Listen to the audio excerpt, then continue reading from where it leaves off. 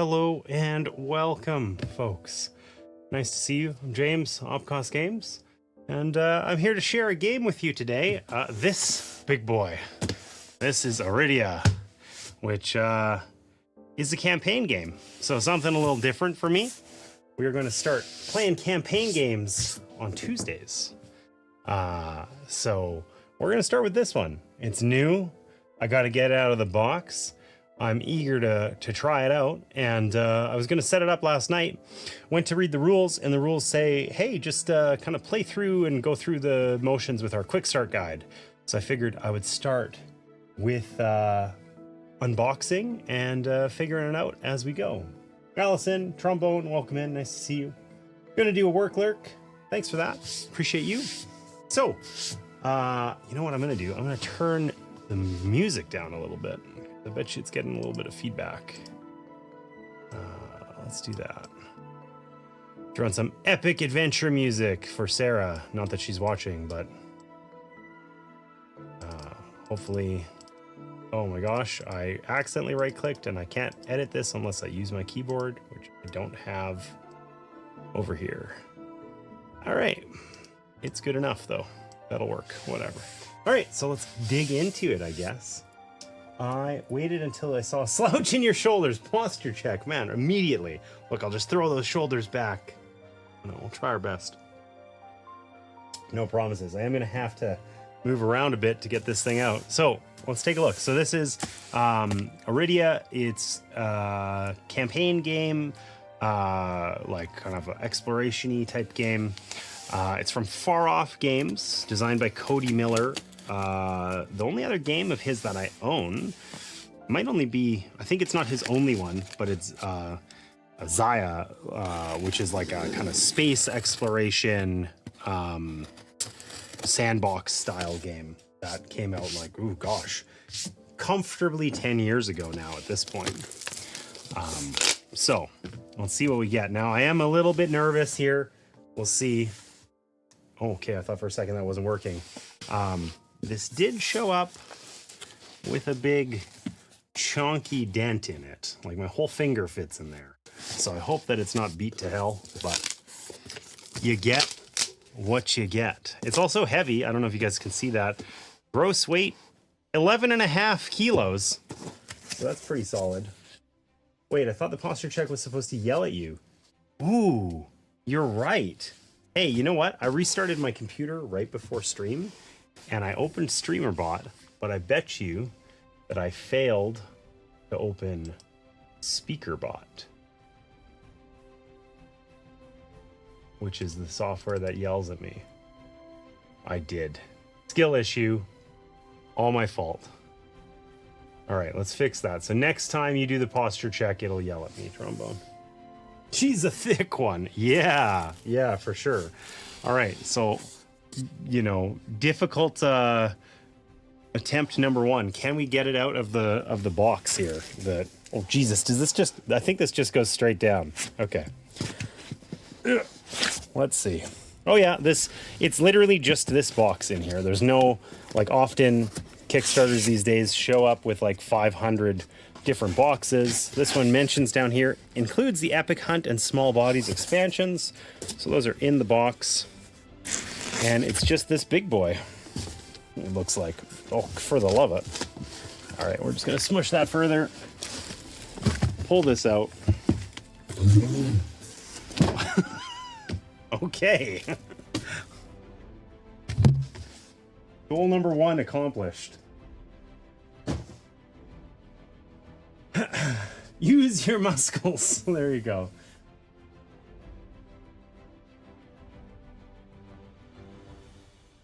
We'll answer that. Mom, or Martina, since I know you're listening, your mom is calling me. So you might want to give her a call back. Just dealing with some personal stuff on the side to make this that much faster.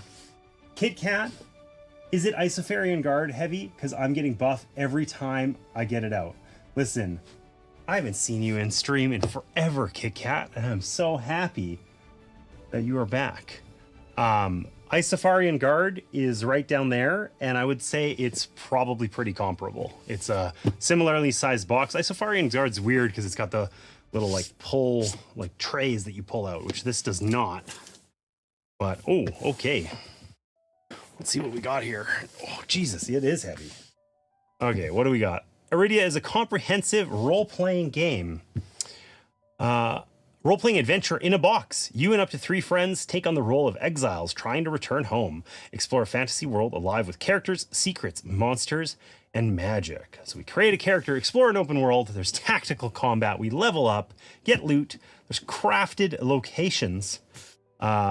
Each location is put together piece by piece as you explore with unique art and story text for each of the 300 map cards. There's role-playing, pre-painted minis, and easy setup.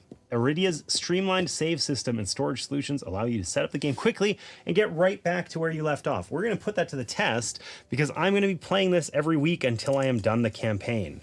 Tuesdays, 11 o'clock my time, I'm going to break out Arydia and play it.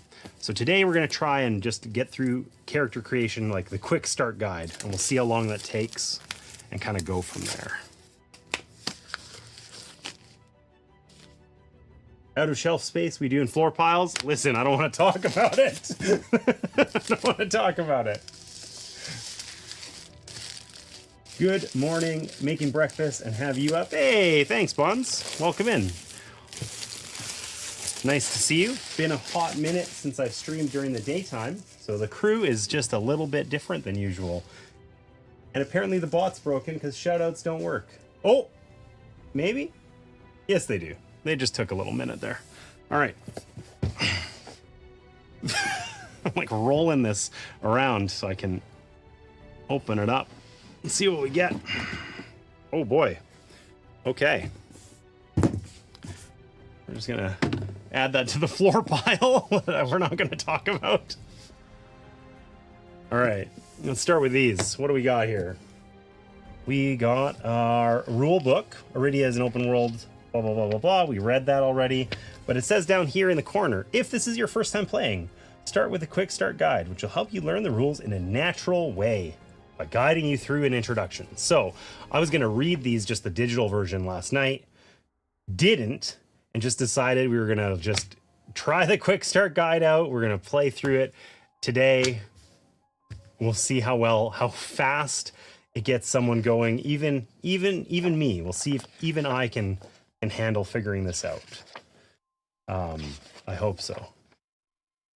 All right, quick start guide. We'll keep that handy.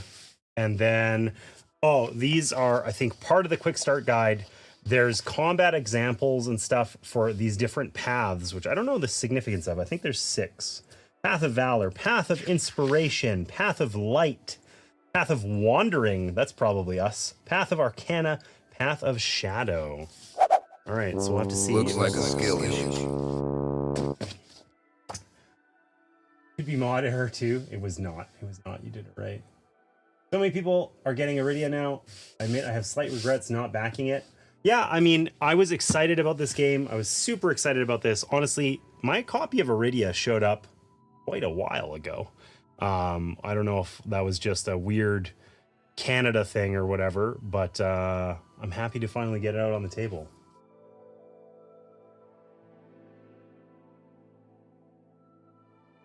I have no regrets at that price. That's right. Could have bought a Calax for the price of Arydia. Yeah, I mean, but I had played Cody Miller's other game and really enjoyed it. Thank you for the 15 long months of subscribing, Kit Kat. Hey, Kit Kat, 15 months? How have you managed? Wait a second. How have you managed to be hiding in the shadows, like subbed for 15 months? And I don't recall a 14-month, or like you've been secretly doing that. I guess I haven't been streaming that much, but appreciate you. Thank you. All right. Back to it. So we got some punchy outies here. So we got lots, actually. There are a ton of tokens. They are teeny tiny. Do I want to do these now? Sure I do. Sure I do. All right. So we got human.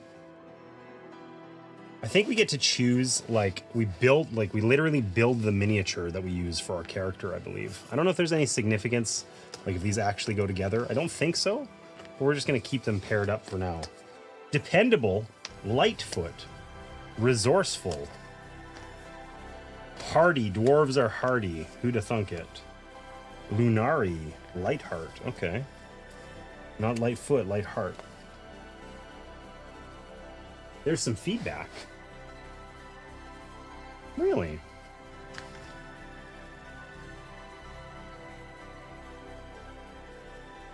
There's some feedback. That's odd. Is there feedback now? Tell me. Only on the announcements. Okay. Probably just because it's a little bit too loud. My fault. Oh, it's because SpeakerBot is changed its output settings. Thanks for letting me know. I will fix that. It should be feedback free. Probably.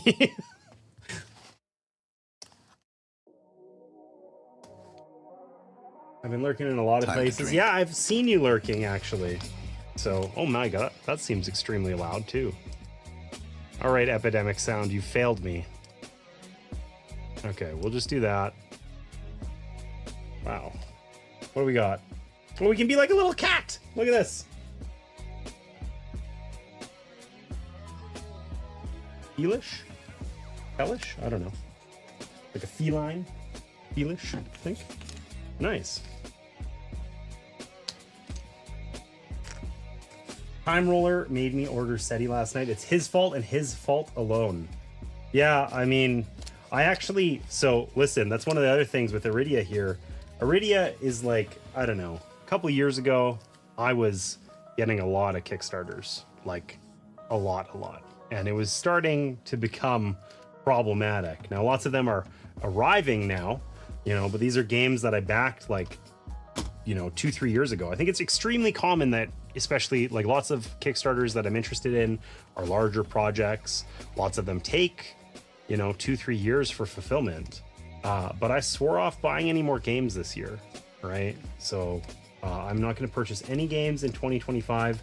There's one exception that I allowed myself to make because I accidentally bought an expansion to a game that I thought it was the base game and I bought the expansion by mistake. But with that exception, I'm not going to buy any games. And even then, I probably won't do that. We'll see.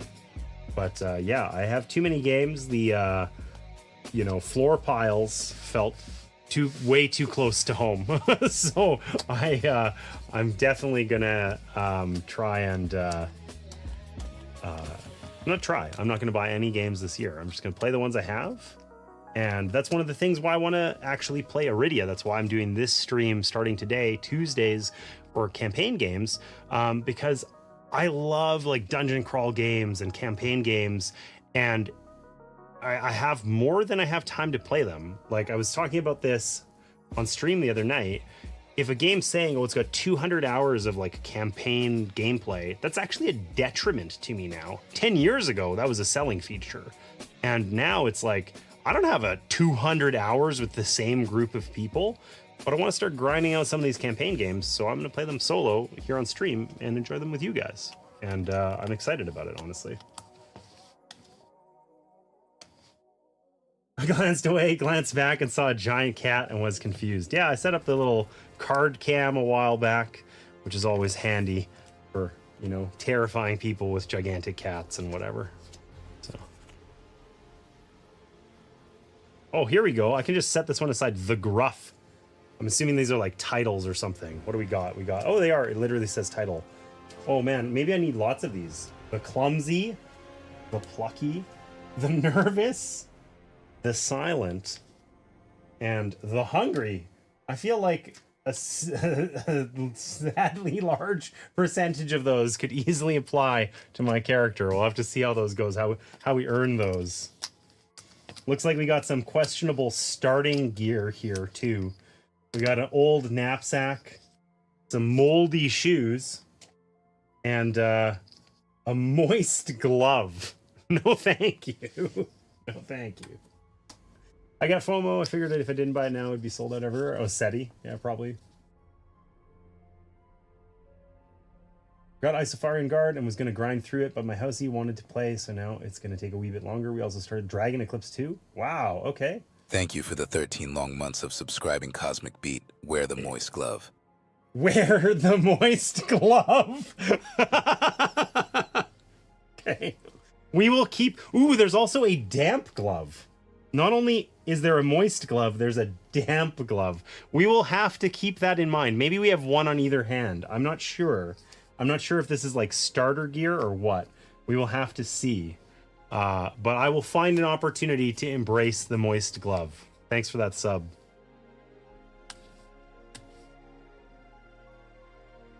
W. Ban gloves.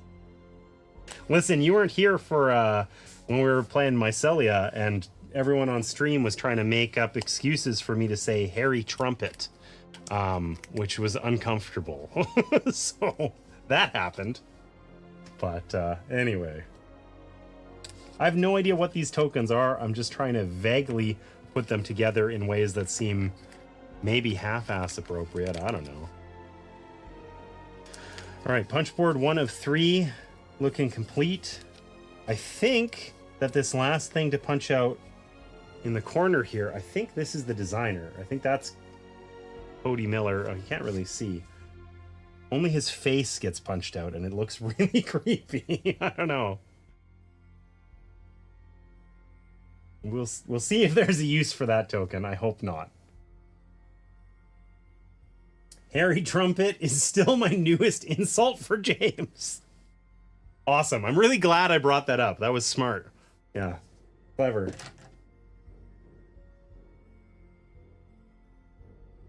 The Mycelia VOD is on my list to watch. It'll be bumped up. Well, thank you. Appreciate that. I didn't realize you went back and watched the VODs. I always figure, like, who watches VOD? Like, how much do they actually get used anyway? It feels like not a ton, you know? Okay, what do we got here? We got a practice staff, a practice kit, practice stinger. We got all sorts of practice weapons. So I'm going to take a wild guess that we get, you know, 1 or 2 of these things.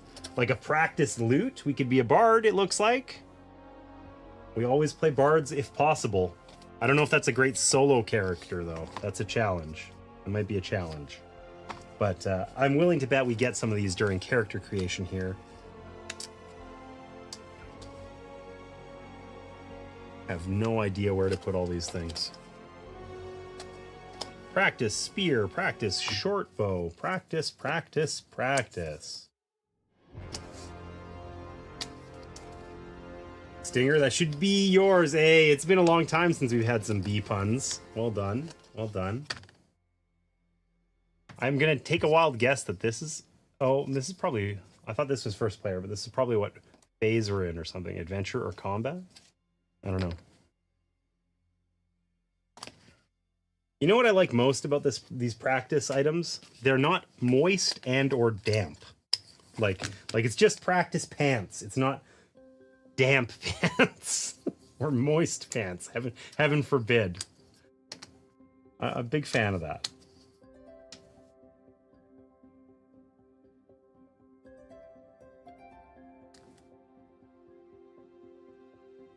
All right. We got some like actions or reactions here. We got like backstab, mark, snipe. I'm assuming these are for combat, obviously. Kind of, you know, roguey type things. Ooh, to master. Starting skill. Take when you choose the path of shadow. Okay, so for a rogue, we can backstab. Who'd have thunk it? The mark is the path for the path of wandering, which sounds bard-like, which, once again, I don't know if that'll work for a solo character, but we can dare to dream. There's always that.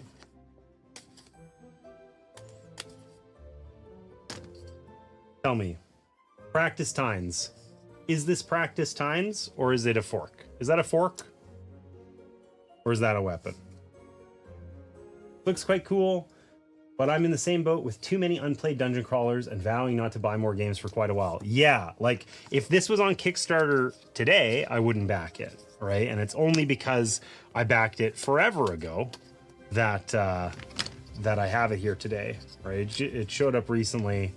But yeah, I just have too many dungeon crawly. Most are dungeon crawlers. I have too many campaign games generally, many of which are dungeon crawlers. I'm a sucker for, you know, some like, oh, I'm gonna be a, you know, an archer and I'm gonna go shoot some zombies for the 50th time with the 50th game system. Like, sign me up yesterday, you know? So that just, yeah, it gets me. I have no shame about it. So the only way for me to avoid getting more dungeon crawlers is to simply abstain entirely. I get no games, or I end up with more campaign dungeon crawlers, period. So, but yeah, I think it's a good excuse to get them out on stream. The only other campaign game that we've played on stream anytime recently was Martina and I were playing the Isofarian Guard, but that was like a while back. Her schedule changed and makes it a little hard for her to join me for streams, so we had to pause that, and that was an eternity ago. Okay, all these experience and charisma tokens and whatever, I'm gonna punch these out later because I want to see what else is in this box. I'm just gonna set those aside for now. These are like, you know, XP tokens and so on. Less exciting than the moist gloves for sure. All right.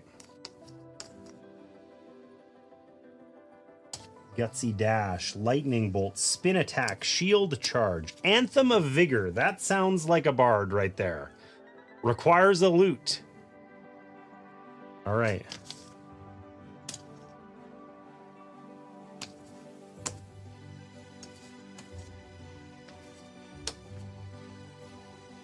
Trying to get these sorted in a way that sort of makes sense, but I don't know what anything is, so that's kind of hard. All right, whatever. We'll call them that. That's as sorted as it's going to be. We're leaving it like that. Let's see what we got. Oh, God, this is heavy. Okay, so it specifically said in the instructions, like, the one thing I didn't read so far is there's tons of secrets in the box. Don't open anything until you're told to. So we might not actually have a lot. I mean, it does explicitly tell us to not open this box LG1 until directed. We can peek at the minis without ruining anything, and probably we can take these gems out. There's mysteriously a single green gem hiding in here. I wonder if that's intentional or a mistake. I don't know. I got ISO because of you two. Oh, there you go, Kit Kat. Awesome. Wish I had room to do them on stream. I mean, that is a big game. We have the playmat for Isofarian Guard, and we didn't end up using it because if we used it, we couldn't fit it on our table. I mean, I do have a different table now since then, but it was massive. Speaking of massive, these are some chonky dice that make me think of like a phone booth. Anyways, I feel like this is probably, you know, related to like spacing in combat or something like that, maybe? But maybe it's just numbers. Hard to say. They're very unusual looking. We'll have to wait and see. Okay, so what else can we actually open out of here? Figure box 1, figure box 2, do not open until directed. Do not open until directed. This is wrapped up. That feels questionable. All these path boxes are, you know. Oh dear. What did I find? What was that illegal? Did I find something I wasn't supposed to? Probably not. Cubes and other heavy things. Like these are like metal, like that did not do it justice. But I'm assuming I found the coins, which are little like chits, but they're like very three-dimensional and heavy. Cool. It did thunk. Okay, good. It was really supposed to thunk, you know? It was a thunky kind of piece. Okay. There's more tokens and stuff down here, but I do want to tread carefully because it did explicitly say, don't open things until you're told to. So it might be that we can just punch this stuff out and then we're kind of stuck here. I'm assuming these are boxes full of cards. Event, job, party, whatever the heck THR is. Anyways, okay, why don't we look at that quick start guide and see. I also have developed this like weird flap here that I don't love, but it's underneath all those other things. Oh, here's a sign of a big game. You can tell that it's huge because it has the direction. Oh, you can't even see them. Well, slightly higher than these words are the directions for how to put the game away. Let's see if I can. Martina would appreciate it. If they have to tell you how to pack up the box, you know it's gigantic. So, illegal, too curious. Yeah, I know. I want to just open everything up, but then I'll mess something up and I'll get in trouble. So we're just going to set these aside. Maybe I will work on punching out all these other guys while I read a bit of these quick start rules. So where did they end up? They're the bottom one. All right. Oh, I guess I didn't look at the minis. I said we could do that. Oh, here we go. We can like put, we can choose our head. That's kind of creepy, but true. Look. So we've got the mini down here and they're all headless and they come with different heads that we can just, we get to build it. So we could be a cat bard maybe. I don't know. We'll have to wait and see. The mini quality is, they're pre-painted and like, I have substantially crappier pre-painted miniatures than this. Like overall for a board game mini that's pre-painted, I would say that these are in the not bad category. The camera would focus, which it doesn't want to, but not bad. Not bad. Headless, kind of weird, kind of creepy, but novel, if nothing else. It's kind of an interesting idea that we get to sort of build our character very literally, you know? Is this a game where you can change out the heads mini? Yeah. As if getting in trouble would be enough of a deterrent. Oh, come on now. Come on. I also really appreciate when they tell you how to pack up a game. Now, I was saying that like, you know, tongue in cheek, but like honestly, it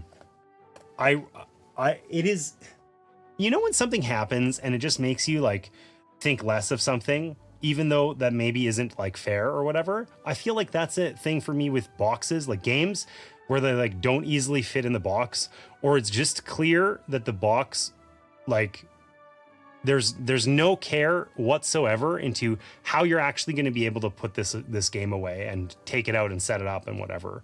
Those types of experience, like it tarnishes a game for me a little bit, right? I want it to be like easy, like ease of execution really matters.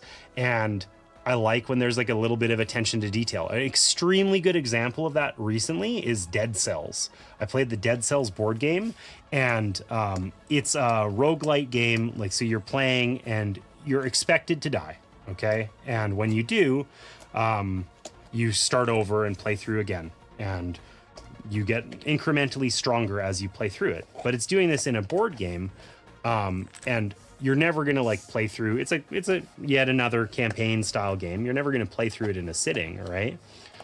So what they did is the board where you kind of get all these upgrades and whatever, and you store them. It actually has like a sleeve or like little sleeves built into the slots on the board.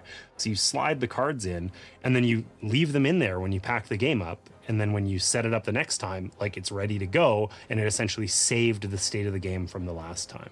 And it's really clever, and it's that type of attention to detail, you know, love it. Makes the game better. When it's, here's a box with one of those stupid cardboard inserts that probably arrived half broken and serves no purpose other than to, you know, make it harder to put the stuff away. Not as good. Is Dead Cells good? It's on BGA now. I mean, would I play Dead Cells on BGA instead of playing the Dead Cells video game?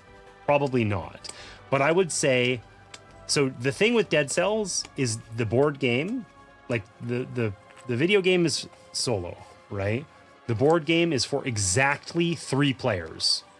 You could probably, it would probably be okay solo.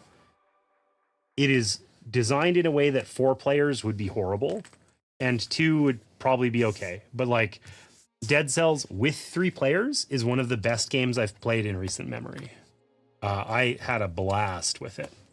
We played it at like New Year's we were on vacation out at the cabin and had a group of 3.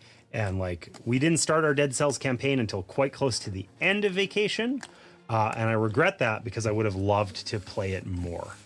So big recommend if you can get it physically with 3 players, or if you're going to play it online with 3 players, maybe that'd be okay. But I don't know. I feel like if I'm going to play it digitally anyway, the Dead Cells like video game is also exceptional. So just play that. Hey, welcome in. How you been? I bought a used copy of Lords of Waterdeep, an expansion.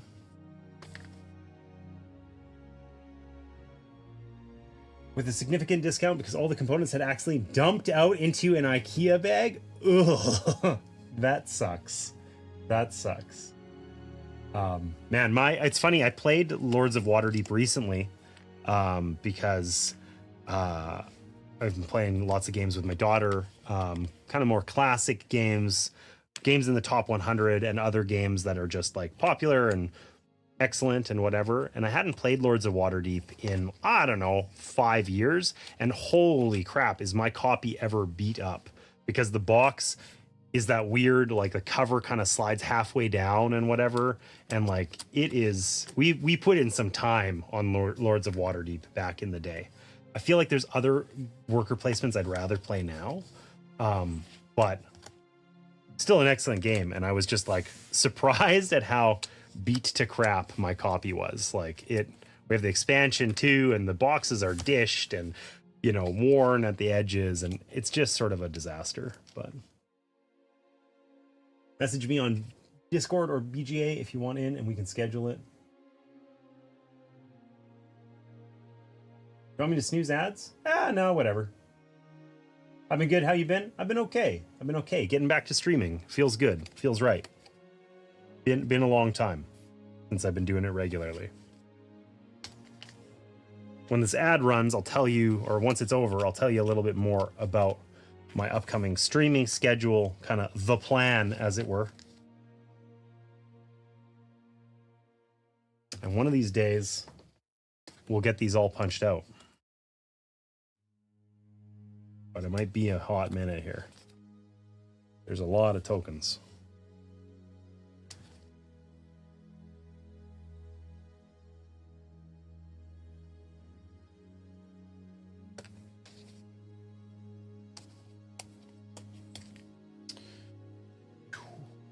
Oh, these are double-sided even? No, this one I just put in the wrong spot.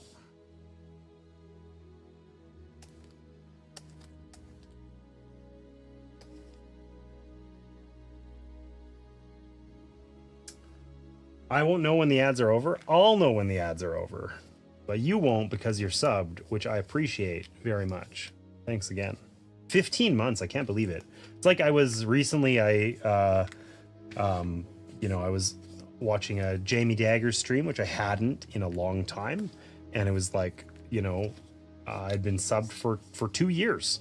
I was just like, wow, like I cannot believe that much time went by.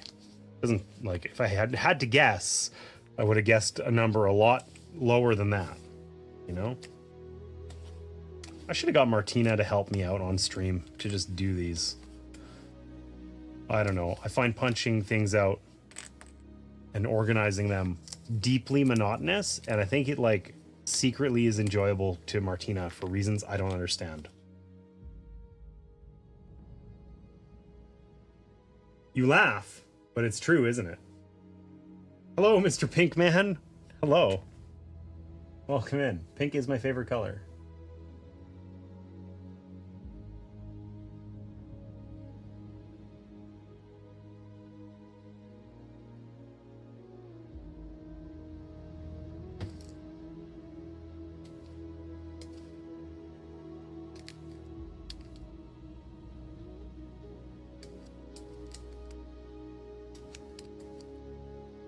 All right, I think we finally accomplished it.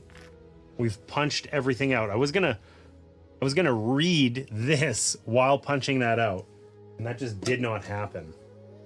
So, okay, real quick before we get into this quick setup guide, which I feel like I'm gonna run out of table space. Look at this. There's the pieces everywhere, and we've taken what, like 10% out of the box. Like there's lots in there yet. Real quick about streaming. So I've been rethinking my streaming schedule and been focused on other things elsewhere in my personal life lately, and that's sort of come to a close, and now I get to kind of double down on streaming again. So I'll be doing Tuesday streams here on Twitch and YouTube for the campaign games. So I'm going to play Arydia as the first one. We're just going to play through it, see how it goes. I got plenty of others in the queue. Maybe you guys can help me pick, but we'll wait till we actually get this one done before we do that. So Tuesdays at 11, I'm going to stream here on Twitch, and Wednesdays I stream on YouTube with my daughter Sarah. So we're currently playing through all of the games in the top 100 on Board Game Geek. We're about 70% of the way through, and we worked from bottom to top. So we're playing all of the games in the top, 30 or 40 right now. So that's pretty cool. And then on Thursdays, I will be streaming here on Twitch and YouTube with my mother. I'm going to play games with Grandma. I'm going to get my mom to join me for some 2-player games. She has played lots of board games. We've played games together for years, but there are plenty that she hasn't played. And this is part of sort of my pledge to not buy games this year and to just sort of go through some of the games that are sitting on the shelf of opportunity, unplayed, needing some love. So we're going to work through the alphabet, playing games from A to Z.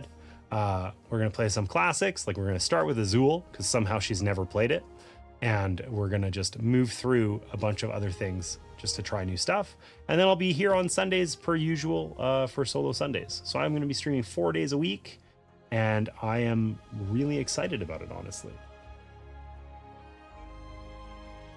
My AI bot could have read this out. Yes, it could have if it was working and I was nervous that it was going to screw up. So I didn't do it.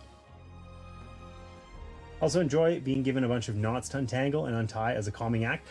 Oh my god. So punching things out and organizing and figuring out how to put them back in the box is calming for me. Okay, so you are just like Martina. That is like it's funny. That's like a thing that you enjoy, whereas like that feels so like odd to me because it's like actively displeasing.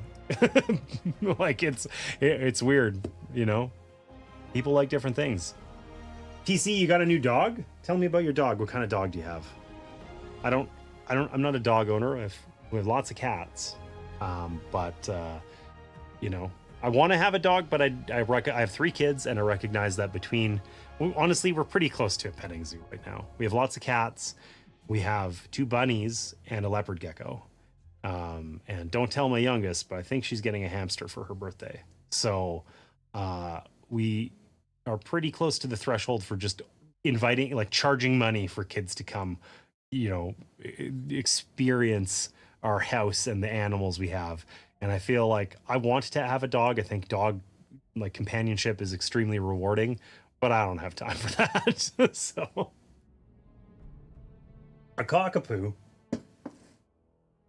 My Jack Russell died day after Halloween, so 2 weeks later we got a cockapoo, 4-month-old one. Sorry to hear that your Jack Russell died, but I'm glad that you have a new member of the family. That's exciting. What's its name? I feel like dog names are like a real opportunity. Can be crazy, can be serious, and everywhere in between. All right, I better actually do some of this unboxing stuff. So, welcome to Arydia. This game is cooperative adventure that will have you and up to 3 friends exploring the world of Arydia. This game can be played over any number of sessions and is designed for you to quickly save and store the game between sessions. This guide is here to help you learn the rules of the game in a natural way by playing through an introduction. There's a rule book that contains the full rules, which is solid. It's not the biggest rule book I've ever seen by any means, but it's not modest either. So Arydia is full of secret components and surprises, so don't open or get anything out of the box unless instructed to do so. All right. So first, place the 3 punch boards nearby for punching tokens and items as needed. Well, okay, so we already failed at unboxing Arydia because we punched literally everything out. But oops. Oh well, I'm sure that will resolve itself. I feel it wasn't a spoiler or anything, you know. Oscar. That's a good name. Good name. I'm honored to be compared to Lady Opcos. There you go. Sorry if I didn't respond. I'm lurking beside like working. skill Hey, issue. DJ. Appreciate the lurk work. It was a skill issue, yeah. I should have read this first line in the setup instructions, but that was too much for me. So maybe you should have read the read first stuff before doing anything. Literally that. I'm getting a new hamster. My hammy died last Friday. Aw. What kind of hamster do you have? Like I've had hamsters in the past. They've always been cute little teddy bear hamsters. I don't know. I like hamsters. I think they're, my daughter is young and I think a hamster is a good first pet. They're very easy to care for and there's some life lessons there. Okay. 1, set out the world map, the basin, party token, and mode token. Okay, so I didn't see a party token, which looks like it has the same Arydia logo thing on it as these bars of much heftiness. But I don't actually see it. Here's the adventure token. Maybe we'll find it in here. Let's see. I'm sure it'll turn up. I probably punched it out and then dropped it on the floor because there were so many things to punch out. Okay, the basin. Interestingly, this looks like these can be punched out as well. Maybe we like form the map with all these other tiles as we go or something. I don't know. Use the designer token. He was a Syrian. Okay.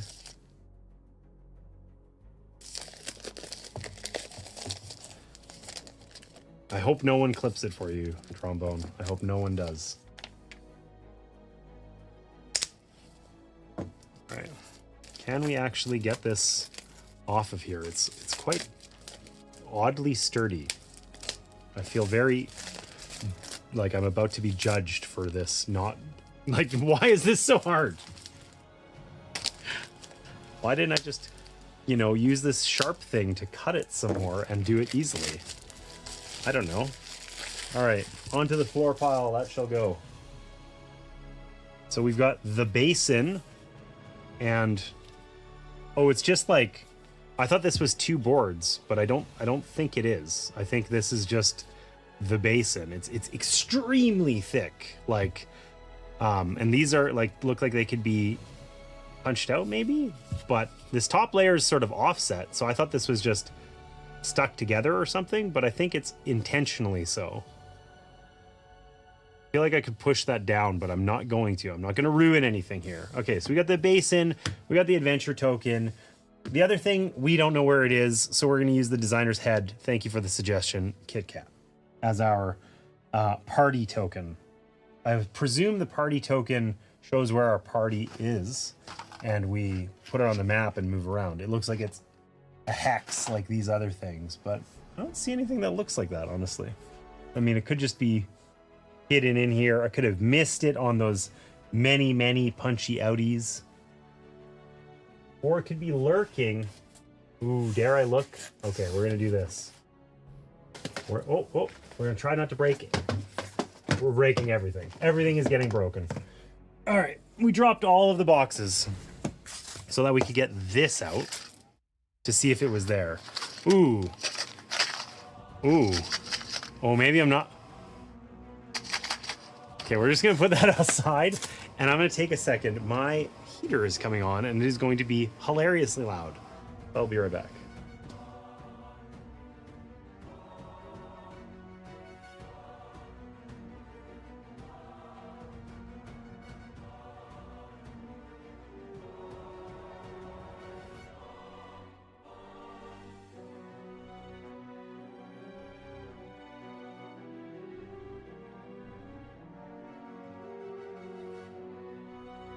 Okay, it might not be loud, Martina, but I'm gonna melt because I'm wearing a hoodie, so I can't do it.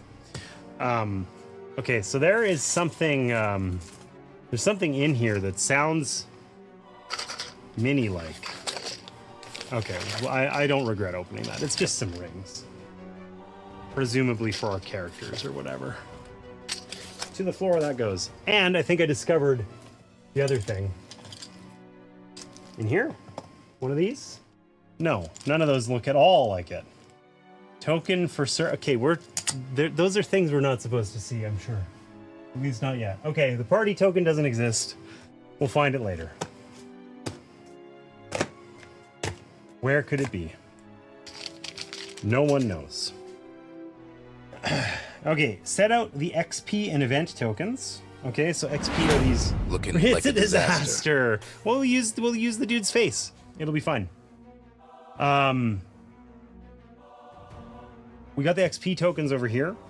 Event tokens are like a purple. They're these guys. Okay, so we got event tokens and all of our XP tokens. Maybe these 25 and 50 XP tokens we're probably not going to need. Let's move the 1s and 3s a little closer to us here. Set out the 3 card indexes, removing the lids. Okay. Let's see how this goes. Can I get them out without removing the lid? No. All right. That's 1 or 2 cards. That's it's solid for sure. They're numbered. Oh, maybe they're not sequential. We're not going to peek though. We're just going to take the lid off. Set that one over there. Maybe now I can get these other ones out. What do we got? Point of interest, NPC, whatever TRV is, Trove. I don't know. What's that? Somebody's got to know. And reference, maybe? Okay.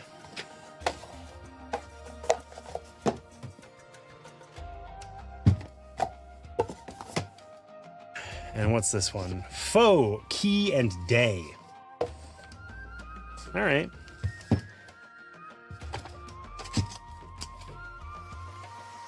Didn't realize I was all zoomed in there.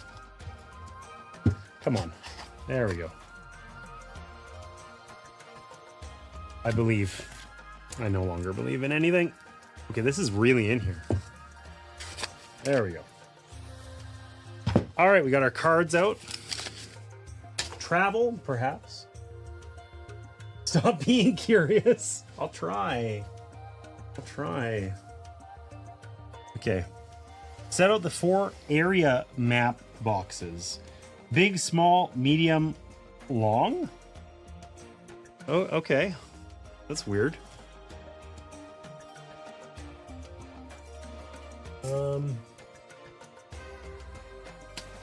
Big.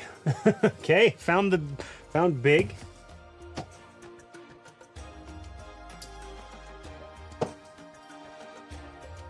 Found whatever the hell that is.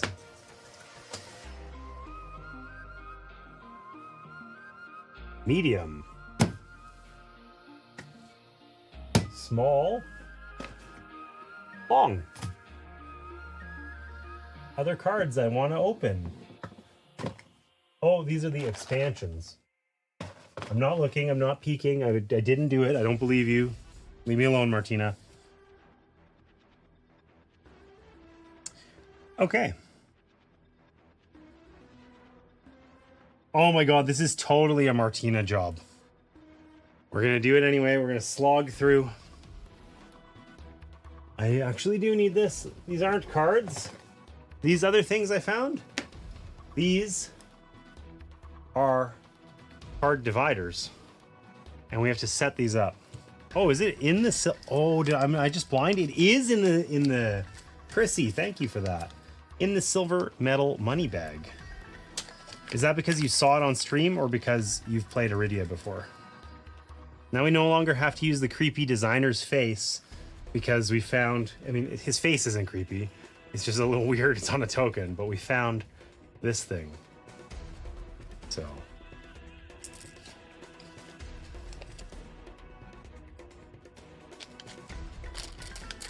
All right.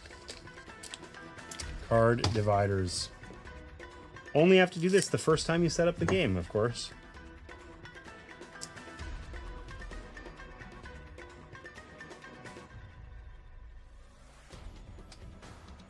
So this is a like legacy game, but they say it's a green legacy game.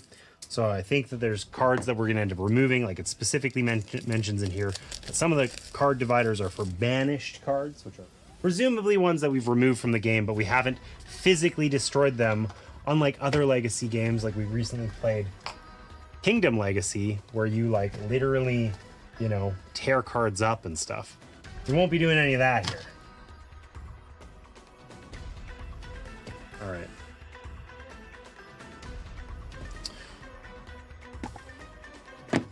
I feel very out of space.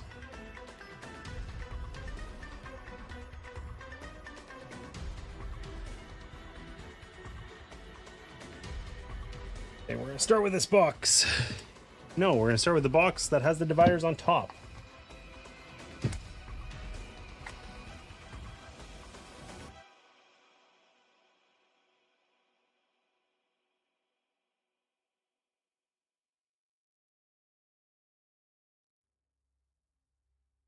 Okay, so we've got active and inactive dividers for each type of thing. Place the active divider directly in front of the first active card. Place the inactive divider directly in front of the first inactive card. Interesting. See if we can figure this. Oh, there are a lot of events. Okay.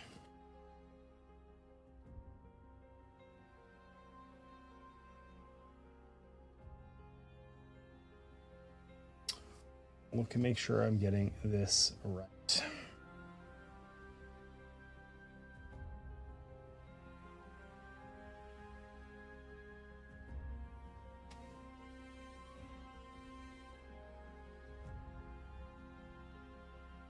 Oh, it tells me. I'm just dumb. Okay, I misread the directions. Okay, so I have to, for the event deck, everything with an A on it is active, which is card 999. I mean, they're not all sequential, so that's okay. Currently playing 1 XP away from level 3. Nice, cool. Are you liking it so far? I'm very obviously setting it up for the first time, so glad you could join us, and I'm looking forward to getting this one to the table. Well, actually playing it, that is. All right, events are done. What do we got next? We got jobs. Jobs. None are active. All are inactive. Okay.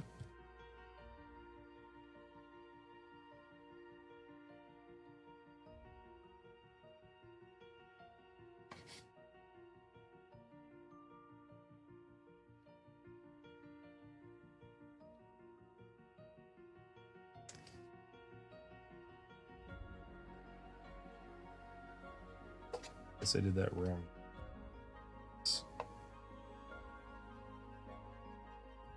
Active jobs. Inactive jobs is the rest of them. All right, what do we got? THR, whatever the heck that is.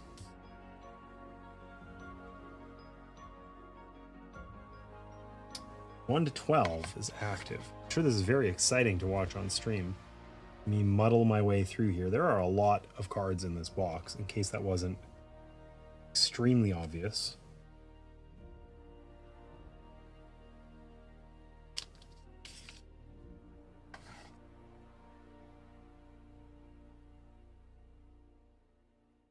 All right, this box is done.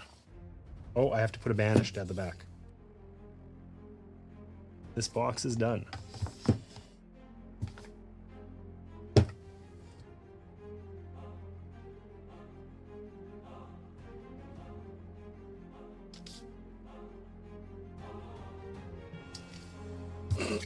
There's the card I'm looking for.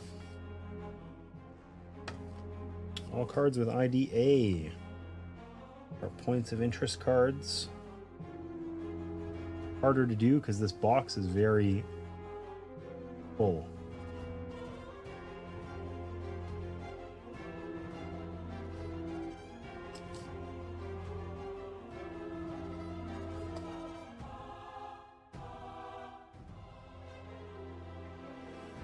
NPC, all A cards. I'm going to be very happy when this is over.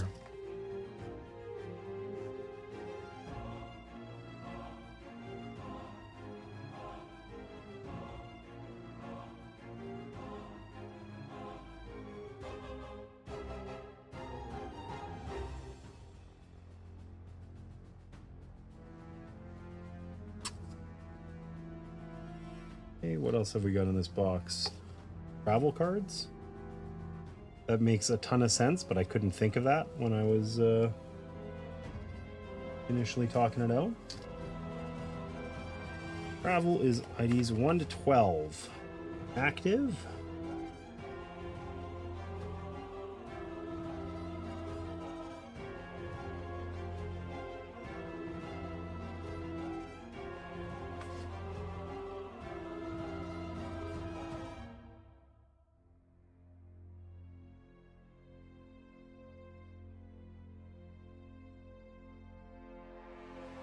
This is all the cards.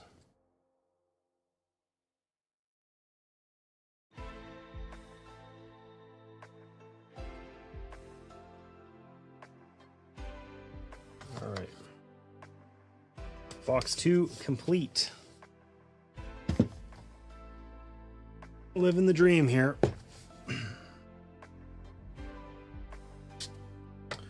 All of our faux cards are active.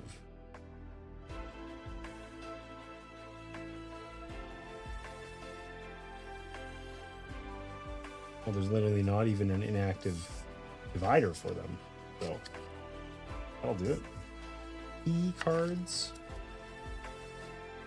All with A.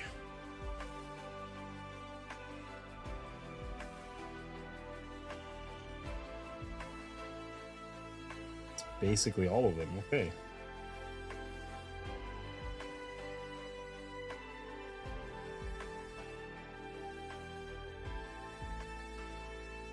A cards 1 to 3 are active.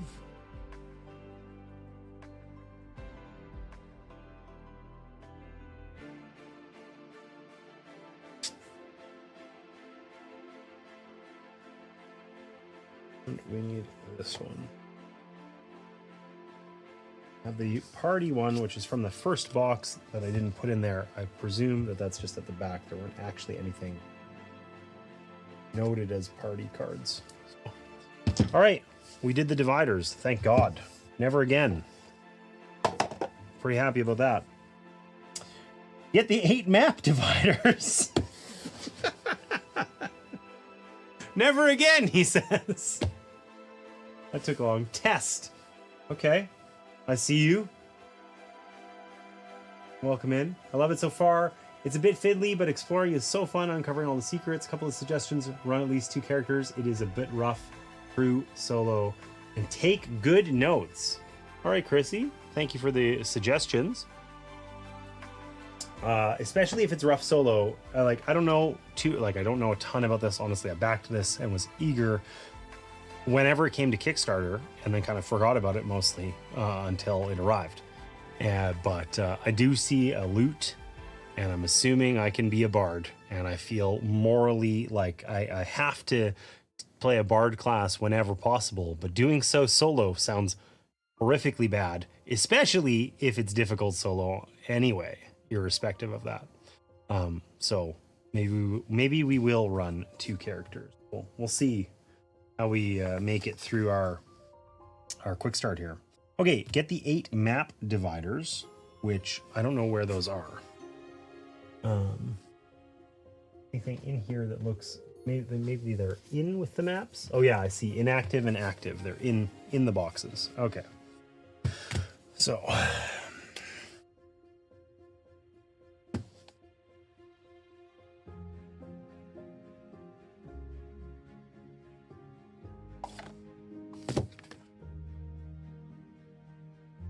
active and inactive. Okay.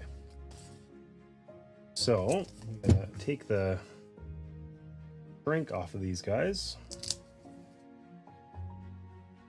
You'll do the bard anyway, you know it. Yeah. I'm just saying, if the game is difficult with like solo with only 1 character, then I'll run a bard and somebody else and just play it two-handed or whatever, right? Okay, so all things with an A. Let's go on top. How's this supposed to work? Put them into the respective boxes. Okay.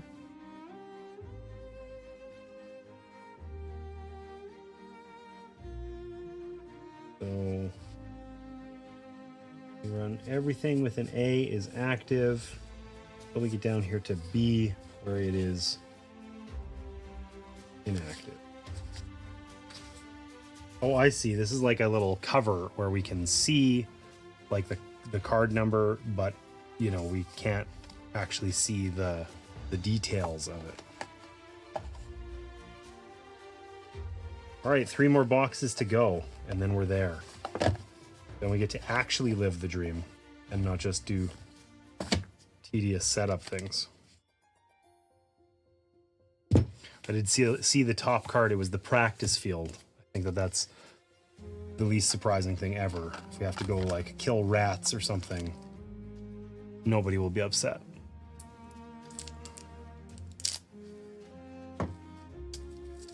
Probably tank solo is fine, but I chose mage and very difficult solo. Okay, yeah. See, that's something that I often find as like you know, that's my arbitrary grievance about lots of dungeon crawl games, etc.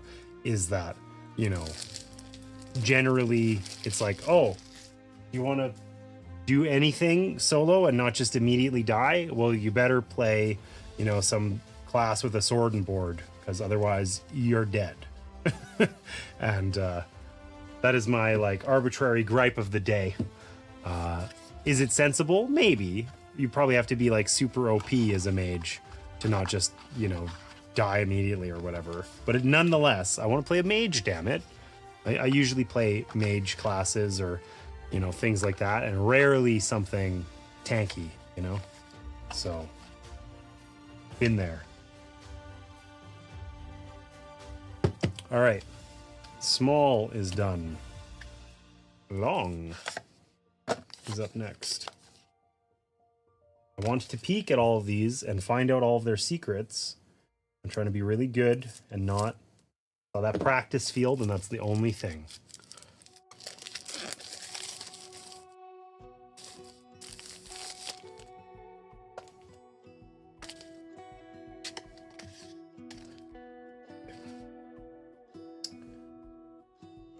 Be inactive. These are a lot easier to do than the cards because they're just out of the box. I don't feel compelled to keep them in there and flip through them.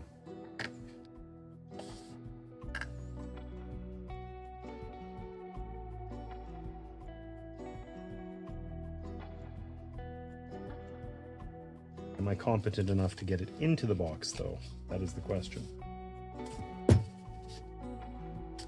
Sorta. All right, floor pile. All right, big. The last one.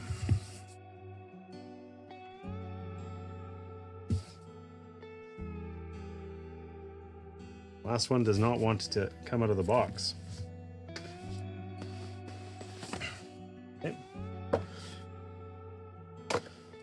Not reading that. I definitely didn't read Exile's Camp. I don't know what you're talking about.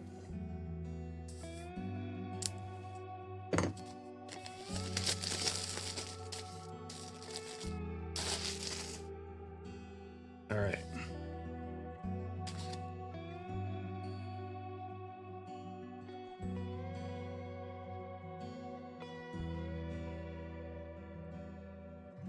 Well, these get weird signs and stuff on them. Well, it's not an A, so.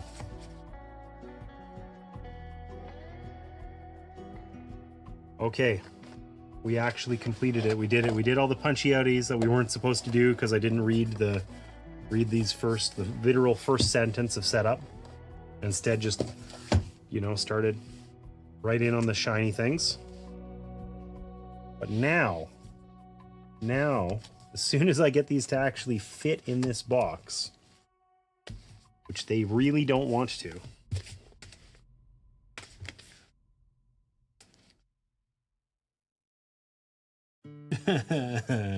the tab on the box makes it hard. God, this feels like pathetic. Set up the stream with like 5 cameras, you know, get everything to work just right. Can I close a box with cards in it? No, I cannot.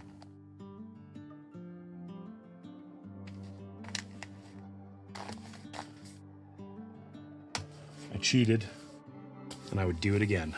Okay. Big, long, small, medium. They have dividers. Now you're ready to begin the game. Let's go. Warning, do not look through cards, maps, chests, or other components unless instructed to do so. So, we've got one world map, the Basin Triple Layer. That's this guy. Okay. Copper K tokens, KAE. So this is presumably money. These are 1s. Silvers are 5. Gold is 20. Okay, we've got wear tokens, which are orange. Armor cubes, which are blue. Those are presumably these guys. And wound tokens, which are red. Okay. What else have we got? XP event cart. Okay, so there's a ton of tokens, basically. Unsurprisingly, there's 900 different components. We have 4 map index boxes, which have 330 maps. Holy crap. Okay.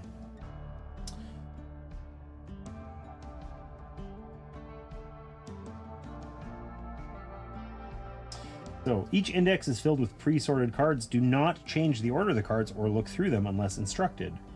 So we did the dividers. We've got event cards, travel cards, rules cards, point of interest cards, NPC, job, threat. THR is threat. That seems extremely obvious now. Foe, key, and day cards. And then there's the quick start stuff that we've got here. So we need these dummy tokens, this guide, the combat examples, which are for each of the paths that we can take, and a couple of maps and stuff. Green legacy components do not open until instructed, but I want to know. And then there's character components. Oh, okay. So interestingly, this die, mystery solved, this looks exactly like the layout of the character here. Right, this like the black pip on this is like the center, the one above it is the head, and you know the one at the bottom is the feet, right? That sort of thing. So if this is the quick start, how long will the real game take? Listen, Kit Kat, come on now. I'm not racing here, you know. I'm trying to go through it. I got time. Creepy miniature bodies, character portraits. All sorts of stuff. Level, tokens. Okay. Character creation. Here we go. Draw event 0 from the active event deck. Read the first 2 blue narration text boxes out loud, as well as the red rules text. The rules direct you to choose your path. All right, let's do it. Let's do it. So, there is no way that these are all upside down. They are upside down. Okay. I guess that's for reference so that we don't accidentally see something. Probably intentional. Actually, kind of okay. All right. Dawn. The paths we dare tread. That is the name of the game. The words echo in your mind. You blink back sleep as dawn pours into your threadbare tent. Exile isn't nearly as romantic as it sounds. Today is the great thaw. The hunt should start soon. With a little luck, your training will pay off and you'll be home before harvest. The last 2 weeks have been grueling, but your mind and body have begun to toughen. You affix the brass pin to your chest and think about the path you've chosen. Each player now chooses a path and creates a character. See the quick start guide. Once each player has finished, we flip this over.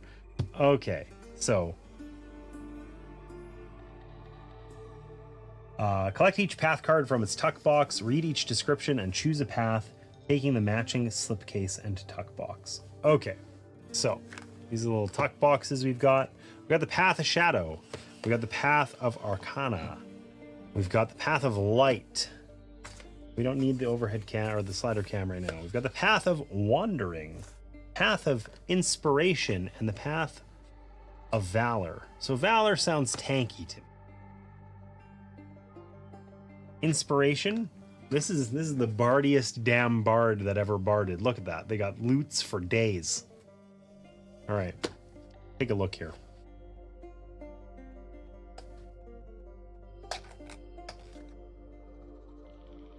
I hate little tuck boxes, but that's okay. Please don't tell me these are, they totally are. All right, I'm not going to open these yet. I'm just going to read them. Path of Valor. These hardy combatants are no strangers to battle, having lived their lives in pursuit of perfecting the martial prowess and tactics. A single shout from a warrior can turn the tide of battle. With a shield in hand and armor on their backs, warriors excel at being in the center of combat. So it says, for weapon, the sword and spear are used for devastating melee attacks. Warriors can absorb damage as well as dish it out. Shield. They can shout, which are powerful shouts that alter the course of battle. Martial, physical and mental training is of great value, and their stances allow the warrior to gain various advantages. So it sounds like World of Warcraft, basically. We are playing WoW, we are playing a warrior. Life is good. If we choose the Path of Valor. All right. What's next here? Path of Inspiration. Bardy Bard.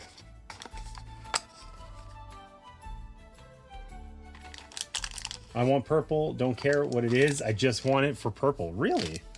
The Path of Shadow? Okay. Interesting. We'll see. Purple's your favorite color, I take it. All right. The Path of Inspiration. Be it a rowdy dirge or soothing hymn, bards are always ready to perform. If their quick wit falls short, they resort to causing a ruckus on the battlefield. Believing a band is better than a solo show, bards look to offer support to allies and disrupt foes with both lyric and chord. So they have hymns, soothing melodies that bring health and energy. Ruckus? Oh, literally that's a thing. Battle know-how for when you aim to misbehave. Dirge, set fires to your ally and fear in your foes with music for battle. Hustle, make an entrance, then get out before you're missed. Wit, the tongue can make peace or start a war. Surely I'm witty, right? People think I have wit. Yeah. All right, so that's the Bard deck right there. What else have we got? The Path of Wandering. Thanks for that follow. Appreciate you. So what do we got?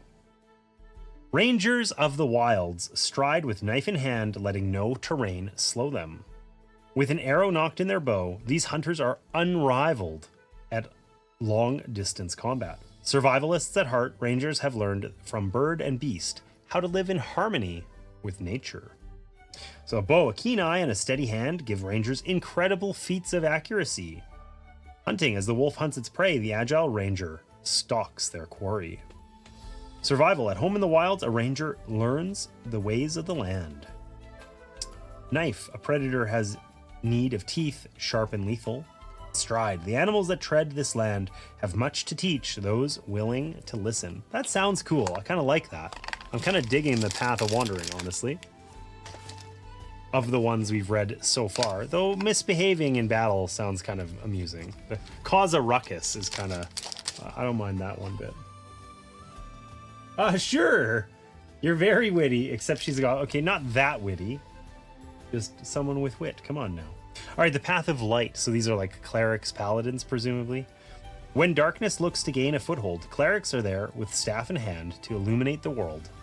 With mastery over the healing arts, allies can feel safe should they suffer any injury. A cleric's understanding of tactics makes them well suited for any position on the battlefield. They have healing, contend with decay through the healing arts. Luminosity, fight back the darkness and illuminate all. Staff, thy stave, which guides and corrects the bent and broken. Interesting. Tactics, the mind is a formidable weapon. Wield it with wisdom. Ooh, I could be wise instead of witty. Study, some days can be dark. Pursue wisdom and seek the light. Okay. Interesting. All right, purple. Kit Kat wanted the Path of Shadow. She was certain. These are rogues. You can tell because they arbitrarily wear like, you know, a little kerchief, you know, some face covering of some kind. Never heard and rarely seen. These masters of stealth are ruthless in combat. Equipped with a variety of traps and tools, rogues never shy away from using devious tricks.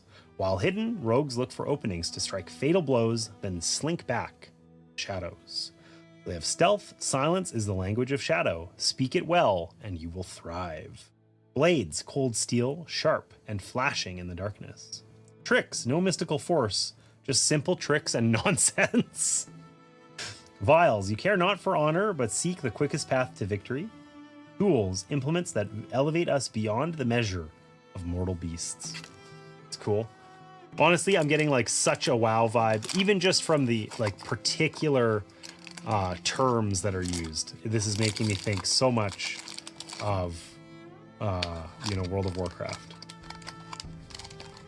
I'm gonna have slice and dice and eviscerate as my rogue, and you know, anyway.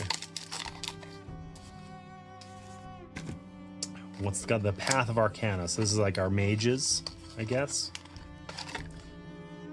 Tines in hand. Oh my god, we use a fork. It's not a wand, it's a, you know, double-pronged wand. Mages attuned to the arcane can strike from a distance using elemental powers. Mages slash with magically enhanced E-stocks, S-stocks, I don't know what that is, while drawing mana from their ledgers. Unrivaled at battlefield control, they displace creatures and even manipulate reality itself. That's pretty rad. Tines, a mage is never without their forked wands. Element, bring forth the very elements to do your bidding. Chrono, time and place can be manipulated for those who can perceive. Research, all manner of learning can be gained through tomes and dedication. This is the wrong manner, my guys. Anyways, E-stock, combining the arcane with the mundane for a credible effect. All right, so I'll tell you, of these so far, I would say, like, we're gonna pick two. We're gonna run two characters. We'll take the suggestion, and we'll run two characters because we want. I said it. We always take a bard when we can, so we know we're gonna take the bard. Okay. So we'll put away the mages. These ones seemed the least interesting to me. The Path of Inspiration. Is this going to be useful in a two-player game? We have no idea. We're going to commit to it anyway. What could go wrong? Okay. And then that leaves us with, we could have a cleric. A cleric and a bard doesn't feel like the right combo. We'll just like, you know, too supporty and not probably strong enough on its own. So we've got the tank, right? Path of Valor.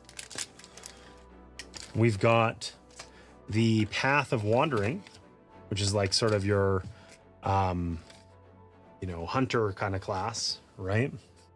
And we've got the Path of Shadow, the rogue, who's going to stealth and leave our bard to die. Thief and bard, or ranger and bard.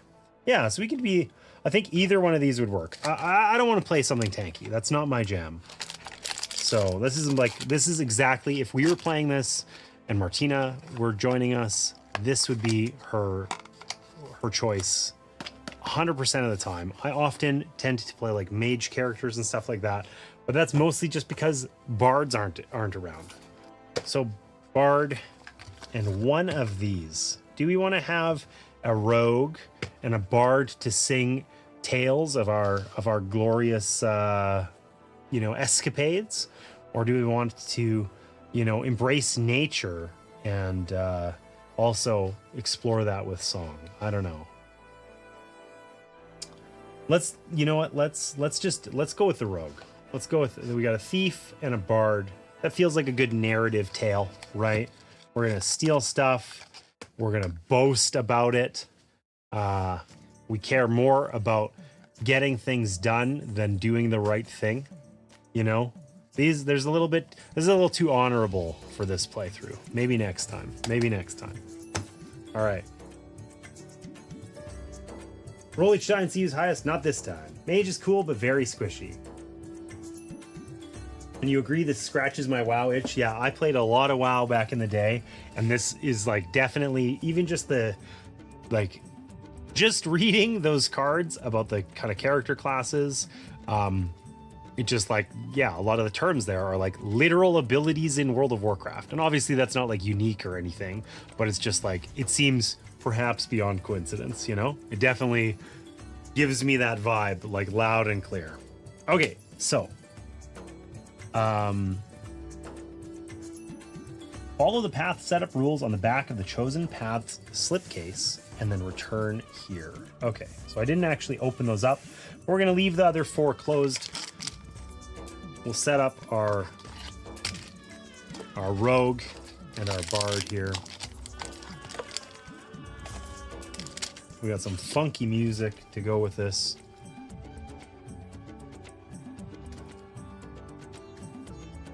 All right.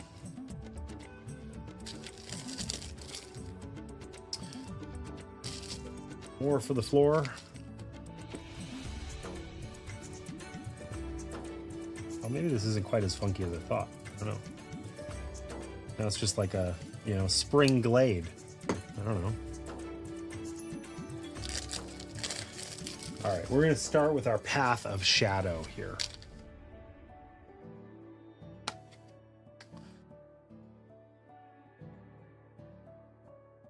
Follow the path setup rules on the back of the chosen path's slipcase. Ah, not on this card, on the slipcase, because I flipped this over and I'm looking at like a skill tree, like literally. Eviscerate, evade, just like we said, you know? All right, pickpocket, rad, misdirect. Okay, anyways. So I guess I actually need these boxes back. No. Am I blind? Am I going crazy? Oh, the slipcase, not the tuck box, the slipcase. My mistake. Those are these. There's our path of inspiration.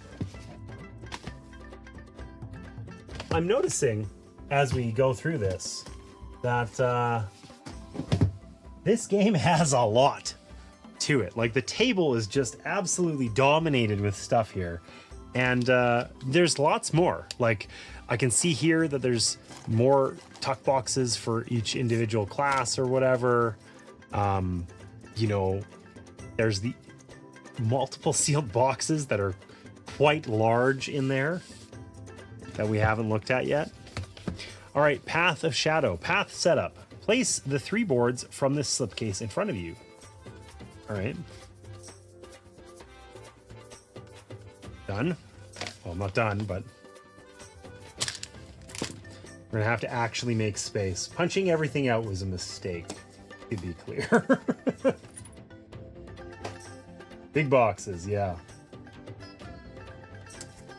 I'd be curious. I don't know how long it like I would presume level 3 isn't super far into the game, but I'm making that up. Maybe it is. I don't know. But like, I'd be curious, Chrissy, how far you feel like you are into the game, and if there's been lots of, has there been a lot of legacy decision-y type stuff yet? I'd be curious to know what you think. Okay, so what do we got here? So we got this one, which gives us room for skills, our stats, and so on. All sorts of little spots for our name and title and so on. Inventory. This is like what I was saying about the die, right? So you can see that those spots correspond to these dice. Presumably this is like targeting. Oh, we would hit the right arm or something like that, right? That's pretty cool. And HP and mana and whatever that is. Cool. And then this board has another like big triple layer board. This is a bunch of those skills that we found on the reference card, like on the back here, right? In fact, it's identical. Probably start with sneak and backstab, and then these are other ones we can get, presumably. Looks like there's a bit of a tree to it. I don't know. We'll see, I guess.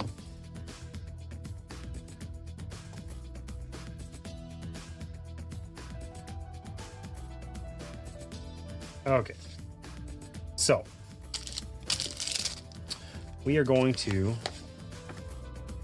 place these 3 boards in front of us.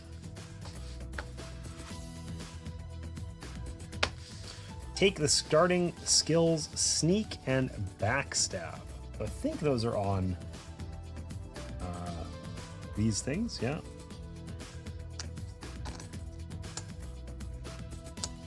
Sneak.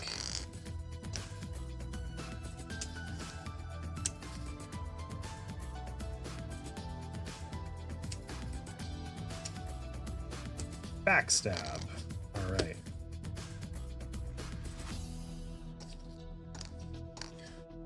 Sneak says you're hidden. Free movement or pay 1 SP to get 5 movement instead. Backstab. If hidden, plus 20 to roll. Okay. That seems like a lot, but cool.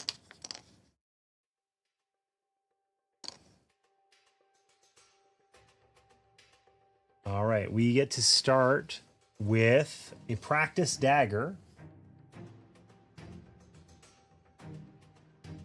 in our right hand. Practice traps with a set of traps ready to go. Why did I lose the... Oh, I see. They're... There we go. Okay. You can pick any set. Okay, we chose the purple trap. It goes with our outfit. Practice kunai.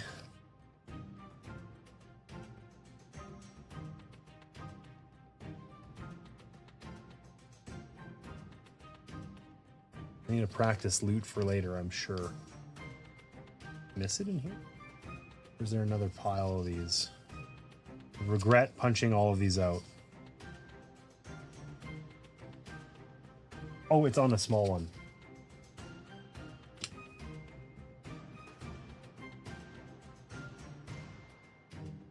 There it is. On my belt.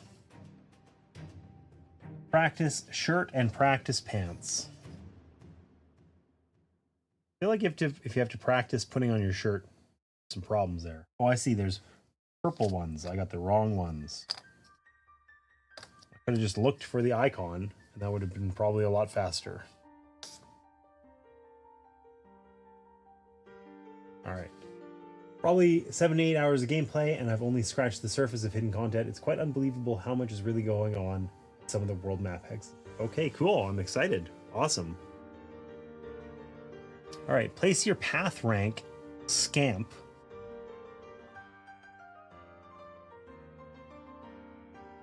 That is this one here, or Scamp. Place the alert token and unused trap tokens to the side. Maybe these aren't alert tokens. The alert token is purple and fangy. I saw it at some point. It exists. We'll find it later. Here it is. Okay, and the other traps. Get the following components from your path tuck box. Place 14 markers into the marker cubes area. And 1 onto the practice kunai. Okay. Why? This is an odd song.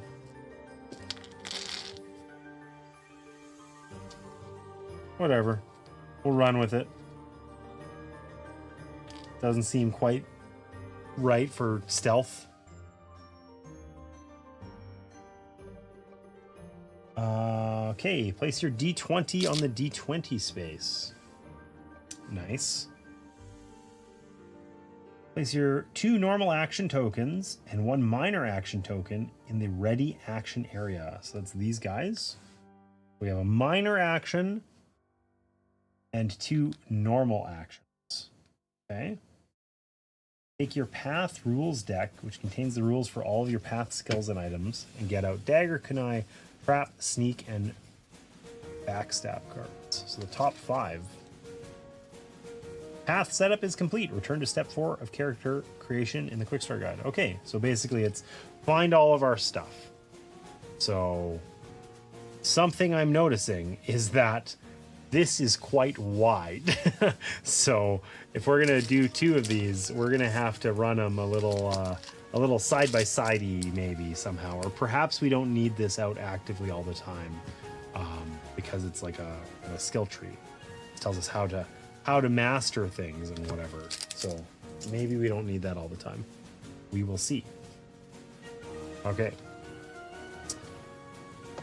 I'm gonna put these other cards back in here. What happened? This feels too not arbitrary for my adventure music. But... All right, Path of Shadow, done. On to the Path of Inspiration.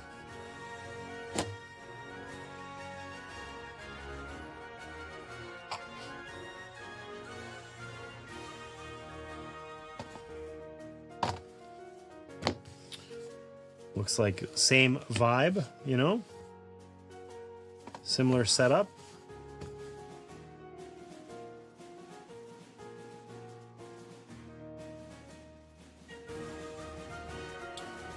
All right.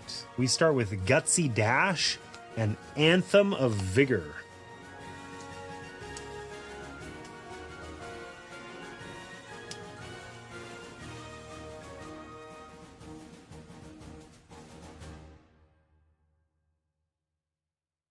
Which is, of course, the bottom one.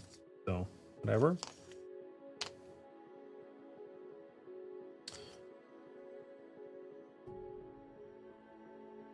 All right, we get some starting items. A practice loot. We set it aside for good reason.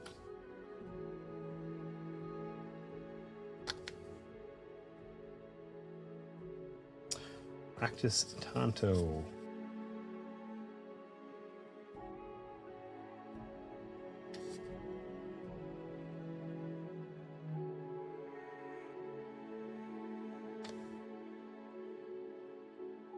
Ooh, we get the practice stinger. We ended up with a little mini crossbow after all.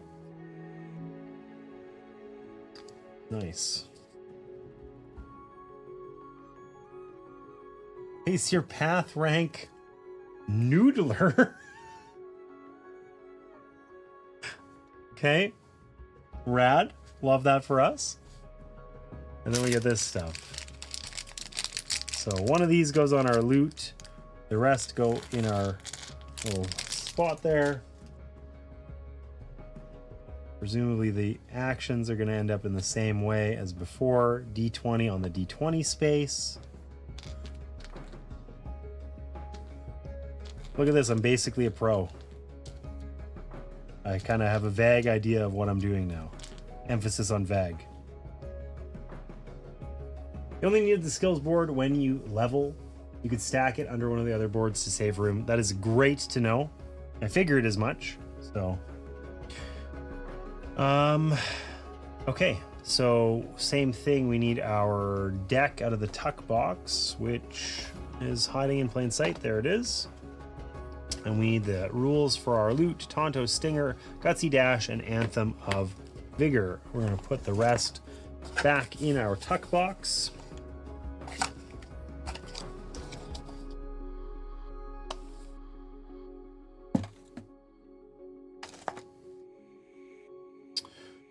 And good. Set those guys aside. I got the lid here beside me. Gonna keep the stuff we're actively using in there. And we'll be happy to know that we are comfortably on somewhat into page 4 of our 16-page quick start guide. So moving at record speed here. Okay. So, all right. Get the character cards from ref in the index. Choose the character card and take the matching character portrait, character token, and character skill plus rules card. If you have the Epic Hunt expansion, get out the alternate character skills and rules cards now. Well, it's unlikely that I'm going to play this, you know, again, given it's huge. So, like, I might play it again, but not soon. So now's the time to add these in. This mini expansion adds a set of unique hunts to the campaign focused around the mischievous creature on the box. Ooh. I don't know who that guy is, but he does look like he's going to cause some problems, a little chameleon. This mini expansion also adds an alternate set of character skills available from the start of the campaign.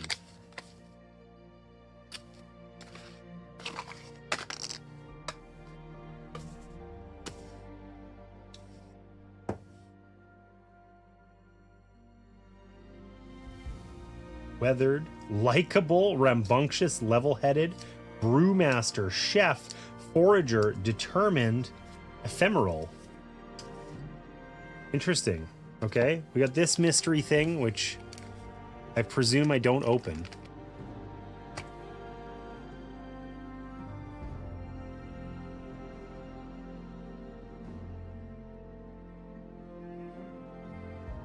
Hey, thanks for that follow. Hey, it's a bard. Look at that. That's what we needed.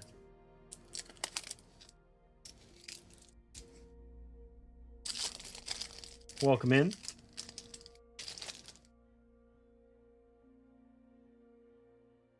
I shouldn't be cheating my way through this, but what do I need out of here? What do I need? Character cards.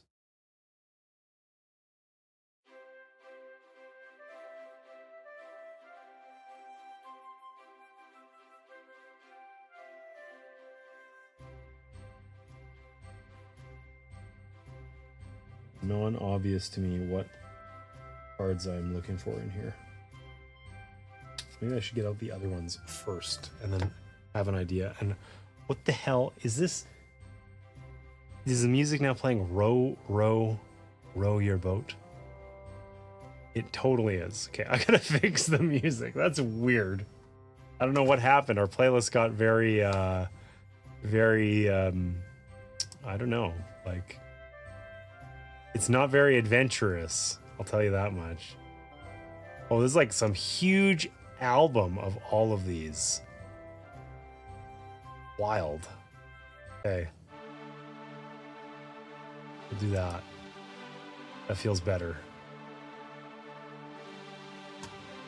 I mean, it's adventurous. I don't know that it's adventurous. This feels more adventurous. Okay, so what was I doing here? Get the character cards from the reference. All right, let's take a look. Why am I on that? Nobody needs to see that anymore.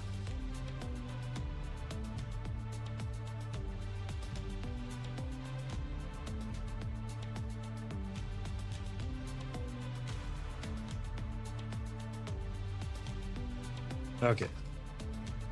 Character cards are these ones: human, elf, halfling, dwarf, lunari, orc, Felish, Slin, Fae.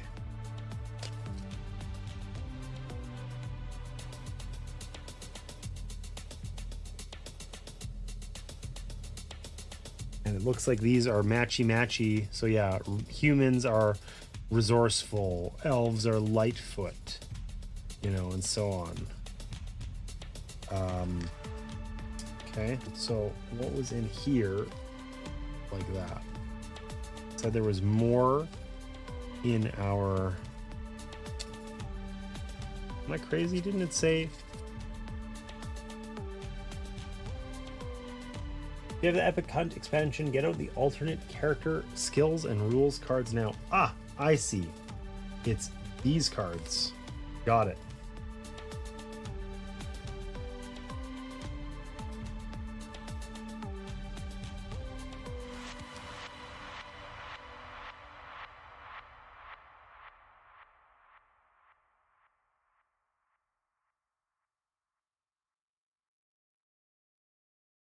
All right, we'll figure out the rest of this later.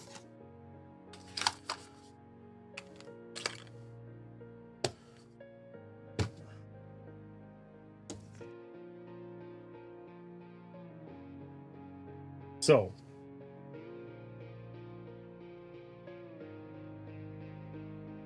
Choose a character card. Okay. So who do we want to be? What kind of these are big decisions I gotta make. So we got humans, we got elves, we got halflings, dwarves, Lunari, orc, Feelish, Slin, and Fae. All right, so humans can be found in every corner of Arydia. They explore, create, and seek knowledge eagerly. They're the predominant builders of towns and cities, like the great city of Sarun, which was your home before you were exiled. They have music for this game on their website. I think there's a scan code for it in the rulebook or a quick start guide. Oh, I'll have to check that out after stream here. Elves are the fewest of all the inhabitants of Arydia. They can be found communing with animals and nature. Beauty and mirth used to surround you before you were exiled from your forest home. Halfling. Surely a halfling or dwarf rogue. A dwarf rogue is the move. Because then you're small, right? So you're sneakier because you're little, obviously. Halfling culture revolves around familial connections and shared meals. Most halflings hail from the sun-drenched isles, and as such, many take to the sea as sailors and captains. The heart of the dwarves is in the mountains, and all the great cities are built within. Most dwarves belong to one of the 5 clans. The importance of tradition, honesty, and family are central in the mountains you once called home. The Twilight people, Lunari, are said to be ancient cousins of the elves. The Lunari homeland is in the frozen west, a cold and unforgiving region. The Lunari settlement you were thrown out of was loud, raucous, and full of life. Orcs of the Eastern Fens have a strong tradition of competition and all manner of fair sport. In the east, orcs shun ridden mounts. You are no stranger to traveling by foot, as was the rest of your village from whence you came. Feelish, the most diverse people of Arydia. Feelish can be large or small, dark or light, and everything in between. Amongst Feelish, your family and size often determine your station. A small lowborn Feelish, things haven't changed much now that you're in exile. Slin culture is built on pride, cunning, and intrigue. Slin hold their ancestors in high regard, perhaps because of their final rest, they do not decay, but instead petrify into once living statues. Unlike you, most seldom leave the heat of the southern deserts. And the Fae call themselves kin to fire and spark. Perhaps long ago they had a homeland, as some still claim. Alas, none living have seen it. As part of these scattered people trying to preserve what remains of their lost culture, you are no stranger to exile. Okay, so surely the Lunari, cunning and, I don't know. That seems like a good rogue. It's also purple. And we could just sort of be a little unusual. We could be an orc bard, right? Traveling by foot. We could be like the Witcher, right? We're traveling by foot, singing tales. I feel like one of these would be fun. Built on pride, cunning, and intrigue. That would also make for a good bard. I have no idea what their other abilities are and whether we need to be clever and pick things that are complementary. Let's see what we got here. So Lunari is either Lightheart, very little, dampens your spirits, or the alternate one is Rambunctious. The trickier the situation, the better you perform. Okay, that's our rogue right there, surely, right?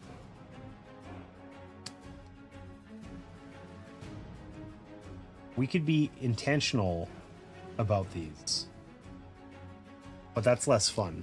We don't know what we're doing.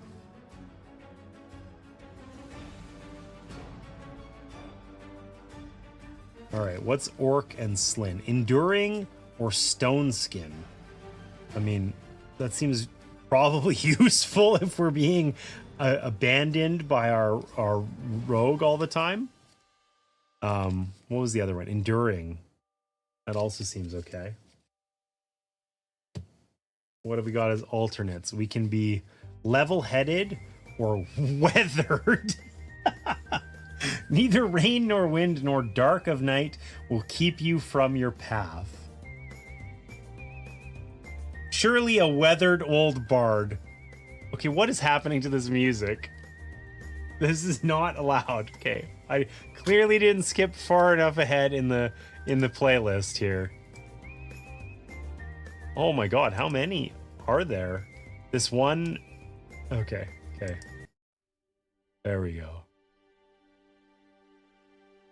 Okay, I think we should be the weathered bard.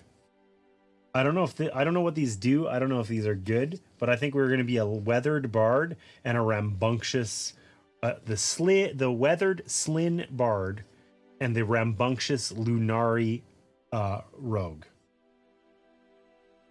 Why not?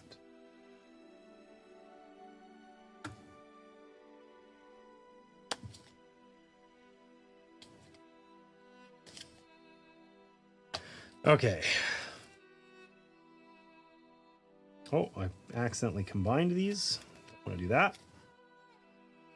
So, what else do we need? We need a portrait. Choose a character card, matching character, portrait, character token, and character skill plus rules card. In here? Oh, that's the character skill.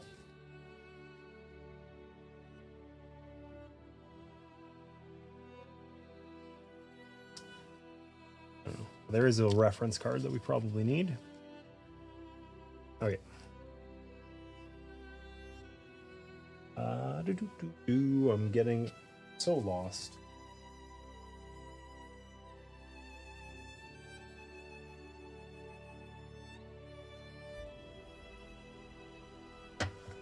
All right. So portraits are hiding over here. So we're Slin and Lunari. So I feel like the only appropriate thing to do here is to flip these, and looks like there's like a male, female. Pick whichever one we get. Whoa. All right. We're a dude.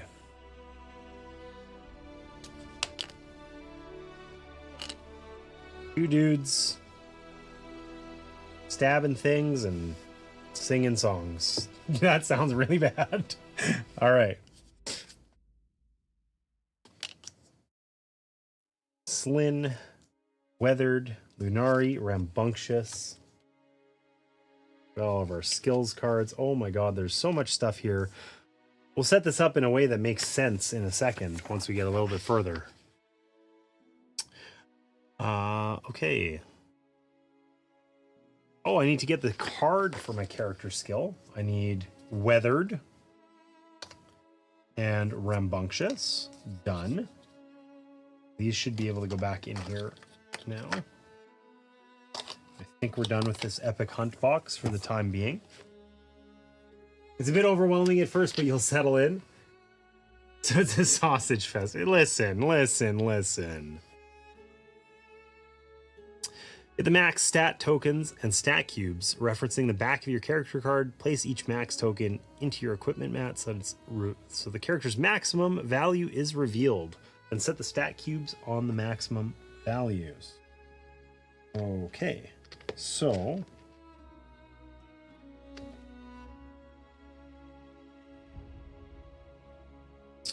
was that here?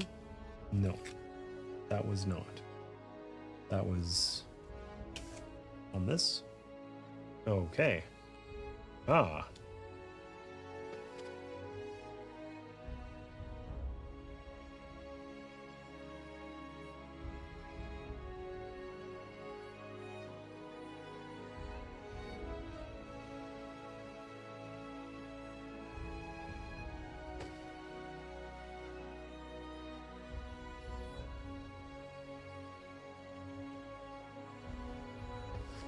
So I think we just have like one strength, one intelligence. I don't know. Could be either way. One wisdom.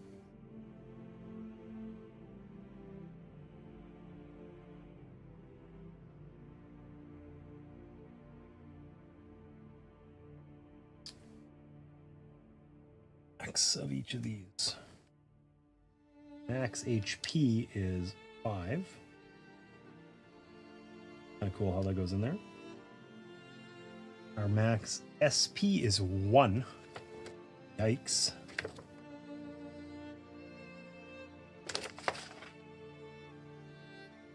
Our max MP also 1.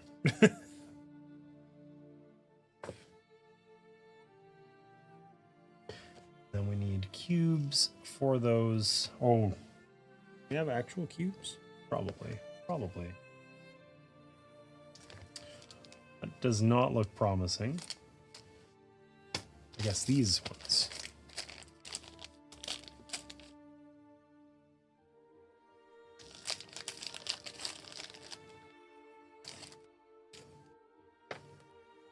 One MP, 1 SP, but I still don't know what it means. We'll figure it out later. And 1 HP. Or no, 5 HP. Saying. Extremely strong, obviously. Okay. So what about this dude? Oh, I didn't put these in the other box. I gotta put these in the boxes now. Like, I gotta be good about putting these away, I think, or else I'm just gonna be like overwhelmed with, well, what the hell is this card and where does it go? All right. So, our friend here.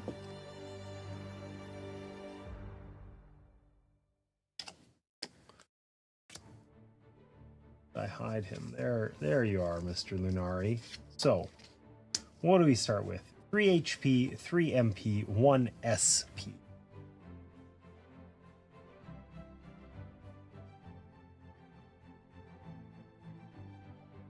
I placed just out of reach, because why wouldn't I?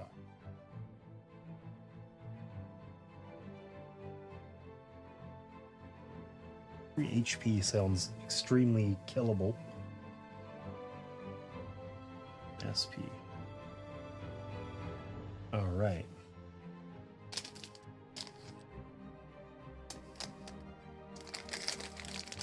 It's what you said. I said nothing like that, Martina. Lies. There's the other bag.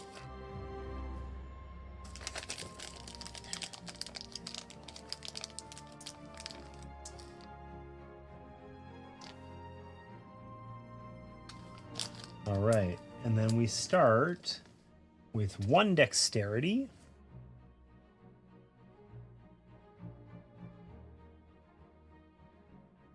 One intelligence, intellect? Still don't know.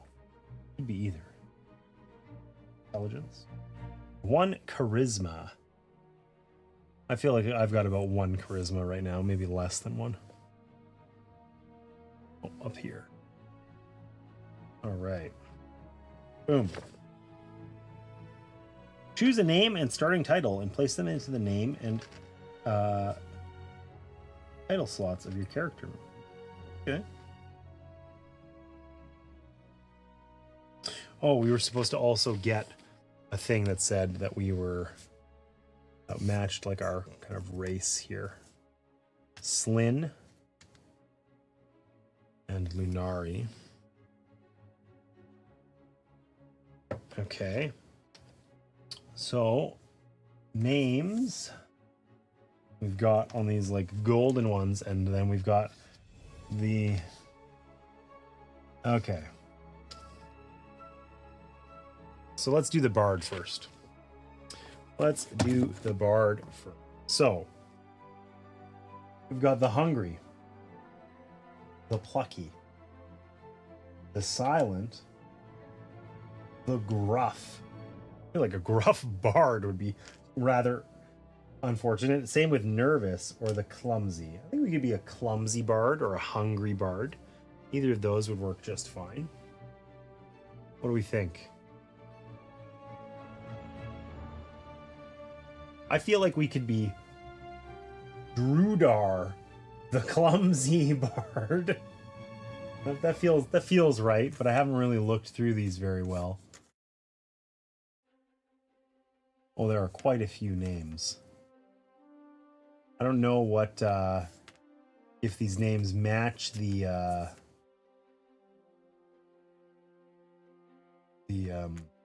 like races a little bit or what. Like Valanduin seems maybe like that's for. I feel like Drudar the Clumsy Bard. It doesn't get much better than that. Drudar the Clumsy Slin Noodler is what we came up with. Damn. That's perhaps not the most flattering thing possible, but we're going to run with it. We're going to run with it. And then we've got, what, the silent, the nervous, rough. This guy looks like a slake. Slake, the gruff Lunari scamp. Or is he just hungry? Maybe he's the hungry.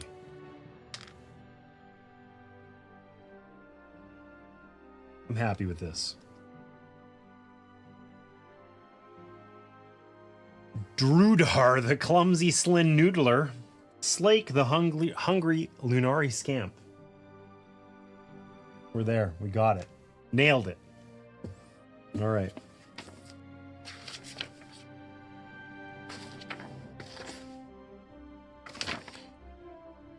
Create your miniature by combining the path body miniature with the chosen character's head.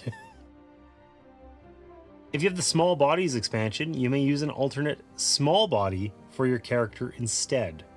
Note, each player must have a unique path and character. You cannot have two elf characters or two Path of Valor characters. Yeah, okay, that's cool. So we do have the small bodies expansion. I'm scared to look in it because it sounds like it's just a box full of, well, body parts. I don't know. Noodler doesn't mean anything nice, does it? I don't know. That's just what you get as a bard. That's I'm so low ranked, I'm a noodler.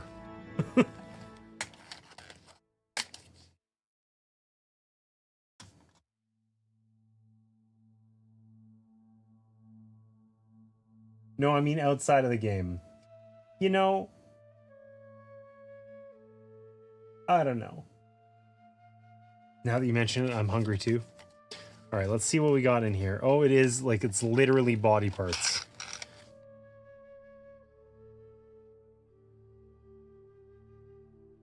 So I guess small bodies, these would be like if we were playing as like a dwarf or a halfling or something, which we are not this time, right? So there are a number of other things in there that say do not open until directed. But I think we're just gonna put the creepy small bodies away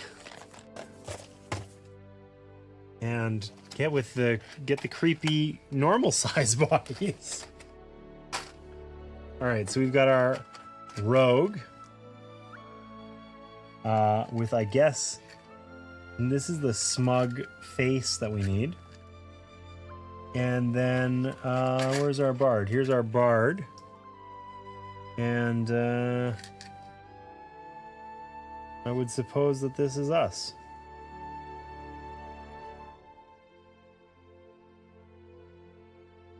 Don't feel like we have really bluish hair, but that's definitely the best match. All right. Let's put these guys together. This is like the most minis I've assembled or built this year.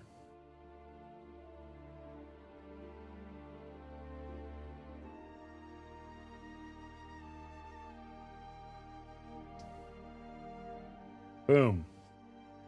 Smug Lunari Rogue. Slake, the hungry Lunari scamp. Ready to go.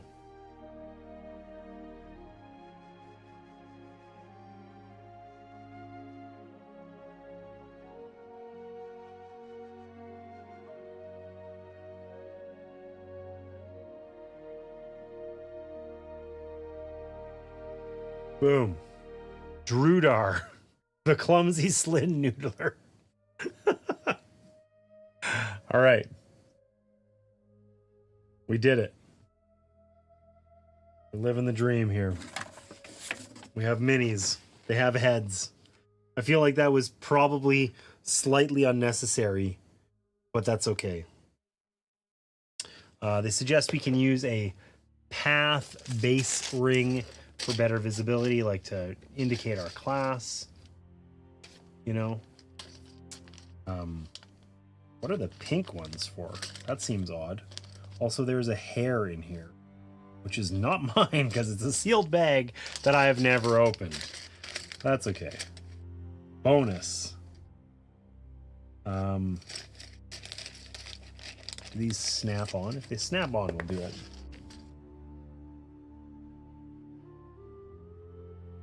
Kind of look like they do. Nice. There's our rogue. Easier to see on stream, probably, with that little base. Maybe not actually much easier at all, but whatever, I tried.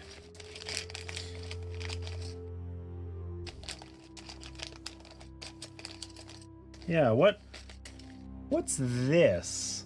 I don't recall any of the paths being pink, or there's a couple extra colors in there. I don't know about that. Anywho, we'll worry about that later. There's our bard. Nice. Bard, rogue, we're living the dream.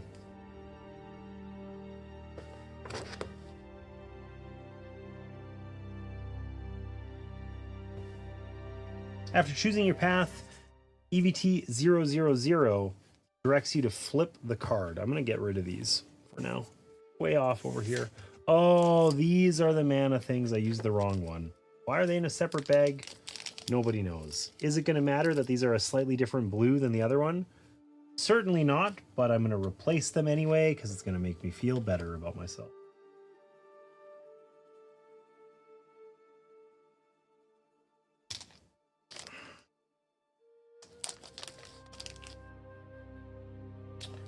All right, we are all set up.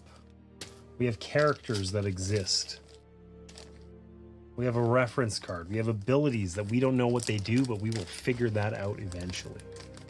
All right, I'm off. Got to get my little one for school. Enjoy. Great. Thanks for being here. Creepy or inventive via heads? I think it's a little bit of both. I mean, I think it's kind of like interesting, but it feels like very unnecessary. You know what I mean? Like, it feels like that added a lot to production probably for a relatively little game. But maybe others feel differently. All right, so what's on the back of our thing here? Dawn. Each year, emissaries are dispatched to a chosen region, distributing wooden coins to the local inhabitants. These coins, called squills, hold no value, but they are the only way for the banished to receive a pardon. Exiles must prove their worth. Collect the most squills by harvest, and you can return home. You won't be alone in the hunt. Other exiles will be competing for pardons as well. The laws stipulate that exiles may band together in parties no larger than 4 members, pooling resources to gain a group pardon. You think it's time to size up the competition and maybe find some allies. Flip Hex E2 and place the party token on it. Then destroy this card. Okay, so this goes in the banished deck. Then banish this card.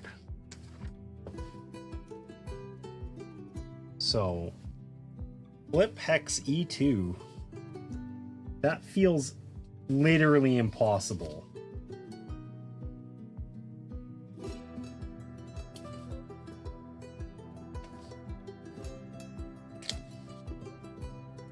Oh, I see. There's a thing here. We should be able to push it down and then flip it over, and we are in the exiles camp. All right. That's kind of cool. Banish EVT 000 as instructed. We don't need it for the rest of the campaign. You now choose to interact with the big 0 pointer on Hex E2 by taking the Enter Location action.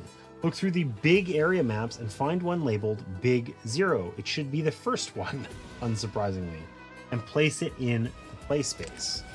Okay, so on this exiles camp, there is two things. There's Big Zero, Guild, and Point of Interest 1. So big would be a map thing, right? Oh my god. So I look forward to next time when I have an idea of what this is, and we can just like, you know, only have set up the things we need instead of like 90,000 million billion things. Maybe that's a slight exaggeration. Oh, these maps in the big one are very stuck. Okay. Exile. Oh, hey, look at that. Maybe we'll have to figure this out for next time. Read the title and show the artwork to all players. The soundtrack icon lets you know you may play the corresponding background music at this time. That's cool. I wonder if I can stream with it. That might be a thing. I should find that out before I go playing it. But read the narrative text in the blue box out loud, then flip Big Zero to reveal the map side. Okay, so what's it got? Threadbare tents stand here, flaps swaying lightly in the breeze. As you draw nearer, the din of the camp washes over you. Voices buzz in excitement, swords clang in practice, and as you approach, a mustached man beckons you.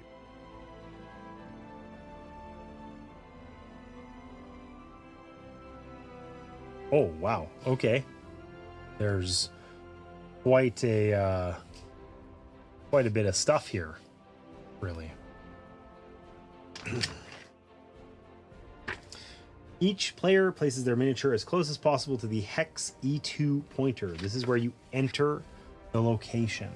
Go down here. So we walk in,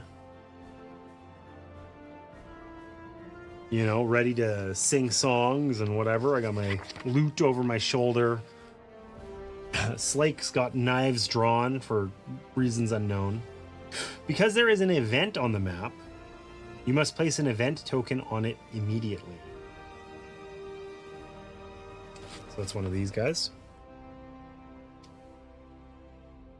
The interlocation action is now complete. You are ready to start moving around the map and interacting with what's on it. Okay, so we're exploring the Exiles camp. We know there's an event that can occur.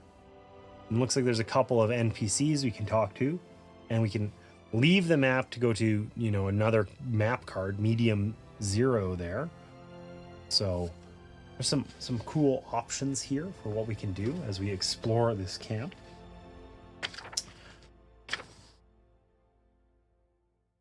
All right. So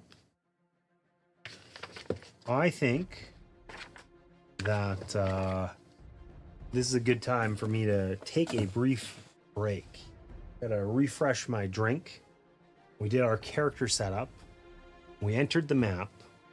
And now we're about to go exploring. So it looks like we get to learn about NPCs, then events, and then very soon combat. I know there's detailed combat examples for each of the classes. I don't know if that's because they play differently or what, but we're going to find out in a couple of minutes here. So I'm going to take about a 5-minute break. We'll grab something else to drink, and I will meet you back here for more Arydia. See you soon.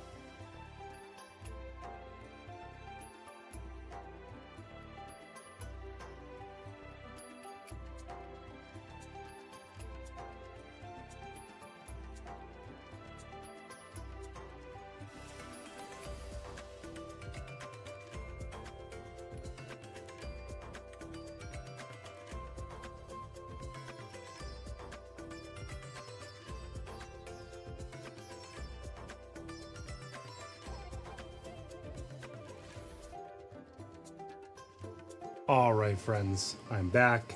If I was a pro streamer, I would have run an ad during that break. I'm rusty. I forgot.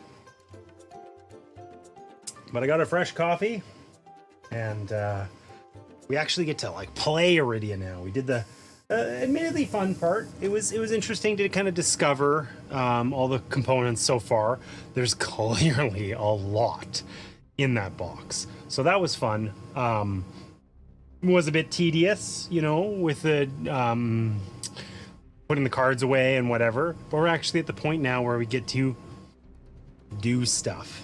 Slake, the hungry Lunari scamp, and Drudar, the clumsy Slin noodler. I don't know, something. Drudar is just an extremely fun name to say. My heater is on. Apologies if it's loud. I hope not. It is like minus 10 Fahrenheit outside today. It is nasty out there, and I'm not super happy about it. So, and it gets colder tomorrow. So, really looking forward to that. Oh boy. All right, let's get back into it. So we are up to the NPCs section here. All right, so it says adventure mode, unlike combat mode, is generally free form. In adventure mode, actions can be taken consecutively and without a set player order, so you don't need to count movement. Move your miniature adjacent to NPC 0 and take the interact action to talk to the NPC, which makes you the active player. Before this action continues, other party members may move their miniatures as well. Party members that place their miniature adjacent to NPC 0 can also participate in the conversation. Okay, so we're both going to walk over there and talk to this mustached man. Okay? The player to the left of the active player is the guide and draws NPC 0 from the active NPC deck. When playing solo, you act as your own guide, unsurprisingly. All right, so we should be able to just get the first card out of this. It clearly says NPC 1, but I probably just put the divider in the wrong spot. I did. All right. Guild leader, Thades. So it says the guide looks at the portrait and roleplay reference. Basically, we just read this stuff out loud. So, all right. A weather-beaten man stands here, watching exiles practice. He turns to you as you approach. After all that training, the day has arrived. Time to get out there and do the guild proud. If you want to warm up before you go hunting squills, you can fight the practice dummy one more time. Let me know when you're ready to leave. So, the response section of the card is here. So basically, we work our way down here. These are the things we can do, right? So the response section, we can respond to them talking about any of the topics that were mentioned. For example, we'll start talking about guild. Okay. Okay, so we would say, so it leaves it up to us to kind of role play a little bit and be like, oh, tell us more about the guild. And then we would, you know, do the guild response. The guild was established as a means for exiles to prove their value in order that they might earn a pardon and return home. To this end, guild members work hard for the locals, who give them squills. Cool. Okay.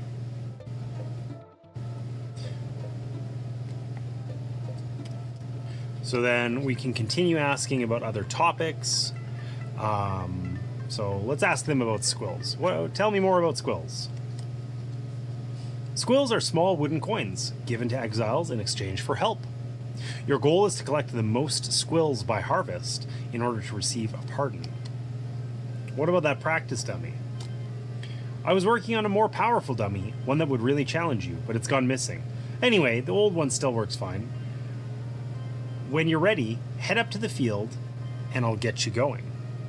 So now this one, it shows a little icon on it, okay, and it says the guide now gains +1 role-playing points. So you put a marker on the supply of the role-play spaces of their equipment map. So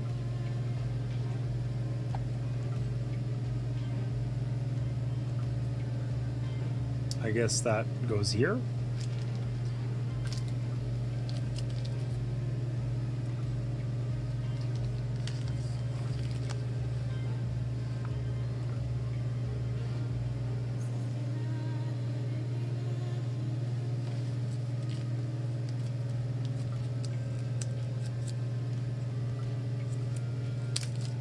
Ah.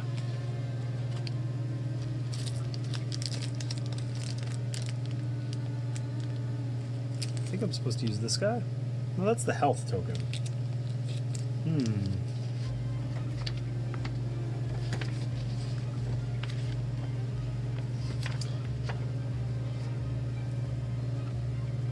The blue ones are armor.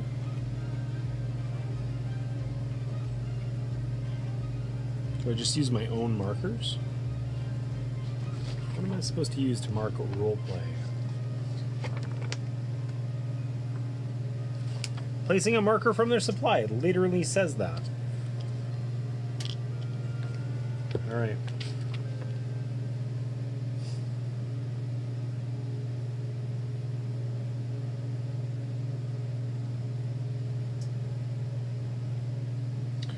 Okay, so we can have 2 RP at most,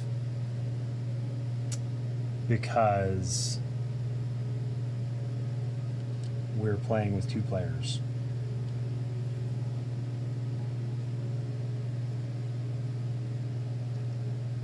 And we can spend RP to basically gain a boost in like combat, or attribute checks rather. And it's after seeing the result. Okay.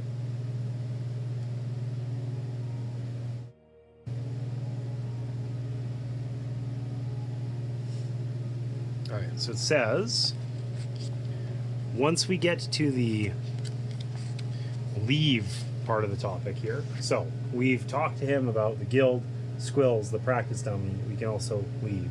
If we ask him about any other topic, he simply smooths his mustache and politely tells you to go away. So when we leave,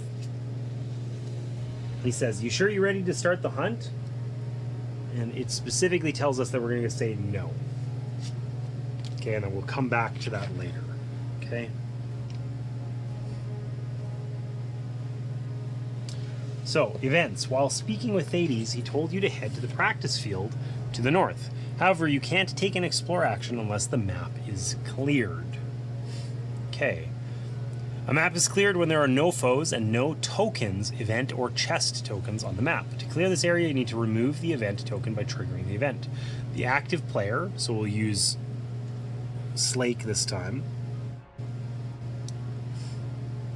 moves to any space adjacent to the event token, which will trigger it. Before this adventure mode action continues, other party members can move over. Cool. So we remove this and we read event 13, because that's what it says on the board here.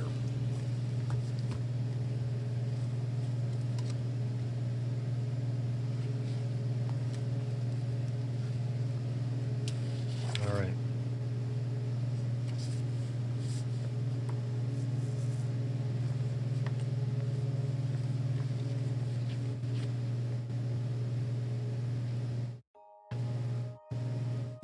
All right, so around the camp. So I asked him where he got the fish. The small crowd erupts with laughter as you draw near. A tall man with long blonde hair is at the center of attention. He eyes you cautiously as you approach. It's good to see new faces. Where have you been exiled from? So we can tell him the mountains, the city, the forest, or the desert. We're going to say the desert. Ah, yes, I should have guessed. By the smell. More laughter. The man slaps his companion on the back and they saunter off, chortling. The crowd begins to disperse. Exiles mill about, tightening packs, sharpening swords, and preparing for the day ahead. All right, so we gain something. It looks like candy. It's XP. XP looks like candy. Okay. Each exile gains 1 XP. Rad.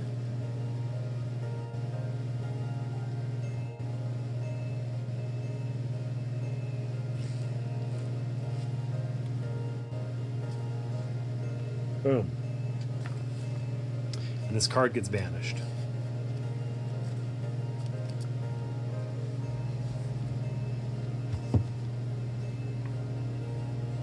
Anytime XP is gained, each exile gains the same amount. That's good to know. Okay. Now that the map is cleared, you can head up to the practice field. In this example, we choose to not interact with NPC 161 yet, this guy, but continue exploring instead. So we're going to move to medium 0 there, and then we do the same thing for medium 0 like we did for the big 0 here. So we're going to take out card medium 0.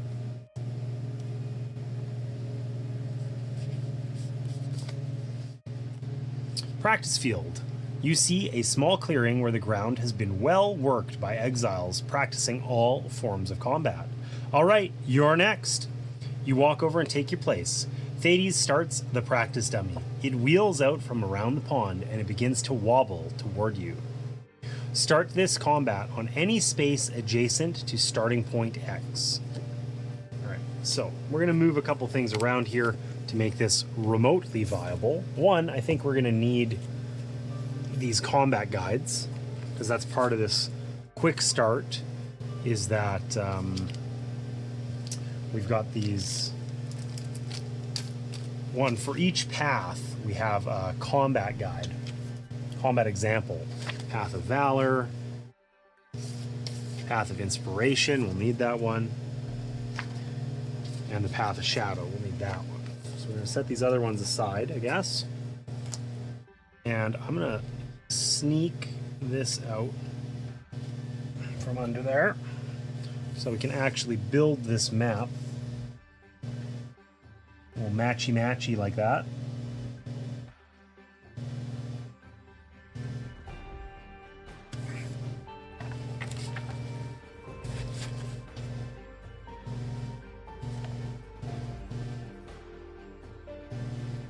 Okay, so we've revealed a map with a foe on it. It says foe 0 up here. So that means that we're going to flip this over and we're now in combat.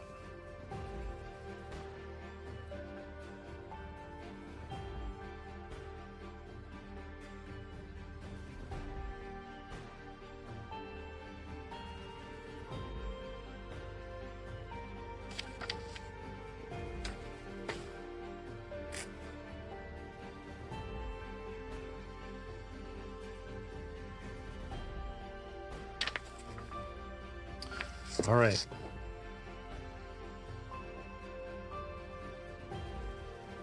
So it's combat mode. We flipped it to combat.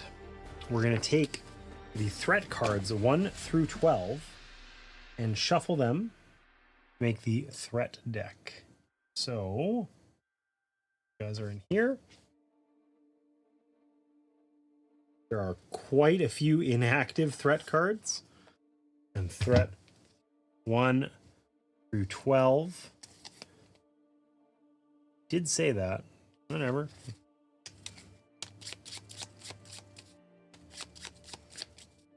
Get all 4 hit dice. So 1, 2, 3, 4. I don't know the significance of the colors. I'm sure we'll figure that out. Get the threat / combo track and tracker cubes. Place each cube on the corresponding 0 of the track. That's got to be this guy.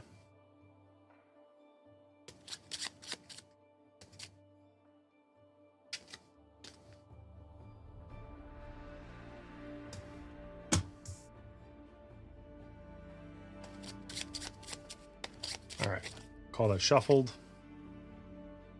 There's our combat deck. I think our tracker cubes are in here.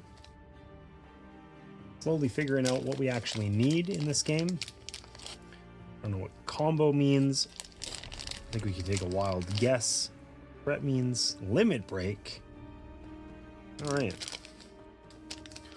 So these are stat cubes for the players we don't have, so presumably we won't need those anymore. Hey. Find all the foe 0 cards, 1 and 2. So that would be in the foe deck here, I guess. 1 of 2 and 2 of 2. All right, it says one is an AI card and the other is a grid card. The AI card provides information about how the foe acts. The hit grid tracks the health of the foe.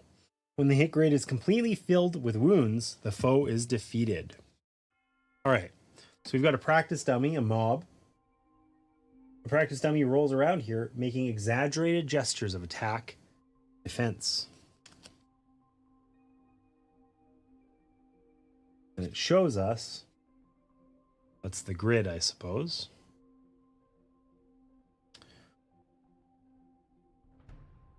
It says here, oh, there's an FAQ on here on the one side.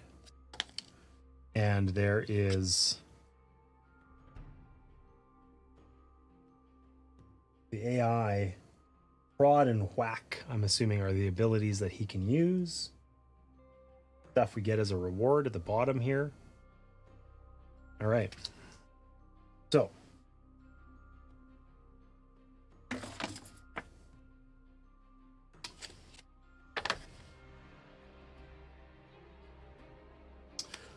All right. So some of these spots have armor on them.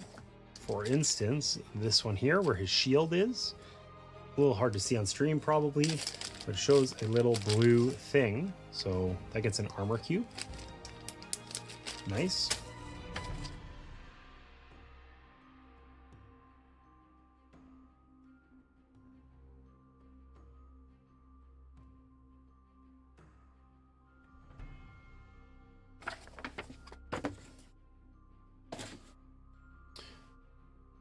We also need to get a figure out of here.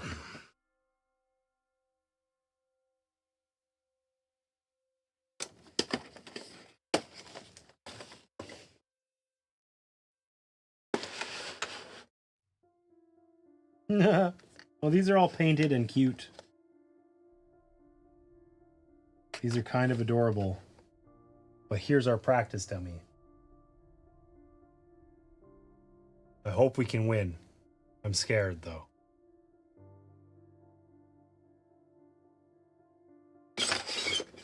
That was a horrible sound. Disappointed that I have ears. Okay, when you encounter foes with multiple matching miniatures, use base rings to tell them apart. Got it, that's why there's rings of other colors. Okay. Tells us the level of the foe compared to your exile's level can help you to gauge its difficulty. A foe of equal level will be a challenge. A single level higher than you will be difficult. A foe that is 2 or more levels above you will be very tough. This sounds literally exactly like World of Warcraft. This section denotes the size of the miniature base for the foe. Okay, so there's normal ones that are 1 by 1. Okay. Large foes have special movement rules. That's cool. So this guy is... Where does it actually tell us his level? Is it level 1? It shows a thing that says... That's the very clearly... Say, oh. It's on the other side of this card, I think. Ooh. Level 0.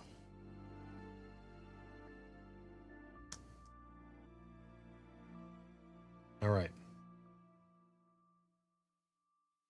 Unlike the free-form turn structure in adventure mode, combat mode carefully tracks turns, movement, and actions. In combat, foes and exiles alternate turns, with play proceeding clockwise around the table.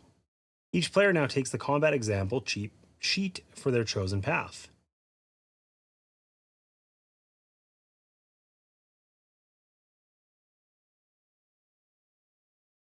Okay, so we need to get a couple extra cards out for combat examples because we have 2 or more players. So we need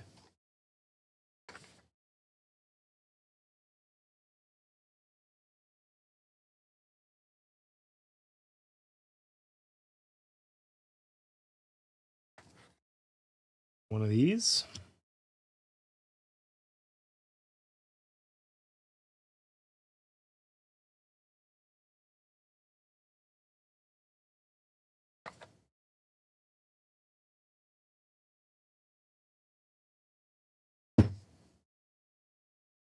And we need this practice dummy token. And there's actually additional example. I think we ran out of music. There is music for this combat on their site. I just don't know whether I'm allowed to stream it or not. All right. So we had a special little practice field just for this combat example. So we're going to put this dude on here and the practice dummy.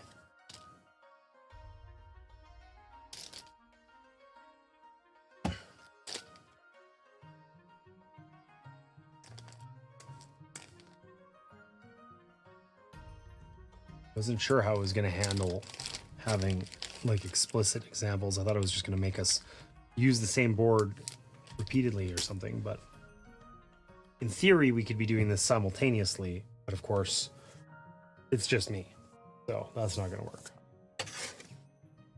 Well, these are the ones I don't need. Whoops. Okay.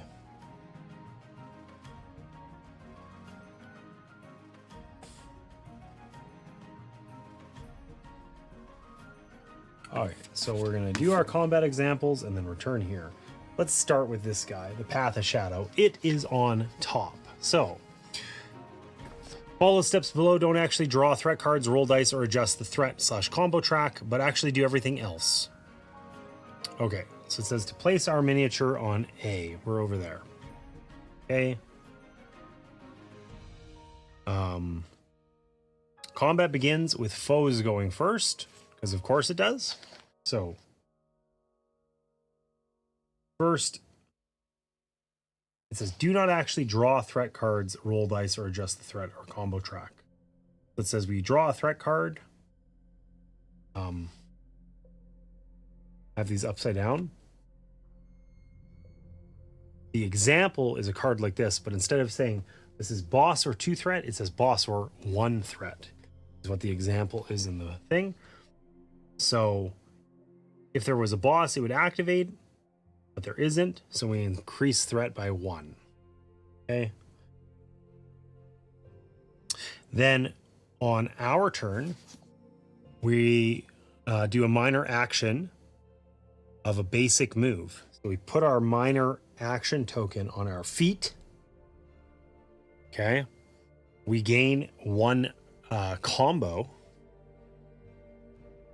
And we move with up to 3 movements or points of movement. But as a reaction, we can spend 1 SP in order to move further.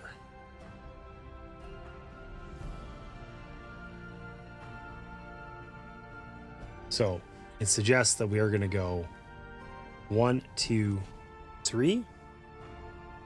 Okay. Or I guess it's going to be 1, 2, because there's a dark gray border on here that's probably hard to see on stream that costs us extra movements. We've spent 3 already, and then we spend our 1 SP to get 2 additional, and we go we spent 1, 3, 4, 5. Okay. Then as a normal action, we can do a basic attack. So we take our little normal action cube here and we put it on our practice dagger to indicate that we've used it. We roll our d20, and in this case, we roll a 4. Okay. And we add 1 dexterity for a result of 5. So I think that's what it's telling us down here with dexterity. This card shows us that this uses dex. I assume that's why we add our 1 dexterity to it. So choose the hit point and apply the attack pattern. Okay, so it says, looking at the positional grid, you are the sword. So when we look at this thing here, we're in the middle.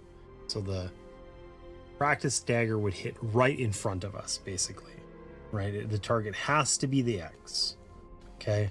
As to attack, you make a threshold check. Roll the d20 and add your matching attribute. Looking at the practice dagger, a result of 5 is only enough for the white 2+ portion of the attack pattern. Okay. I don't know that I know what that means.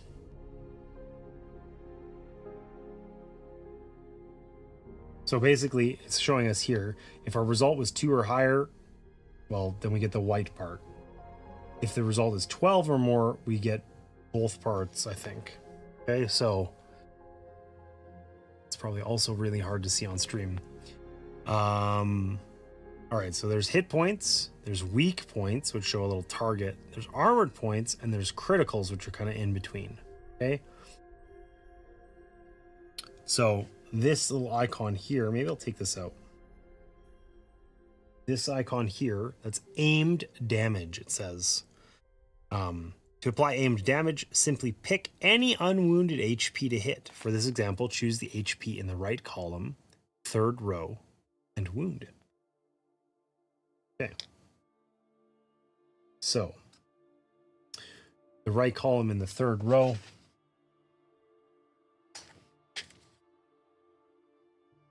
Can I get this out? Maybe not. This guy. Wounded. Beautiful.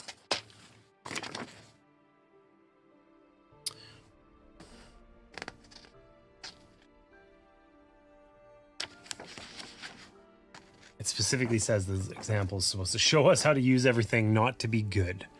Okay. It says put a normal action token on your backstab skill and pay 1 MP. Shows us on here that it's cost.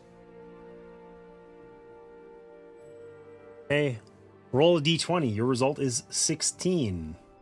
Boom. Choose your column and apply the first point of piercing damage. Apply the second point of piercing damage. Resolve the weak point by increasing threat by 1. The exile's turn is now resolved. Okay, so it says for our backstab, the positional grid shows this is a melee attack, so they have to be in front of us. You need to be adjacent to your target. Backstab also requires that there are no other foes in the indicated red square, so you can only backstab a target that is alone, basically. Okay. Costs 1 MP. It lets you make a special dagger attack that deals vertical directional piercing damage to a single foe. In addition, if you're hidden, which we'll talk about later, you gain +20 to the roll. Okay, so a result of 16 is good enough for the +2. So backstab looks like this. So we're here. We got 16, which is higher than 15, but not higher than 25. Okay, so good enough for the +2 and +15 portions of the attack pattern. So the blue things on it are piercing damage. First point of damage starts from the top of the grid and moves down until it hits 1 HP. Choose the right column and apply the first point of damage. Okay, so we're going to apply damage to here.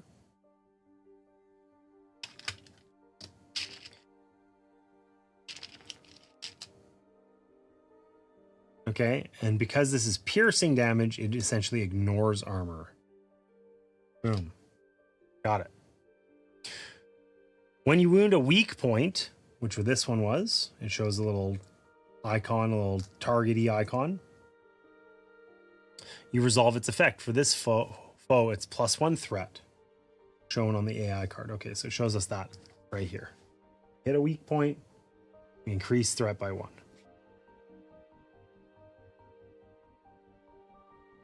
After your actions, your turn is over, and so is the round. A new round begins with another foe turn. So we would draw another threat card. In this case, it's saying it's mob or 1 threat. So foe activates. Okay, so foe 0 is a mob, so it will activate now with a card. I don't know. They exist in there, whatever. If there weren't any mobs on the map, you'd add 1 threat instead. Okay, so the foe now spends as much threat as possible to activate 1 behavior. There's 2 threat available, and the foe has a behavior that costs 1 threat, so it spends 1 threat. Okay, because if we look here, it could do 0 threat, 1 threat, 3 threat. We didn't have 3, so it's going to spend 1. As much as possible.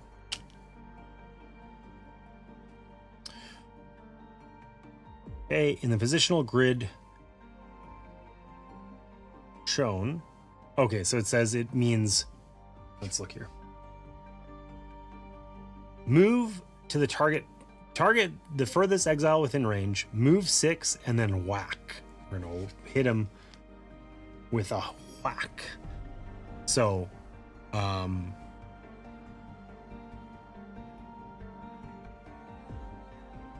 the foe will spend its movement to get into position versus the furthest possible exile. In this case, you're the only target. It seems like there's 2 places the foe could use whack, but position A does not work because melee attacks cannot cross impassable borders. So he couldn't attack us across this brush here.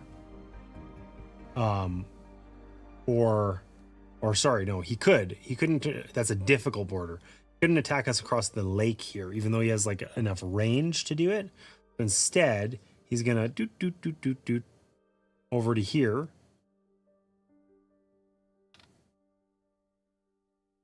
And he's gonna attack us from there. Because his attack pattern shows that he has to be 1 away from us to whack us. So he rolls the hit die red, because it shows a red die here. And it's the black square is the part of your body that gets hit. So it shows that he rolls that result, which means we get hit in like the chest, right? 1 defense tells you how much damage a piece of armor will block from each attack. The 1 durability tells you how many times the armor can block that amount of damage. The practice shirt can block 1 damage 1 time. One armor lasts once. It's just a shirt. This is place a wear token on the practice shirt and subtract the defense value from the 1 damage. The armor absorbed all the damage. Any damage you can't mitigate from an attack will cause you to lose HP. So we're lucky in that this guy hit us so weakly that it was blocked by a shirt. Boom.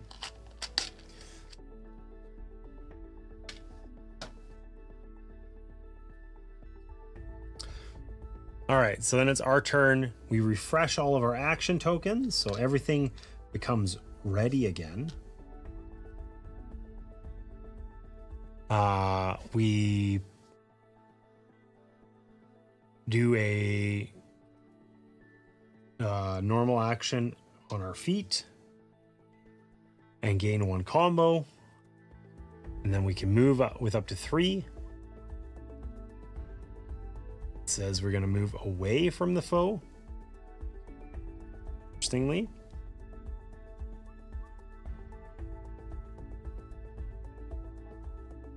Then we're going to take a minor action, a skill action. We're going to sneak.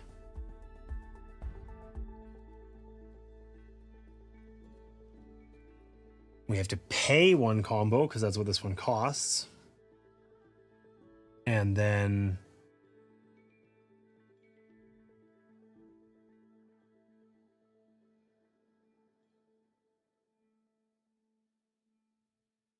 okay, we can't sneak if there's anyone immediately adjacent to us.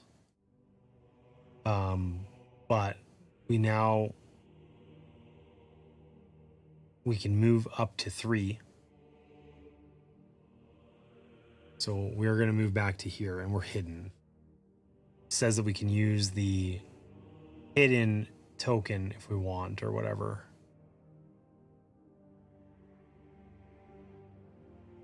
Okay, and then we're going to use an item. We're going to place a trap. So we're going to put our normal action on our practice trap. And we get to place both of these, and we can place them like this. Snuck around and placed a trap. You can only put them in adjacent unoccupied squares.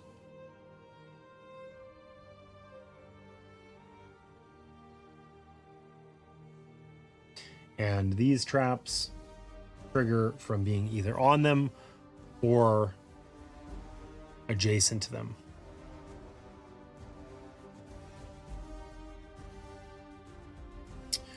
Okay, so we draw another foe card. It's the foe's turn again.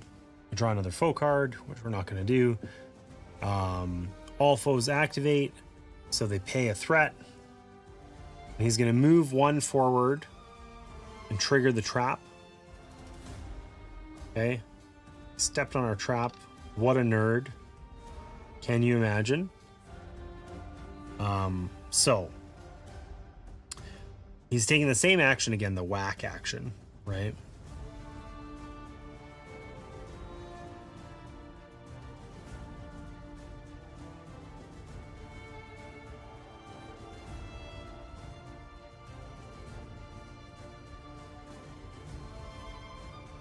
Okay. So we were supposed to leave this here. That was our last known position, and he targets that. He moves onto our trap, trying to get over to us. And the trap gets triggered. We would roll for the trap. Same thing. We roll a 12 plus 1 charisma. We need charisma for traps, I guess. So we get to do damage to both of the things, which means we get to put them out. Time to drink. In this weird format here. Thank you for that, by the way.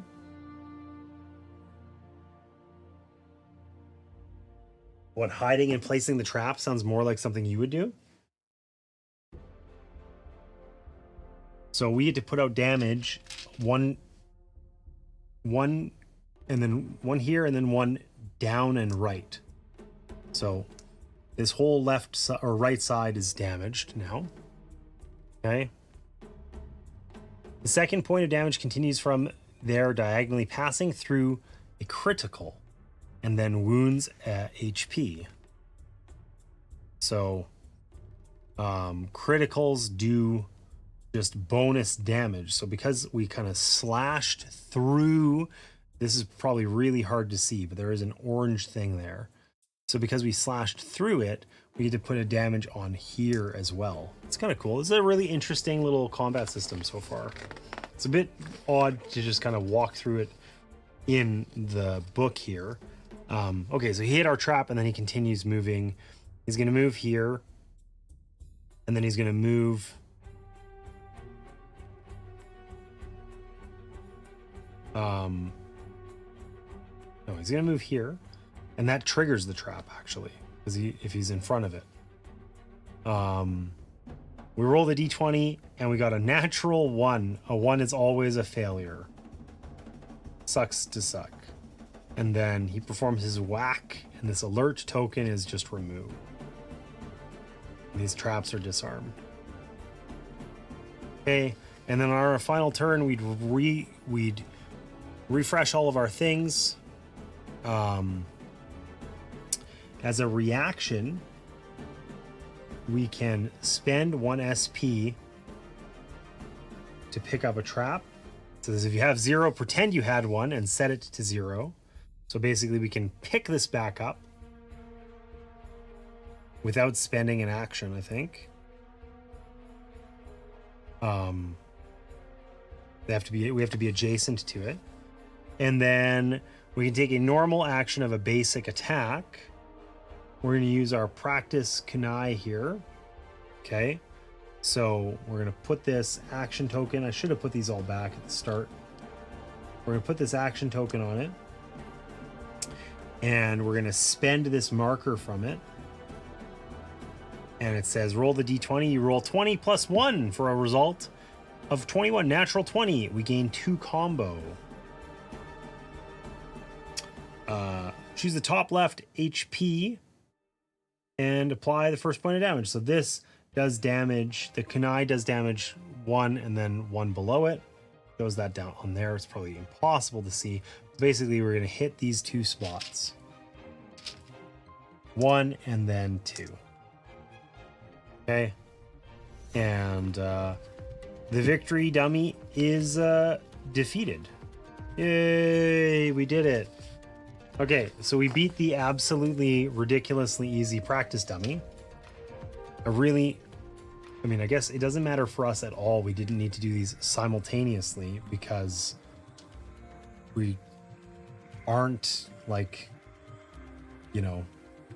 I can't do them both simultaneously, but that's okay. We can just do the next one so that we know what the hell we're doing for foes, for actual fighting.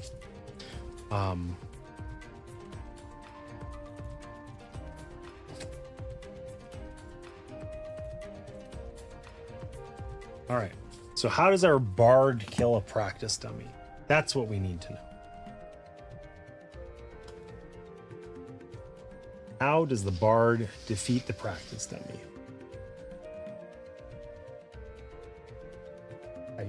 Get out of here. All right, so same sort of thing. I guess we really don't need to track this combo and threat very much. But basically,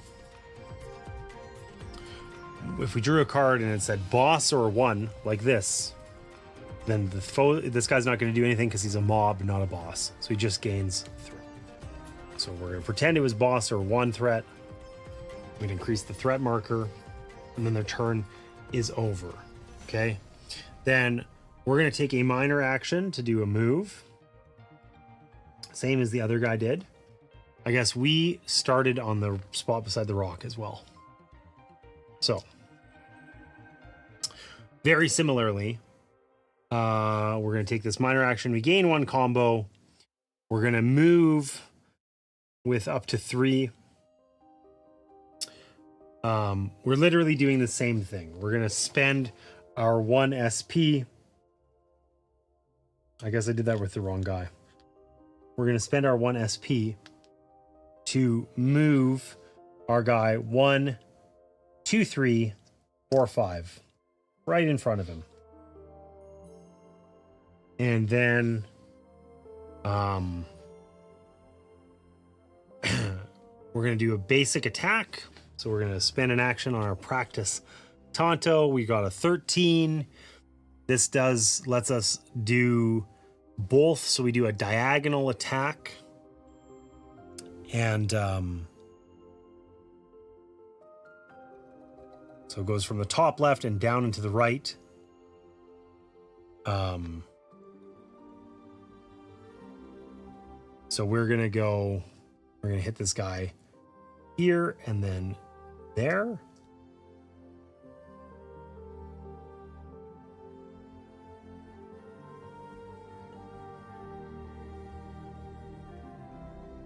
The threat goes up because we hit a weak point.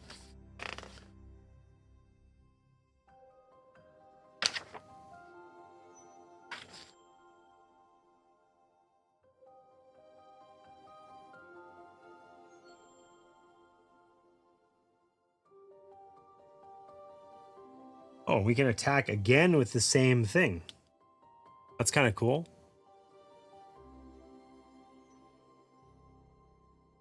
And we're going to pretend we did 1 damage, or rolled a 3, so we only get to do the 1 thing, so we're going to put it there.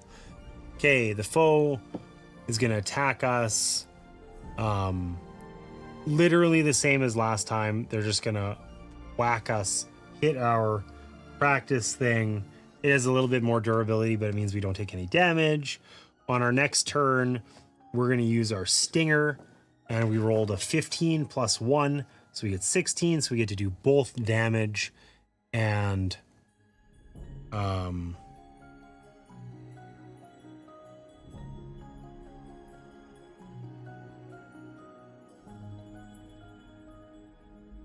we skip over.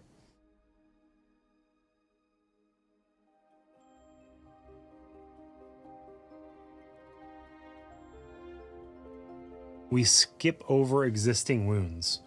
So this is like, the pattern looks like, you know, one and then the one above it. And we hit this one, slide through that critical spot, pass over that and hit this one. And then because we hit the critical, we get to remove the armor cube that I failed to put there. Okay. And then we could use our stinger. We roll a 20. We get 2 combo. We do a similar attack pattern. If we attack at the bottom, it's going to hit this spot, this spot. And then we run away. The foe does stuff that largely doesn't really matter. We would lose 1 HP. Sucks to suck. And then we're going to use a skill. We're going to use our Anthem of Vigor. So that is this guy over here. So this says all exiles in loot range gain 1 health and 1 SP. How do we actually do this? Okay, so cost us 1 MP to do it. Cool. Play a song, take the hit dice shown on your loot and roll them. For your practice loot, that's yellow and red. Okay. And we compare the pips on the dice with the notes on the song, gaining 1 song point or whatever, or matching pips. Huh. Okay, so it shows that we would roll like something like the die face that I can't find. This one. No. That one. And this one. And this was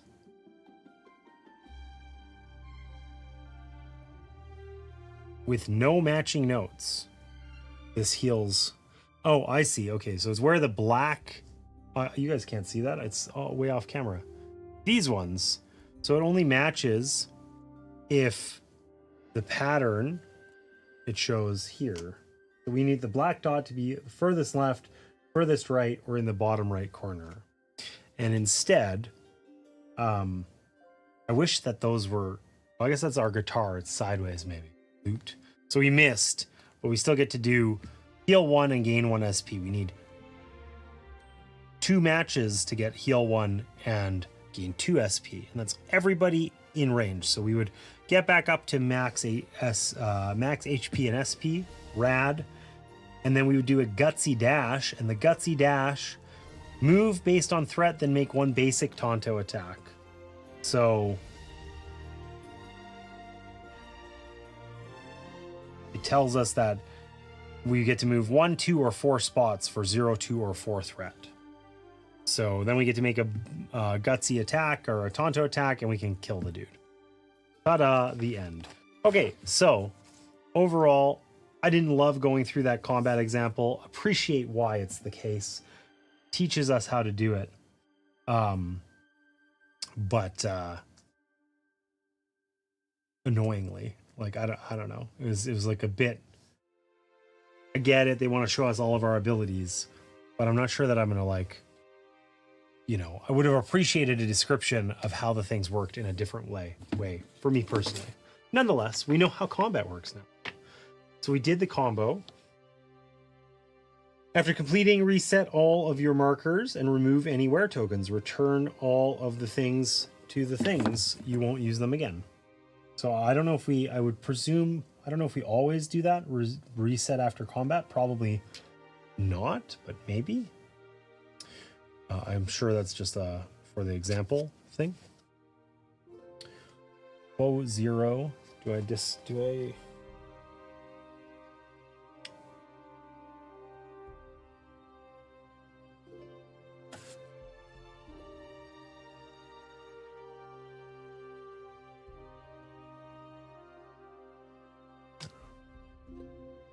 Okay, so KO'd. If you're in combat and you have 0 HP, you're considered knocked out. You put it on your side. As soon as you gain 1 HP, so I sing you a song, an anthem of vigor, and you can stand right back up. You won't get targeted while you're KO'd. If you're all exiled at the end of a player turn, you're defeated. Once per combat, when you start your turn KO'd, you may place a wear token on your portrait and stand upright. This is a surge. You take actions as usual, ignoring your KO'd status until the end of your turn. So you basically have you stand up, fight briefly, and if you didn't heal, you're still knocked out. Interesting. Okay. Now that you understand the basics, you're going to actually play through the combat. Following the instructions mentioned on the back of Med 0, each player places their miniature into one of the spaces adjacent to starting point X. Okay. We're here. We've arrived.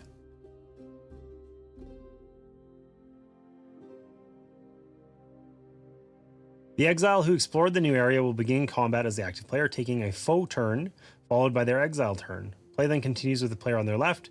That player becomes the active player and takes a foe turn. Okay, so the foe activates for every time that a character activates, not once for each, like it's once for each character, not once per round. All right, so we have to actually defeat the practice dummy now. All my, shit talking is going to be put to the test here.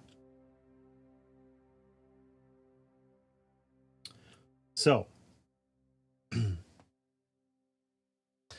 we're just going to start with our bard because we can.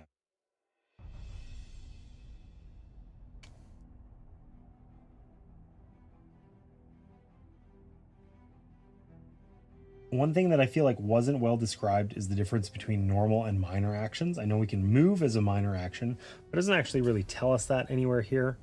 We're just going to do our best and assume, whatever.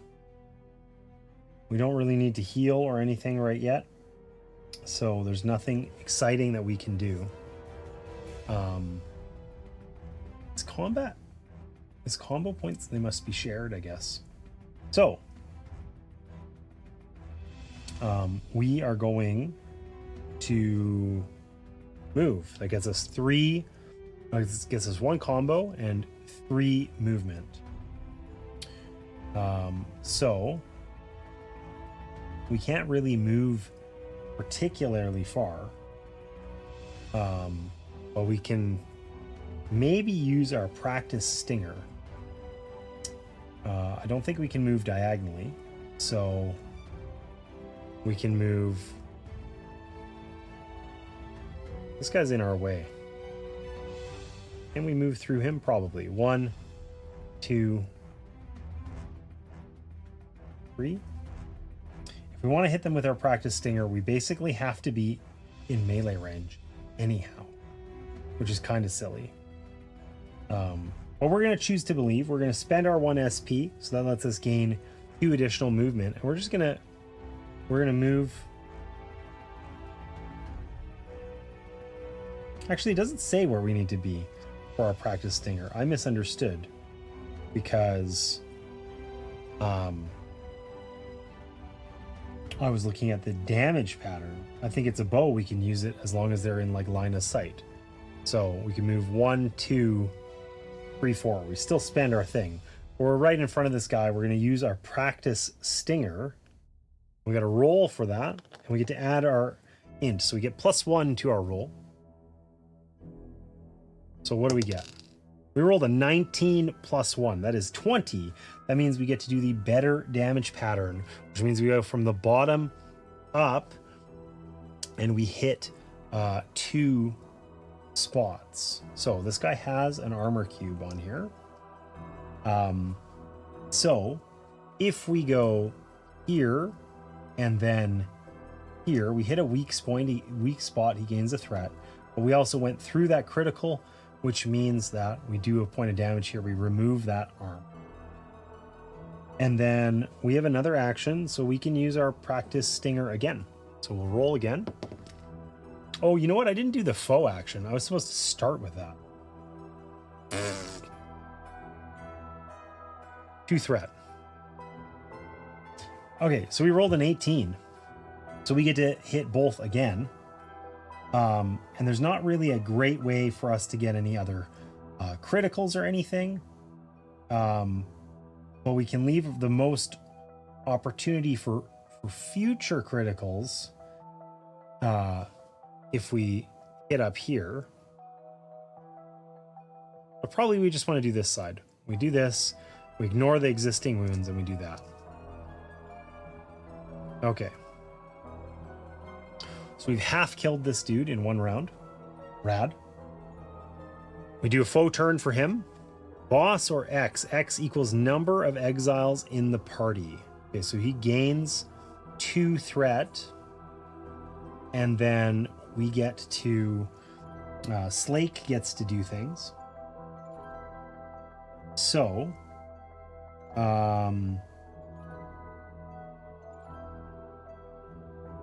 he could sneak. He's hidden now. Okay. This lets him spend have 3 points of movement, but he can have 5 if he pays 1 SP. So he'll pay an SP and move to right here, because then I guess he took an action, and then he's gonna backstab. If hidden, plus 20 to his roll. Okay, so we'll use the purple die. Thematic 8, not the best roll, but he gets 8 plus dexterity plus 20. So he gets 29. So that's better than 25. He does 3 damage in a straight line downward. So he can just do 1, 2, 3. And then with his final action, he can just use the practice dagger. And you got a 4 plus 1 is 5, which is enough to do 1 damage, which is enough to defeat the practice dummy. So we did it. We won our first combat against literally this thing. Like a machine that tries to whack us with a stick. But we did it. Great success. Great success. Okay, so combat rewards. Congratulations on defeating the practice dummy. Remove the practice dummy miniature from the map and set aside the threat deck and threat combo tracker, which will be reset at the start of next combat. All stats remain as they were at the end of combat, and any wear tokens on armor persist. So we did use up our SP, and I guess 1 mana as well. I forgot to do that. That's okay. Now you get to loot the foe. To do so, look at the rewards section at the bottom and follow its directions. The reward for defeating this foe is 1 XP and a loot roll. So we each get the same amount of XP.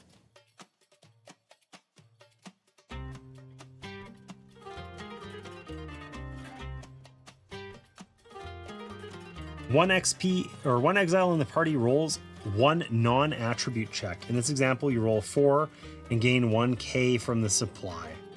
The party decides who puts it in their coin purse. Okay, yeah, so it shows us on here. We just roll 2 to 9, we get 1. 10 to 19, we get 2. 20, we get 1 wood. Okay, but we just are instructed to simply take one.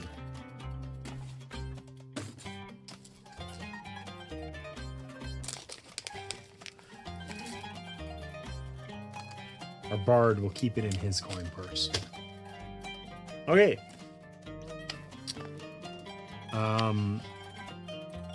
We're now back to adventure mode because all of the foes are gone from the map.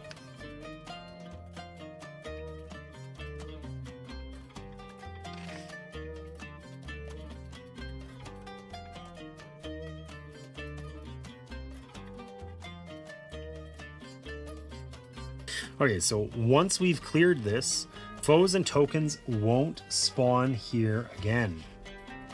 But if we'd run away without winning, then they would. It says locations sometimes contain multiple floors. Floors are groups of one or more maps connected to the rest of the location by stairs. Somebody is going to move to the stairs, boom, and take the explore action. We get small 0.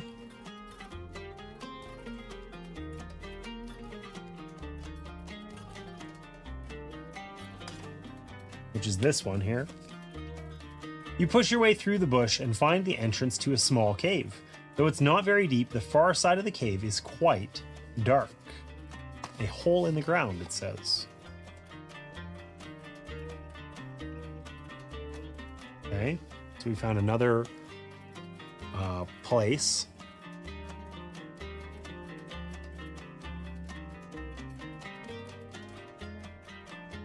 There's a point of interest here. The active player, as well as other players who choose to, move adjacent. For this example, move all exiles adjacent to point of interest 0. Okay, so we're all checking out this point of interest.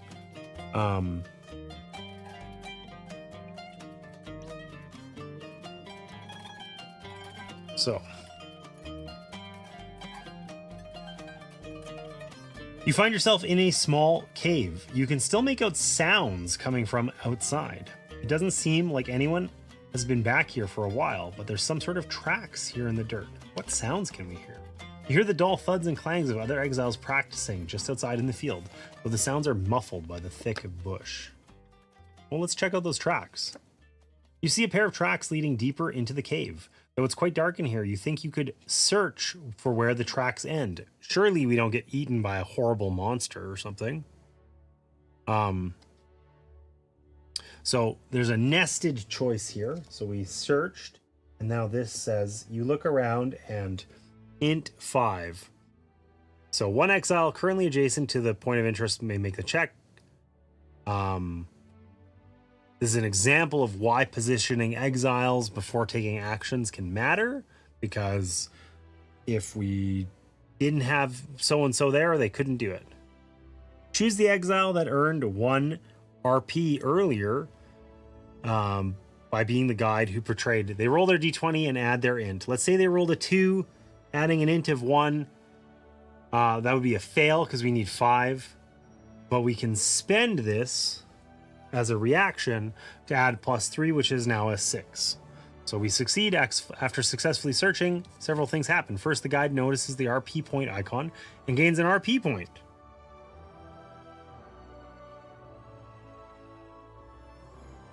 Then you get key 0 from the active key index. You've done everything on this card now, so you choose to end the interaction.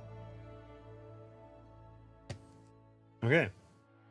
So we gained key 0. Oh.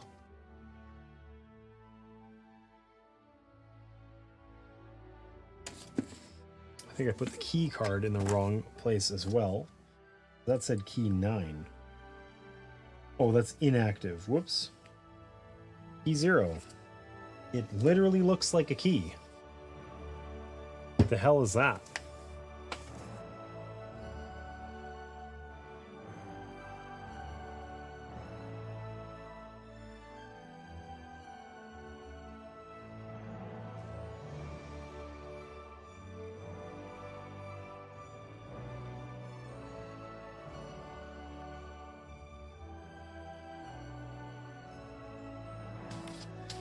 All right, keys are shared among party members unless otherwise indicated.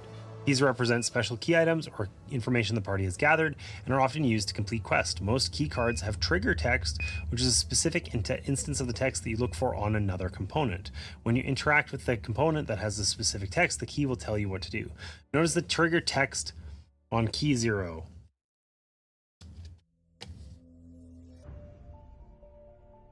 Okay. So it says, advanced dummy. In a cave near the exiles' camp, you discover the broken remains of a practice dummy. Unlike the normal dummy, this one looks cunningly crafted. Keep this card in the party inventory until you find a card with the exact text. Guild leader Thades. So when we go back and talk to that dude, we can tell him that we found the remains of the better practice dummy.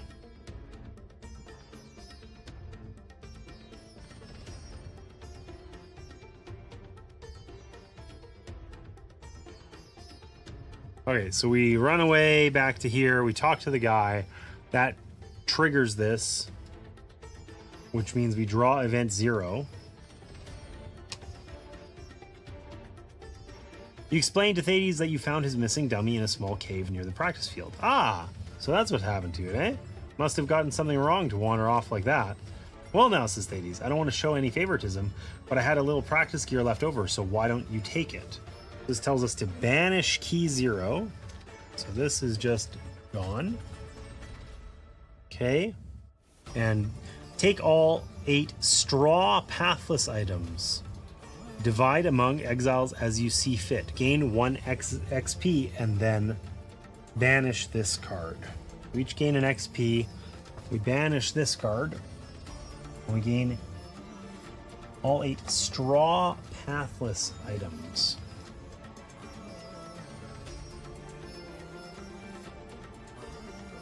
Oh, this is the moist glove and stuff. Rad. We got it. We did it. A weak helm, moldy shoes, a rotting cuff, an old knapsack, a greasy cuff. Okay.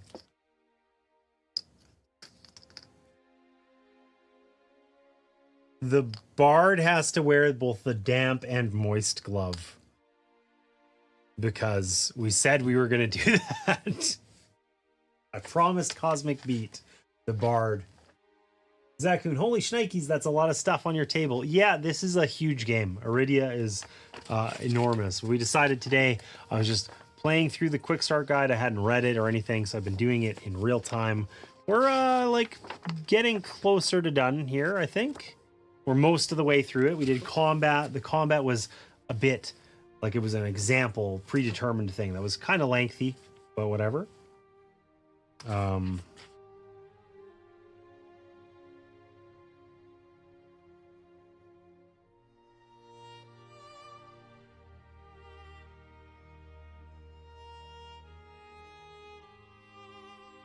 Okay. So we need cards Ref 1, 2, and 3.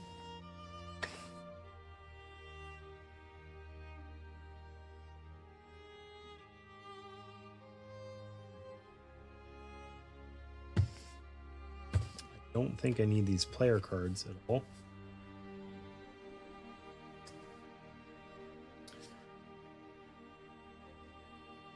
I think I could probably just put them in the banished thing. We're not going to use them for this playthrough at all. All right.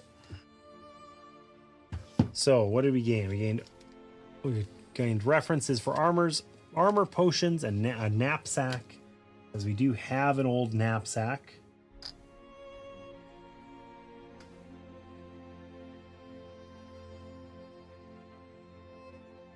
And we do have what's left, a greasy cuff. We'll put a weak helm on this guy. Moldy shoes, why not?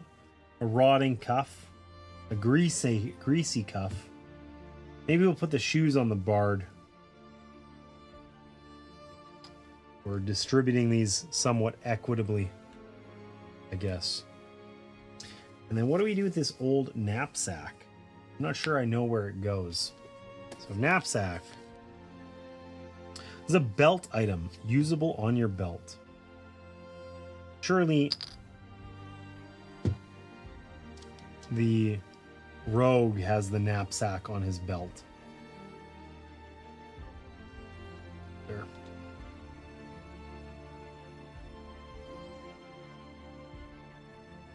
And lets you gain SPs. This is going to help him to sneak. That was actually pretty useful. Okay.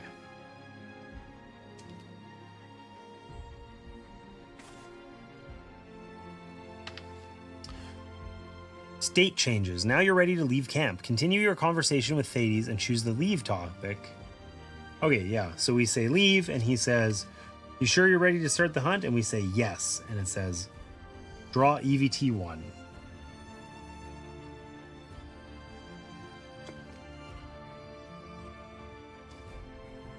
Okay, so this one says, Event 1. The mist of the morning is beginning to clear off. All the exiles, packed and ready to embark, gather around the fire. Thades rises and addresses everyone. This is the moment you've been training for. The hunt is about to begin. Remember to keep your guild pins visible so locals know you're hunting squills. Having been in exile myself, I've dedicated my life to helping the downtrodden and the outcasts. I'm sure you all have your reasons for being here. As Thades speaks, you think about your own exile. Draw and secretly read, but do not share with the other players, a key card based on your character. Now, that's hard to do because I am both players, but we'll do our best here. So,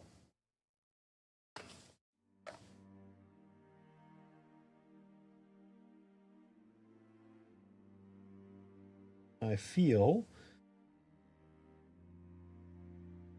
these might be toward the back. Okay. So key SL, that's for our Slin Bard. And key LU is for our Lunari Rogue. Okay. All right, Bard, don't tell the Lunari guy. Don't tell Slake what's on the back here.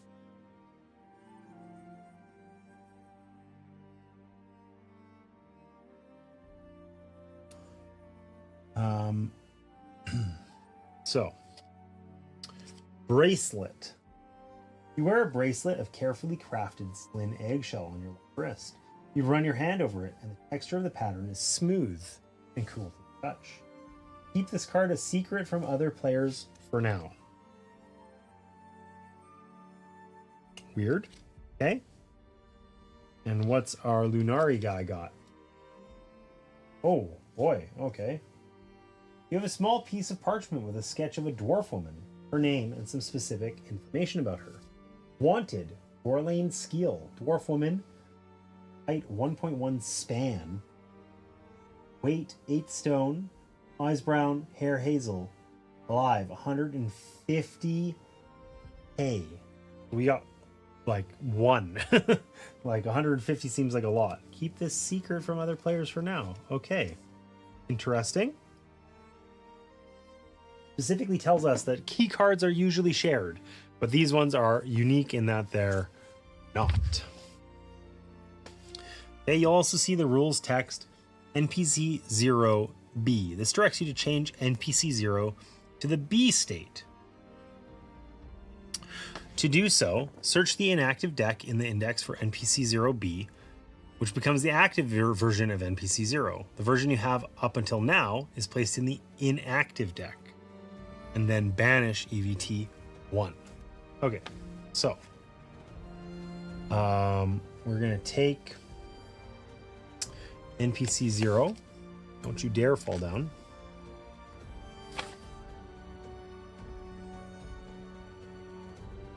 And we're gonna put it in inactive and take NPC 0B and put it in active.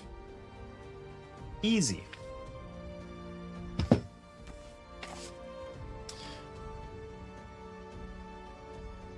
Okay, you're adjacent to NPC 0, so you can talk to them again because their state changed. They have new things to say. Should have left this card out.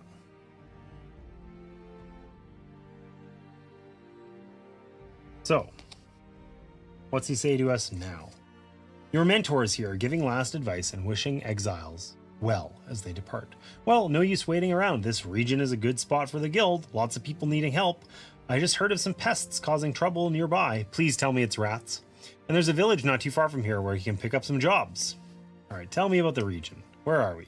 The continent of Arydia is as diverse as the people who call it home. This thaw, the guild, is operating here in the basin. What about those pests? Oh wait, the basin I can ask him about. The grasslands here are surrounded by mountains on all sides, thus the name. It was once part of a mighty kingdom that now lies in ruins. We gain an RP point. So basically by talking to all the things, we gain RP points, which let us mitigate bad dice rolls. So, worth doing. Who are those pests? Are they rats? The pests were reported near Raggold Junction. To get there, follow the path west, then head north once you hit the main road. Tell me about the village. Fellsworn Village is nearby. Sounds like a nice place. Just head north across the plains and you'll be at the gates. The guild has job boards in all villages and towns. They don't usually provide squills, but if you need to earn some coin, it's a good place to start.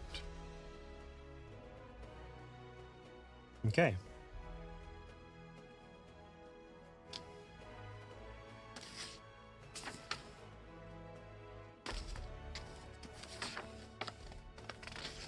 We're almost there. So, leave location. Let's leave this location and head out on the world map to explore.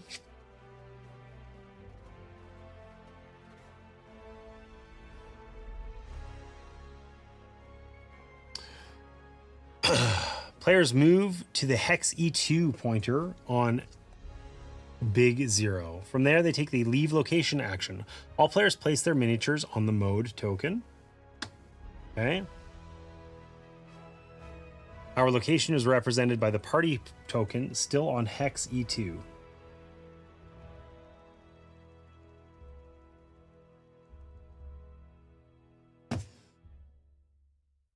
On that board. That you can't see probably. Okay. For explored/cleared maps and cards, return them to the index face up. Since you've cleared SML small 0 and big 0, you return these face up to indicate that the next time you enter, you do not place foes and tokens again. Ah, okay, face up. So originally they had been drawn out this way, but we put them this way because they've been cleared out. Okay, got it.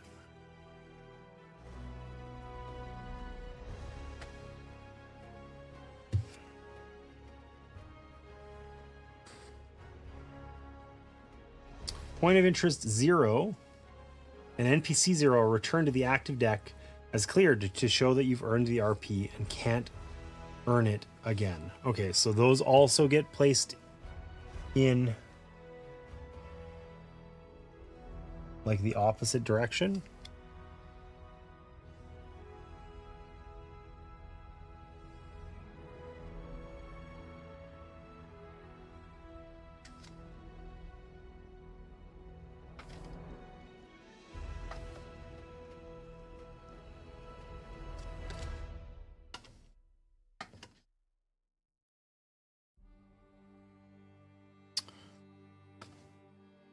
Spell cards do not have a cleared state. Return them to the index as you found them. Okay, I doubt we're needing foe 0 anymore, but that's okay.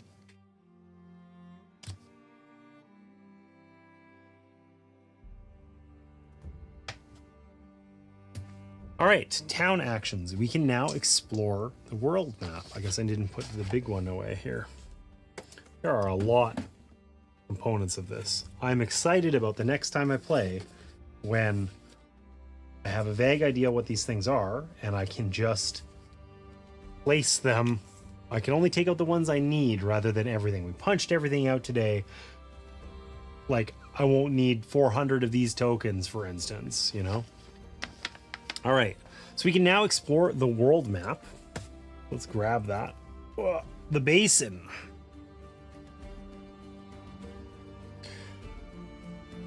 From Hex Drink E2. something. Oh, Martina. That wasn't Martina. DJ, thanks for taking care of me. It's usually Martina who harasses me. Not this time. Okay, from Hex E2, you can re-enter Big Zero. You can also interact with Point of Interest 1 directly from the world map, since it's listed in the hex. Okay, so on this hex, it says POI 1 right there. Interact with POI 1 now. The guide draws a card and reads it.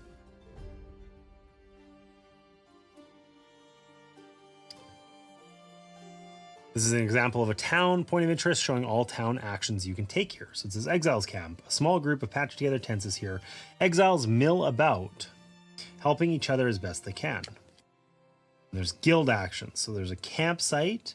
We can rest. There's path training. And there's an Exiles Market. So they're divided into thematic categories. Different ones have different options, but the town is also the location of the Exiles Guild and has some special ones. So special ones are leveling up, training. Eventually you'll have more path skills than you can equip, and that lets you choose which ones to take. You can retrain, you can unlearn skills and learn new ones. Leftovers, you can pay K to add markers to all of the party's empty knapsack or potion items. Oh, weren't we supposed to get a potion? We were. Chipped potion, I guess, goes on our belt.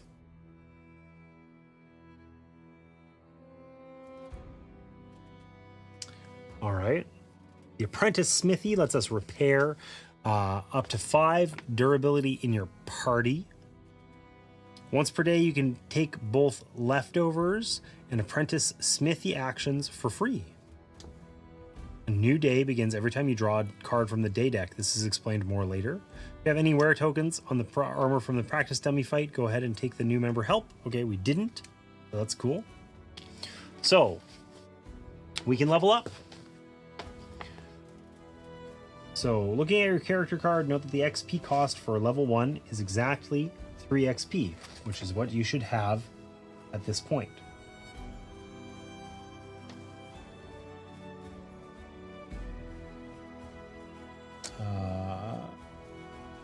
Yeah, we do. We were at level 0. Okay, costs 3 XP to get to level 1. Wow, we suck. I zoomed in on the wrong thing. This is our Lunari here. Currently level 0. 3 XP to get to level 1. So.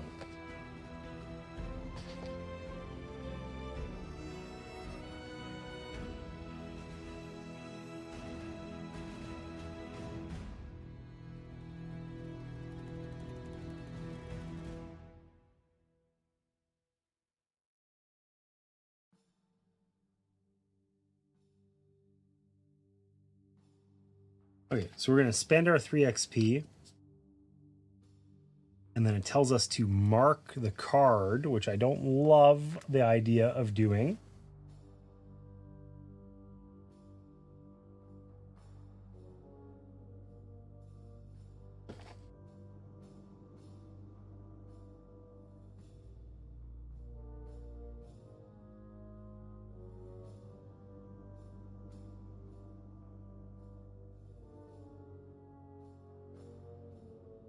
Okay, so leveling up works thusly. Let's look at our Lunari here.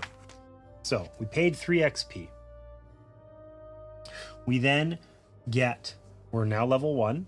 So then from the stats available to us, we pick 1 to level up. So we gain either HP, MP, or SP, but only 1. Okay. And then from the attributes here, we gain 1 of these, right?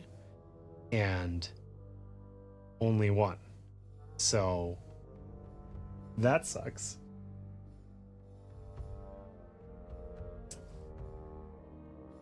And then we get to pick a skill. Oh,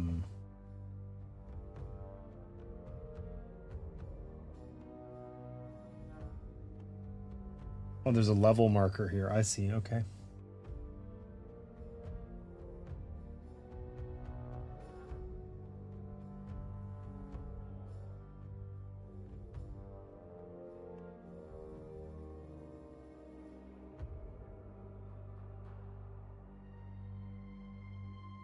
Okay, so these things, interestingly, are just we get whatever. So if I don't invest in endurance until later on, and I get it at this level, then it's just set to 3. So it actually like goes up to the attribute you like pick. It doesn't, they're not additive. We're not adding +1 to that stat each time we pick it. We're just setting it to that level. So at level 2, we get to set our you know, our one of our stats to 3.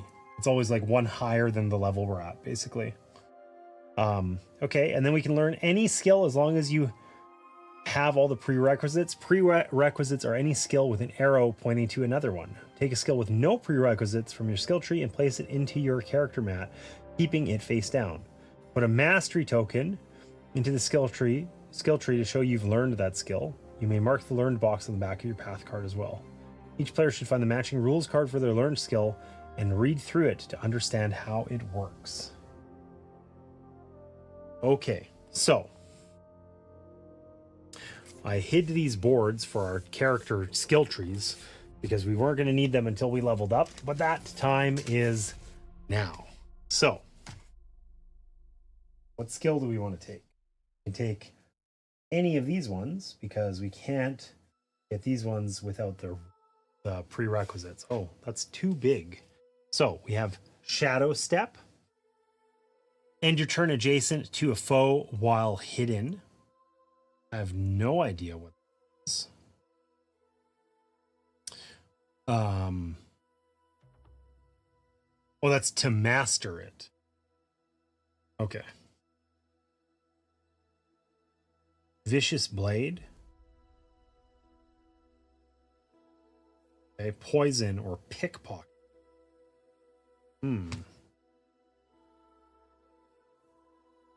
So, where are the cards about our skills?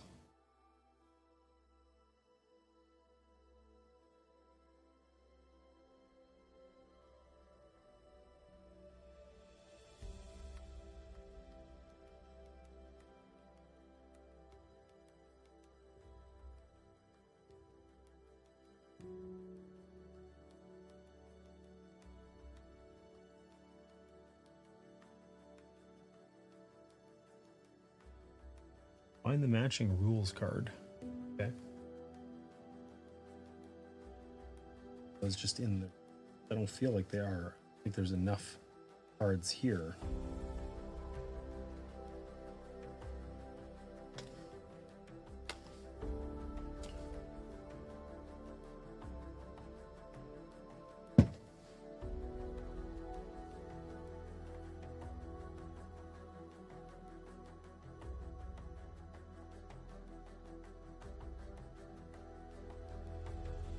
Well, they're in the tuck boxes or slip boxes, one of the two. What am I doing? Okay, so here, that's where they are. Going crazy here. That's what I'm doing. Okay, for the Path of Shadow, we can have Shadow Step. Step into the darkness, creeping through the battlefield unseen.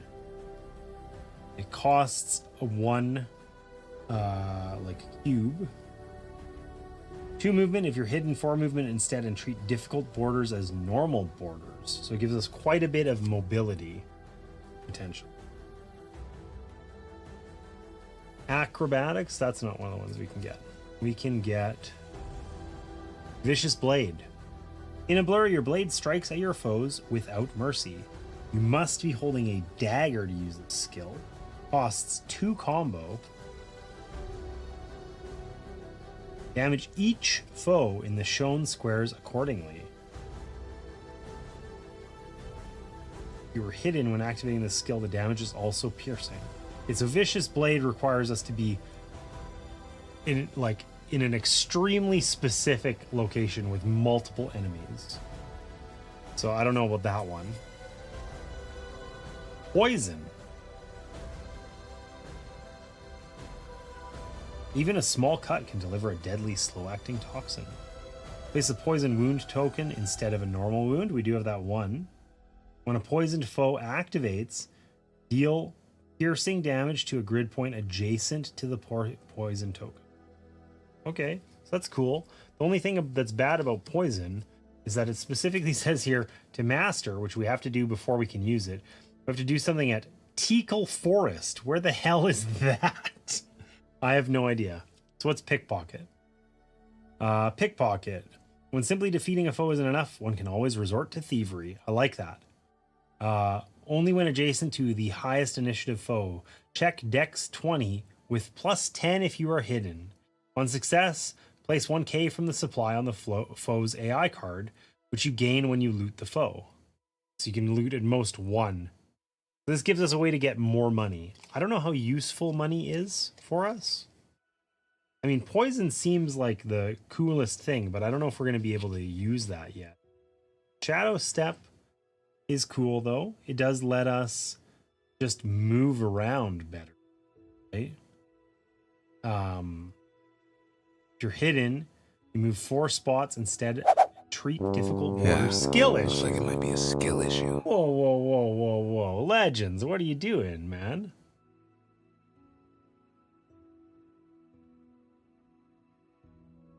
I think we're going to take the pickpocket. It's thematically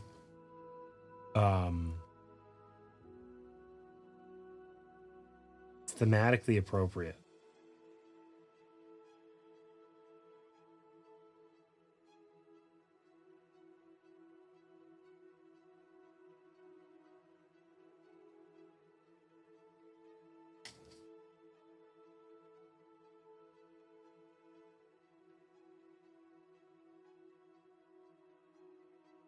Maybe we'll Shadow Step. We'll learn to be a pickpocket after we're good at moving. We'll take Shadow Step. Okay.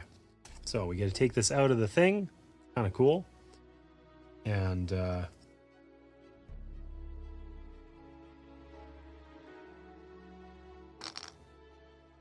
we are noobs. So we put a non-mastered token in this to show that we don't know how to do it yet. We have not yet mastered the art of the Shadow Step. But we have to end our turn adjacent to a foe while hidden. That feels extremely achievable. So that's not so bad. Shadow Step. Hello, Upcost. I just felt my entrance today. You should redeem that. I'm curious of this game. So far, it's so far so good. So, like, I will say the table is a huge disastrous mess because I unboxed this on stream today, kind of throwing stuff everywhere, honestly. But we are in the midst of leveling up and working through our quick start guide, which we're almost through now. So we got like a couple more pages here. I don't know that quick is the term I would use. Mind you, streaming really slows things down. But part of what we get to do is just level up.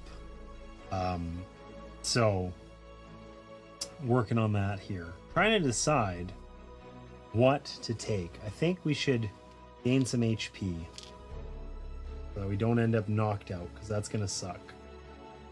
And then as a stat, what stats do we need? We need dexterity almost exclusively. But it feels like getting an attribute we don't have might not be horrible. Nobody's got any endurance. Let's take endurance 2. That seems like not a horrible idea, because then next time we'll get more dexterity. Look at that. And we are level 1.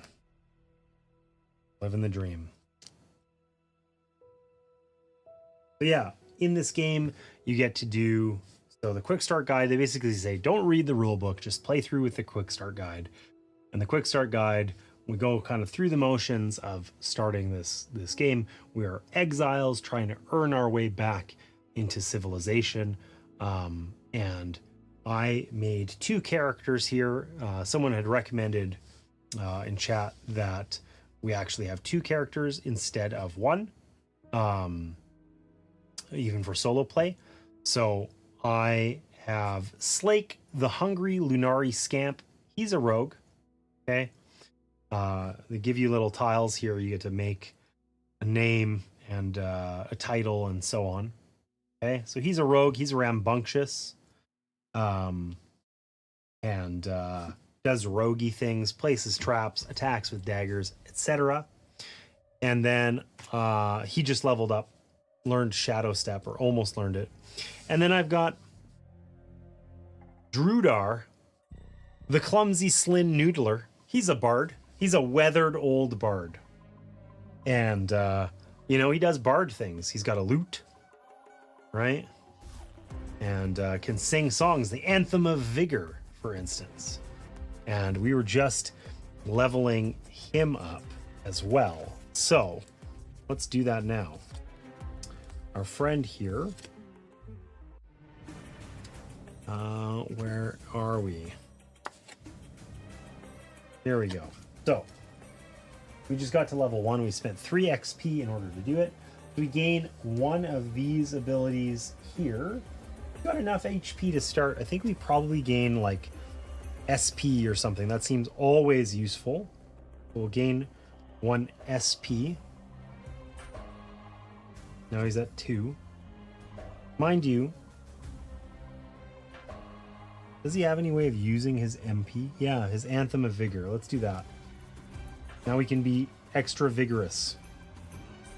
And then he gets 1 attribute. I think he's also going to take 2 endurance. We're going to gain some endurance. That may or may not be useful.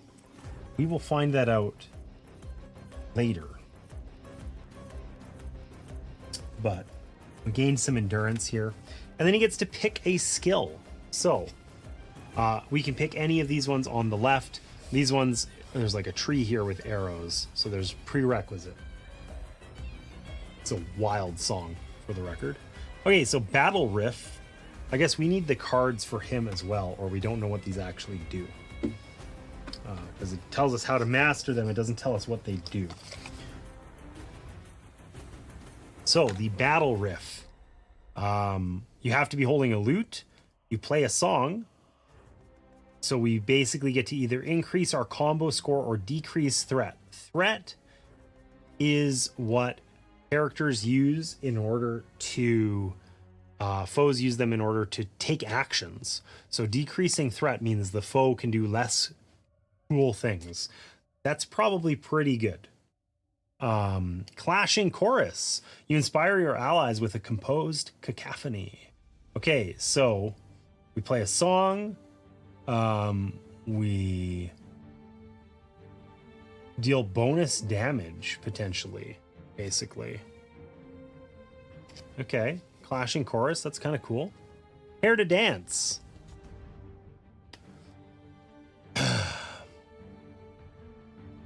We place ourselves in an unoccupied square adjacent to a foe in 1 range. Target that foe with a basic attack. Okay, so we get to basically do a little battle dance and attack a couple different enemies. But we need a lot of combo in order to do it. That's going to be hard to do. That's probably better to get later. And lickety split. A bard knows when it's time to hurry.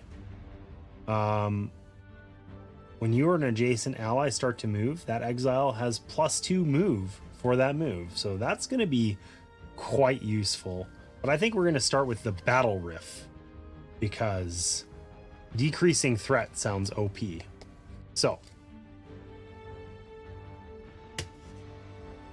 we're going to take this out of its thing. We add it here as a skill. Now we have to master this. As a normal action, pay 2 combo and succeed at a Charisma 12 check. So roll not badly is what that's saying.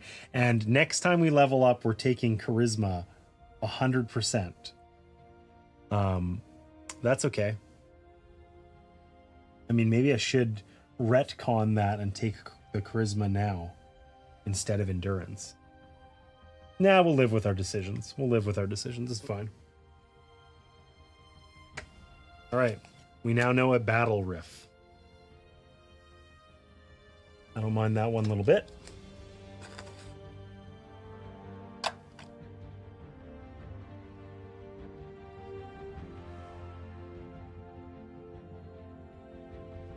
You know, Shadow Step, or well, we kind of almost sort of nearly know them. We know of them. We haven't mastered them yet. And yeah, these boards are kind of huge. We think only need these when we're leveling up, which is nice. So I've had them off to the side for the whole game.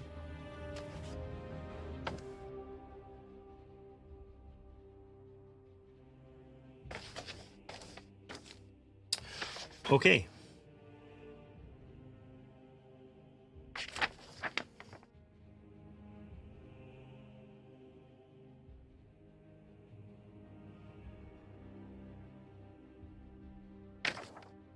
We're almost done here. World map travel. You're now ready to explore the world map. Get all 12 of the active TRV cards. Travel cards. Could be travel 1 through 12. Cannot reach them. Need to have longer arms. Do better.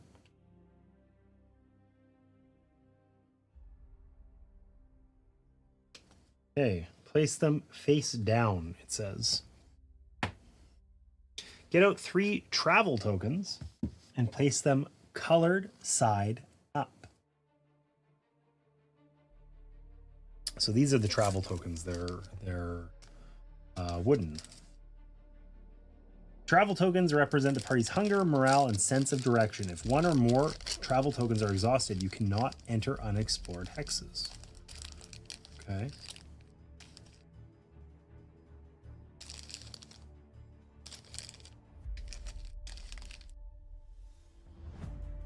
So, I think these start colored. The most important rule when traveling is have fun. Second most important rule is you may only travel to an adjacent hex as long as there is a connecting terrain icon. There are 7 terrain icons.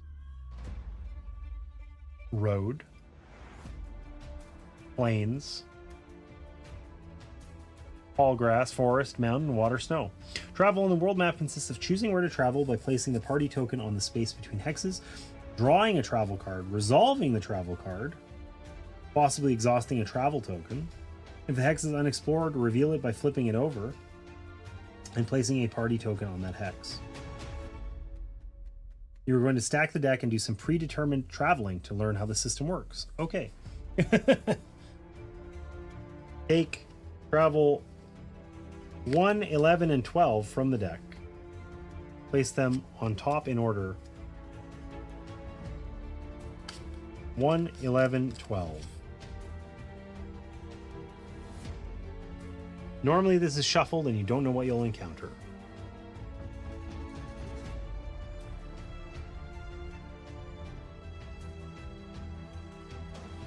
Oh, I see. So the icons about where we can travel are on this existing tile. I thought they were like printed here or something, but no, they're on here. That's kind of cool. Okay, so travel example 1, take the travel action and move to hex D2. This one. So we put this between the hexes. This is road terrain. Draw the top card of the travel deck and locate the thing that you're traveling on. Okay, so if we were traveling in the forested fields, the mountains, whatever, we would enjoy our travels and take in the sights. But instead, we're traveling on a road. You're so hungry, you need to take a break and eat some food. Hunger. Each XL pays 1 SP and then flips this card. If you don't pay, go to famished. Well, I think we each have 1 SP. So that's okay.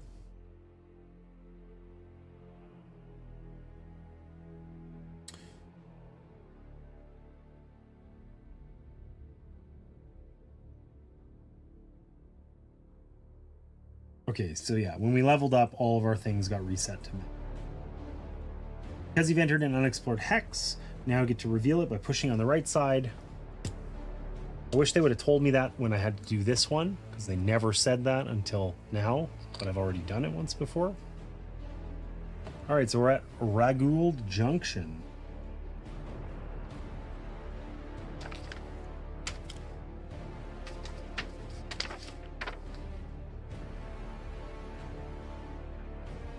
This one doesn't contain any things to interact with. But it does have terrain icons on each. So we're going to move to hex E1. So putting that there. This is plains that we're traveling on. We're going to look at here. The journey is difficult and your spirits sag. Frustrated, each exile pays 1 SP, then flips this thing down. If not, go to downhearted. Choose not to pay the cost and go to downhearted. Exhaust the travel token shown on the card and then discard this card. Exhaust this token. So this one. And then we discard this. We don't become miserable though. So I think that that's what's coming up next. Okay. So then we get to do the same thing here, where we flip this up.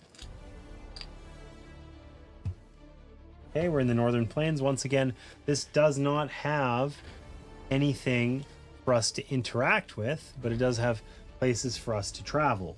So we're going to move to hex D1 in the northwest.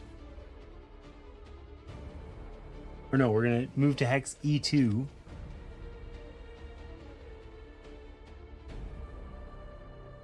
So we're doing plains again. And this says low spirits. So just like I expected. Okay. Even though you're already exhausted the morale feather, you can still choose. You can get everyone to pay or go to downhearted. But we can use items. So we can use our knapsack to gain SP back, which we then spend in order to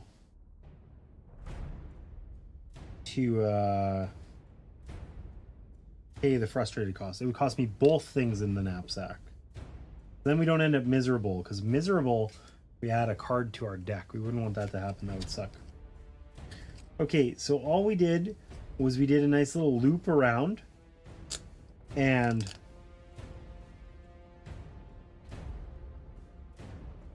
because of our little loop-de-doo, we spent a bunch of SP and the things off of our knapsack.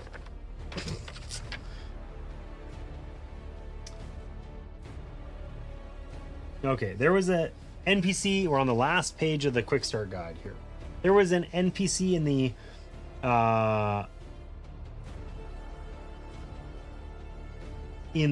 camp that you didn't talk to last time. I'm not going to withdraw this thing out. We take this thing out, and then there's NPC 161.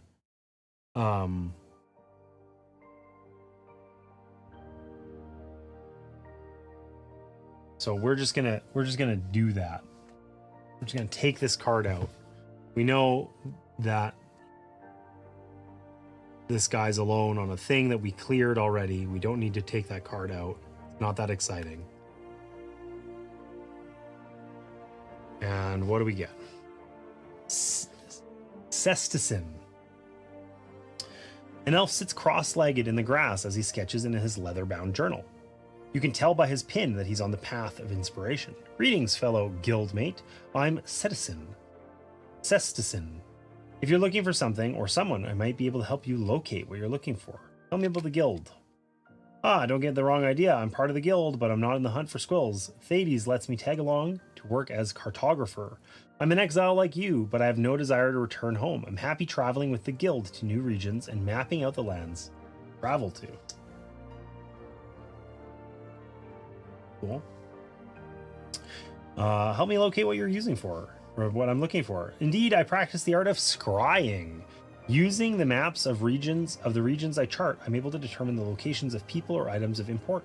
I just charge a small fee for my for my services.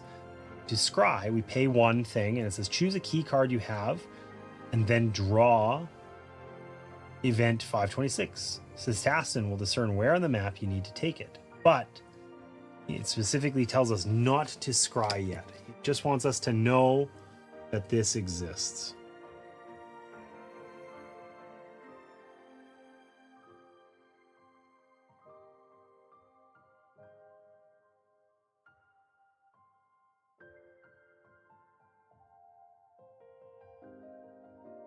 All right.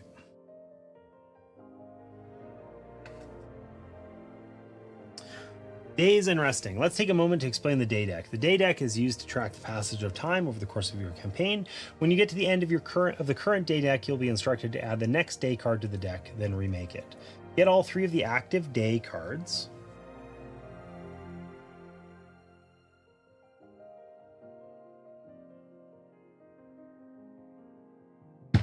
Whoa.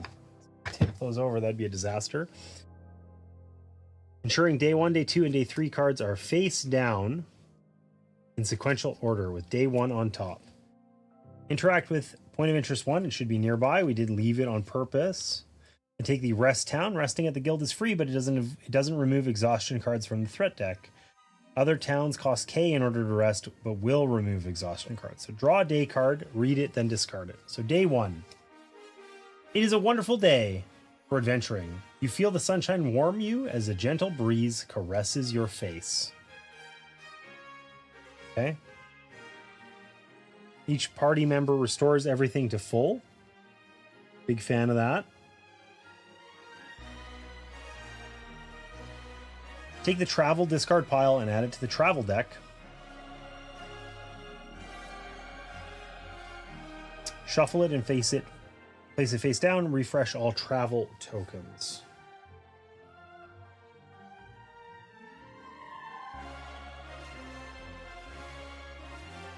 Okay.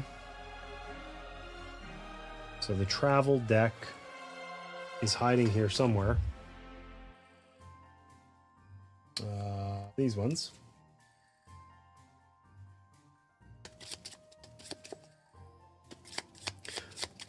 The rest action is now over and a new day has begun. Often, the first time you draw a day card, it will instruct you to follow special rules, such as adding a new card to the travel deck. This only occurs the first time the day card is drawn. Subsequent times, you will ignore that day. Congratulations, you've now completed the quick start guide for Arydia. You should now have a general understanding of how Arydia is played. Immediately after taking a rest action, you can save your game, returning everything to the box. If you'd like to end your session now, you can look up save in the rulebook. When you're ready to head out on your own adventures, exploring the world map and hunting for squirrels. You don't need to look anything else up right now, but there are some rules you'll need to look up as you encounter them in your campaign. Okay. Some players enjoy using a notebook and keeping a journal for their travels so they can reference previous encounters and remember story beats from previous sessions. You may wish to do the same. If you have the Epic Hunt expansion, get out of the rules card and follow the setup directions at this time. Okay, so I'm going to do that. We do have the Epic Hunt expansion. Small Bodies expansion was creepy. Didn't love that one. This game has miniatures that you assemble, where you put a head on a mini. And this is just, you know, a duplicate set that are just for dwarves, basically. You know, they're small. But it's not because they're dwarves, but rather because assembling the minis with the bodies and all was odd. Anyhow, so I'm going to end up putting this away. I'll put in the Epic Hunt stuff and add it to this and save. I'll do that off camera. Nobody needs to watch me put the game away, basically, especially because I'll probably screw it up. But I am going to continue playing this. I had fun today. I would say that the quick start guide was it quick? I don't know. It would have been a lot quicker if I wasn't streaming and monologuing about what I'm doing and trying to show stuff and talking to chat and whatever. I would say, however, that the kind of, you know, general like principle of the game is fun, and I like like I enjoy the premise overall. Like I like the character creation. It seems interesting. It's certainly detailed. The whole game feels deeply World of Warcraft inspired.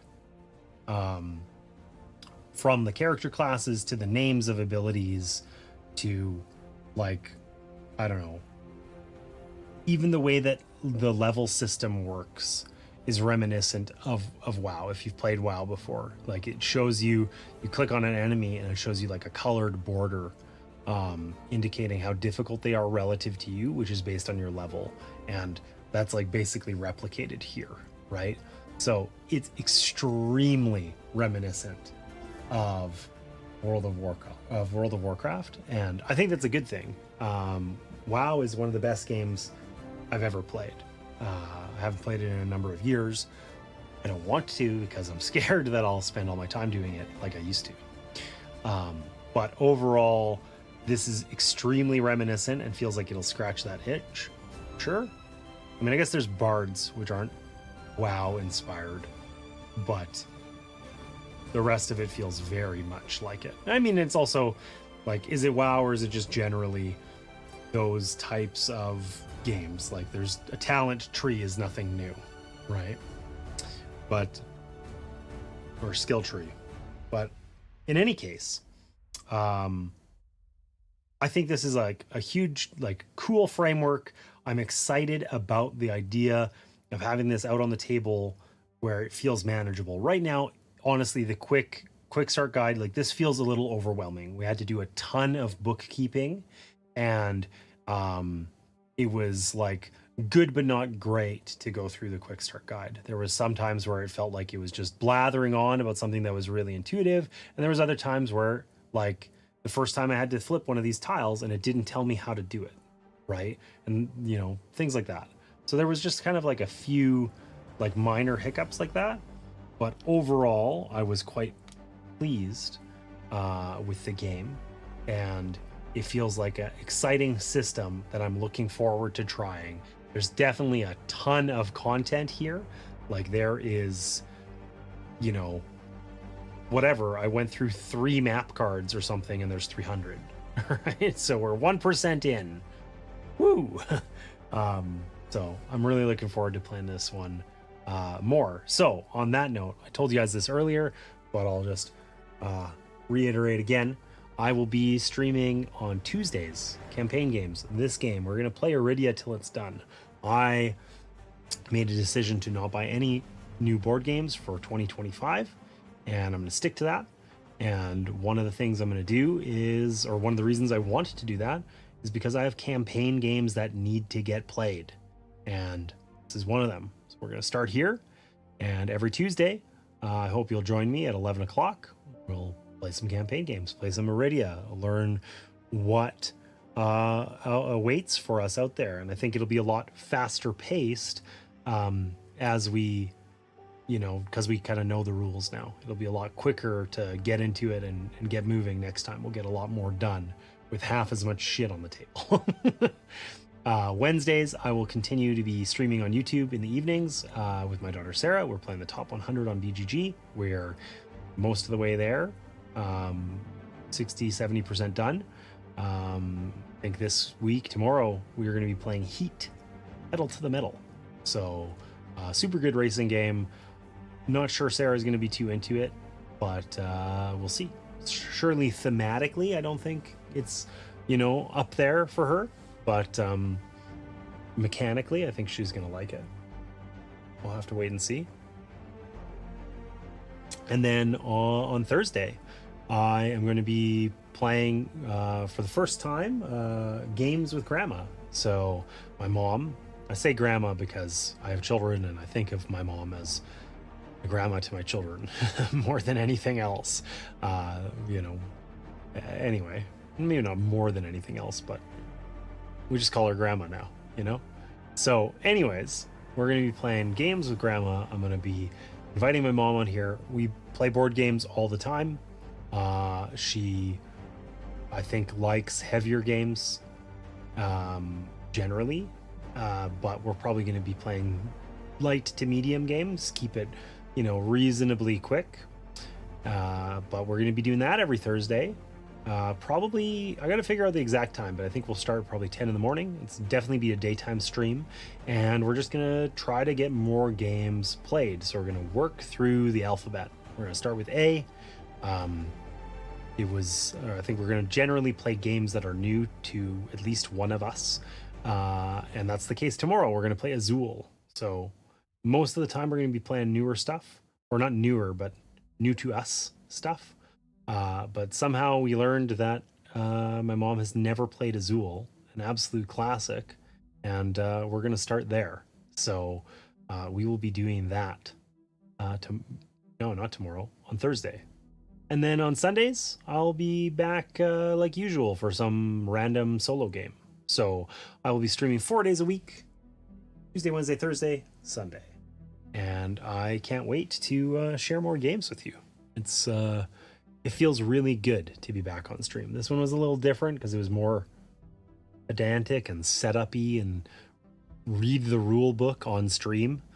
But I am really looking forward to finding my groove again and getting Thanks back for to the streaming raid, with you Dutch guys. Yoda, and welcome you Dutch is 11 raiding lovely and Dutch people. Yoda raids. Unfortunate timing. We were just about to wrap up, but that's all right.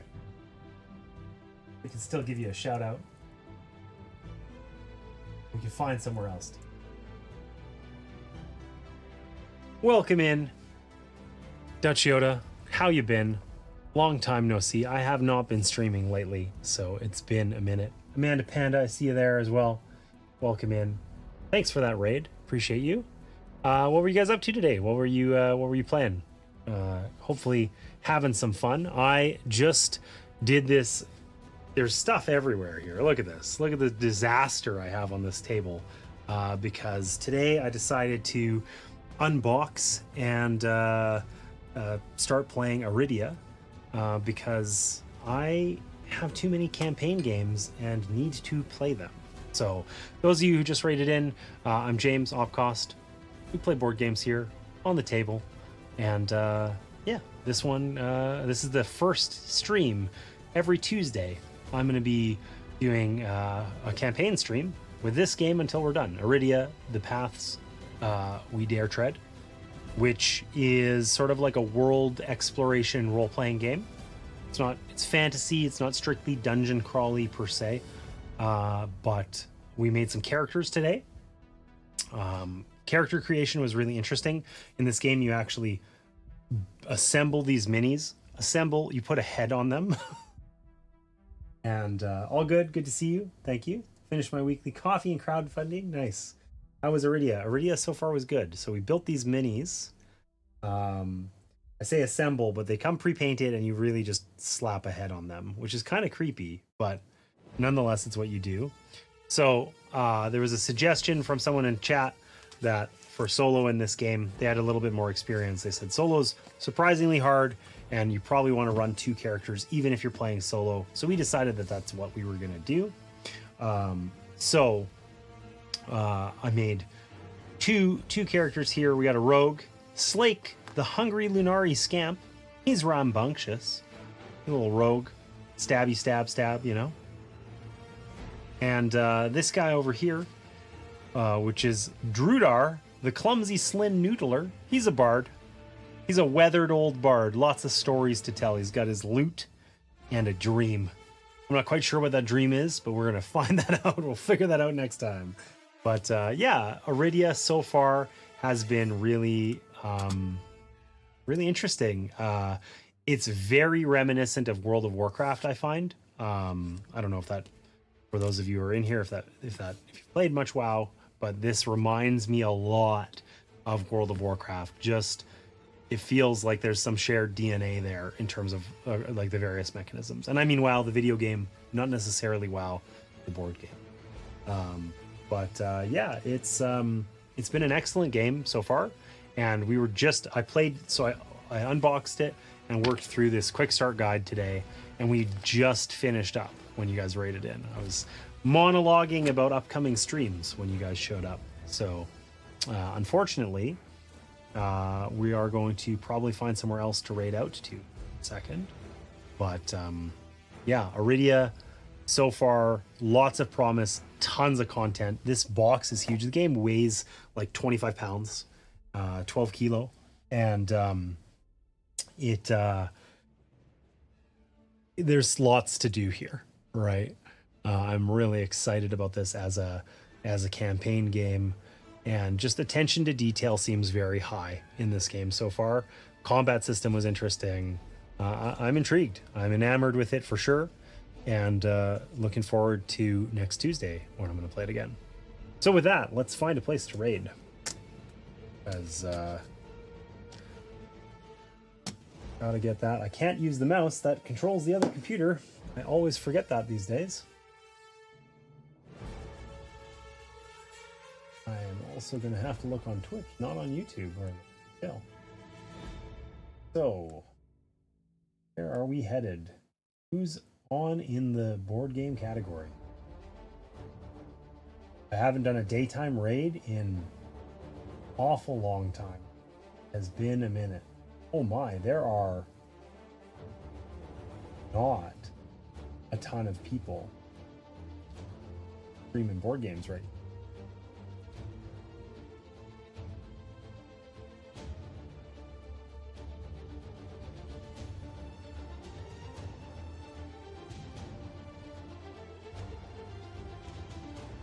Well, let's just see what happens here.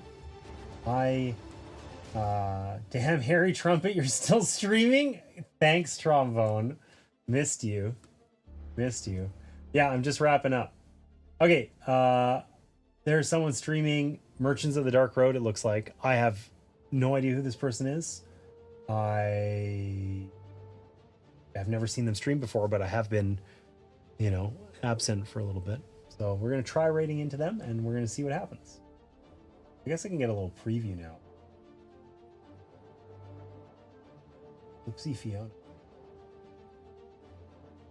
Anyways, we're gonna give this a go. We're gonna fire up this raid and see what happens. And yeah, overall, I just want to say thanks for being here today. I had a great stream. It was nice to be back. I blathered on about my upcoming schedule far more than I needed to, but basically I'll be seeing lots more of you. I will be back on YouTube tomorrow for Heat Pedal to the Metal with Sarah in the evening. So I hope you join me there. And thanks for being here. And I hope that this week you find some time to play some games and spend some time with your loved ones and enjoy that together. So see you next time.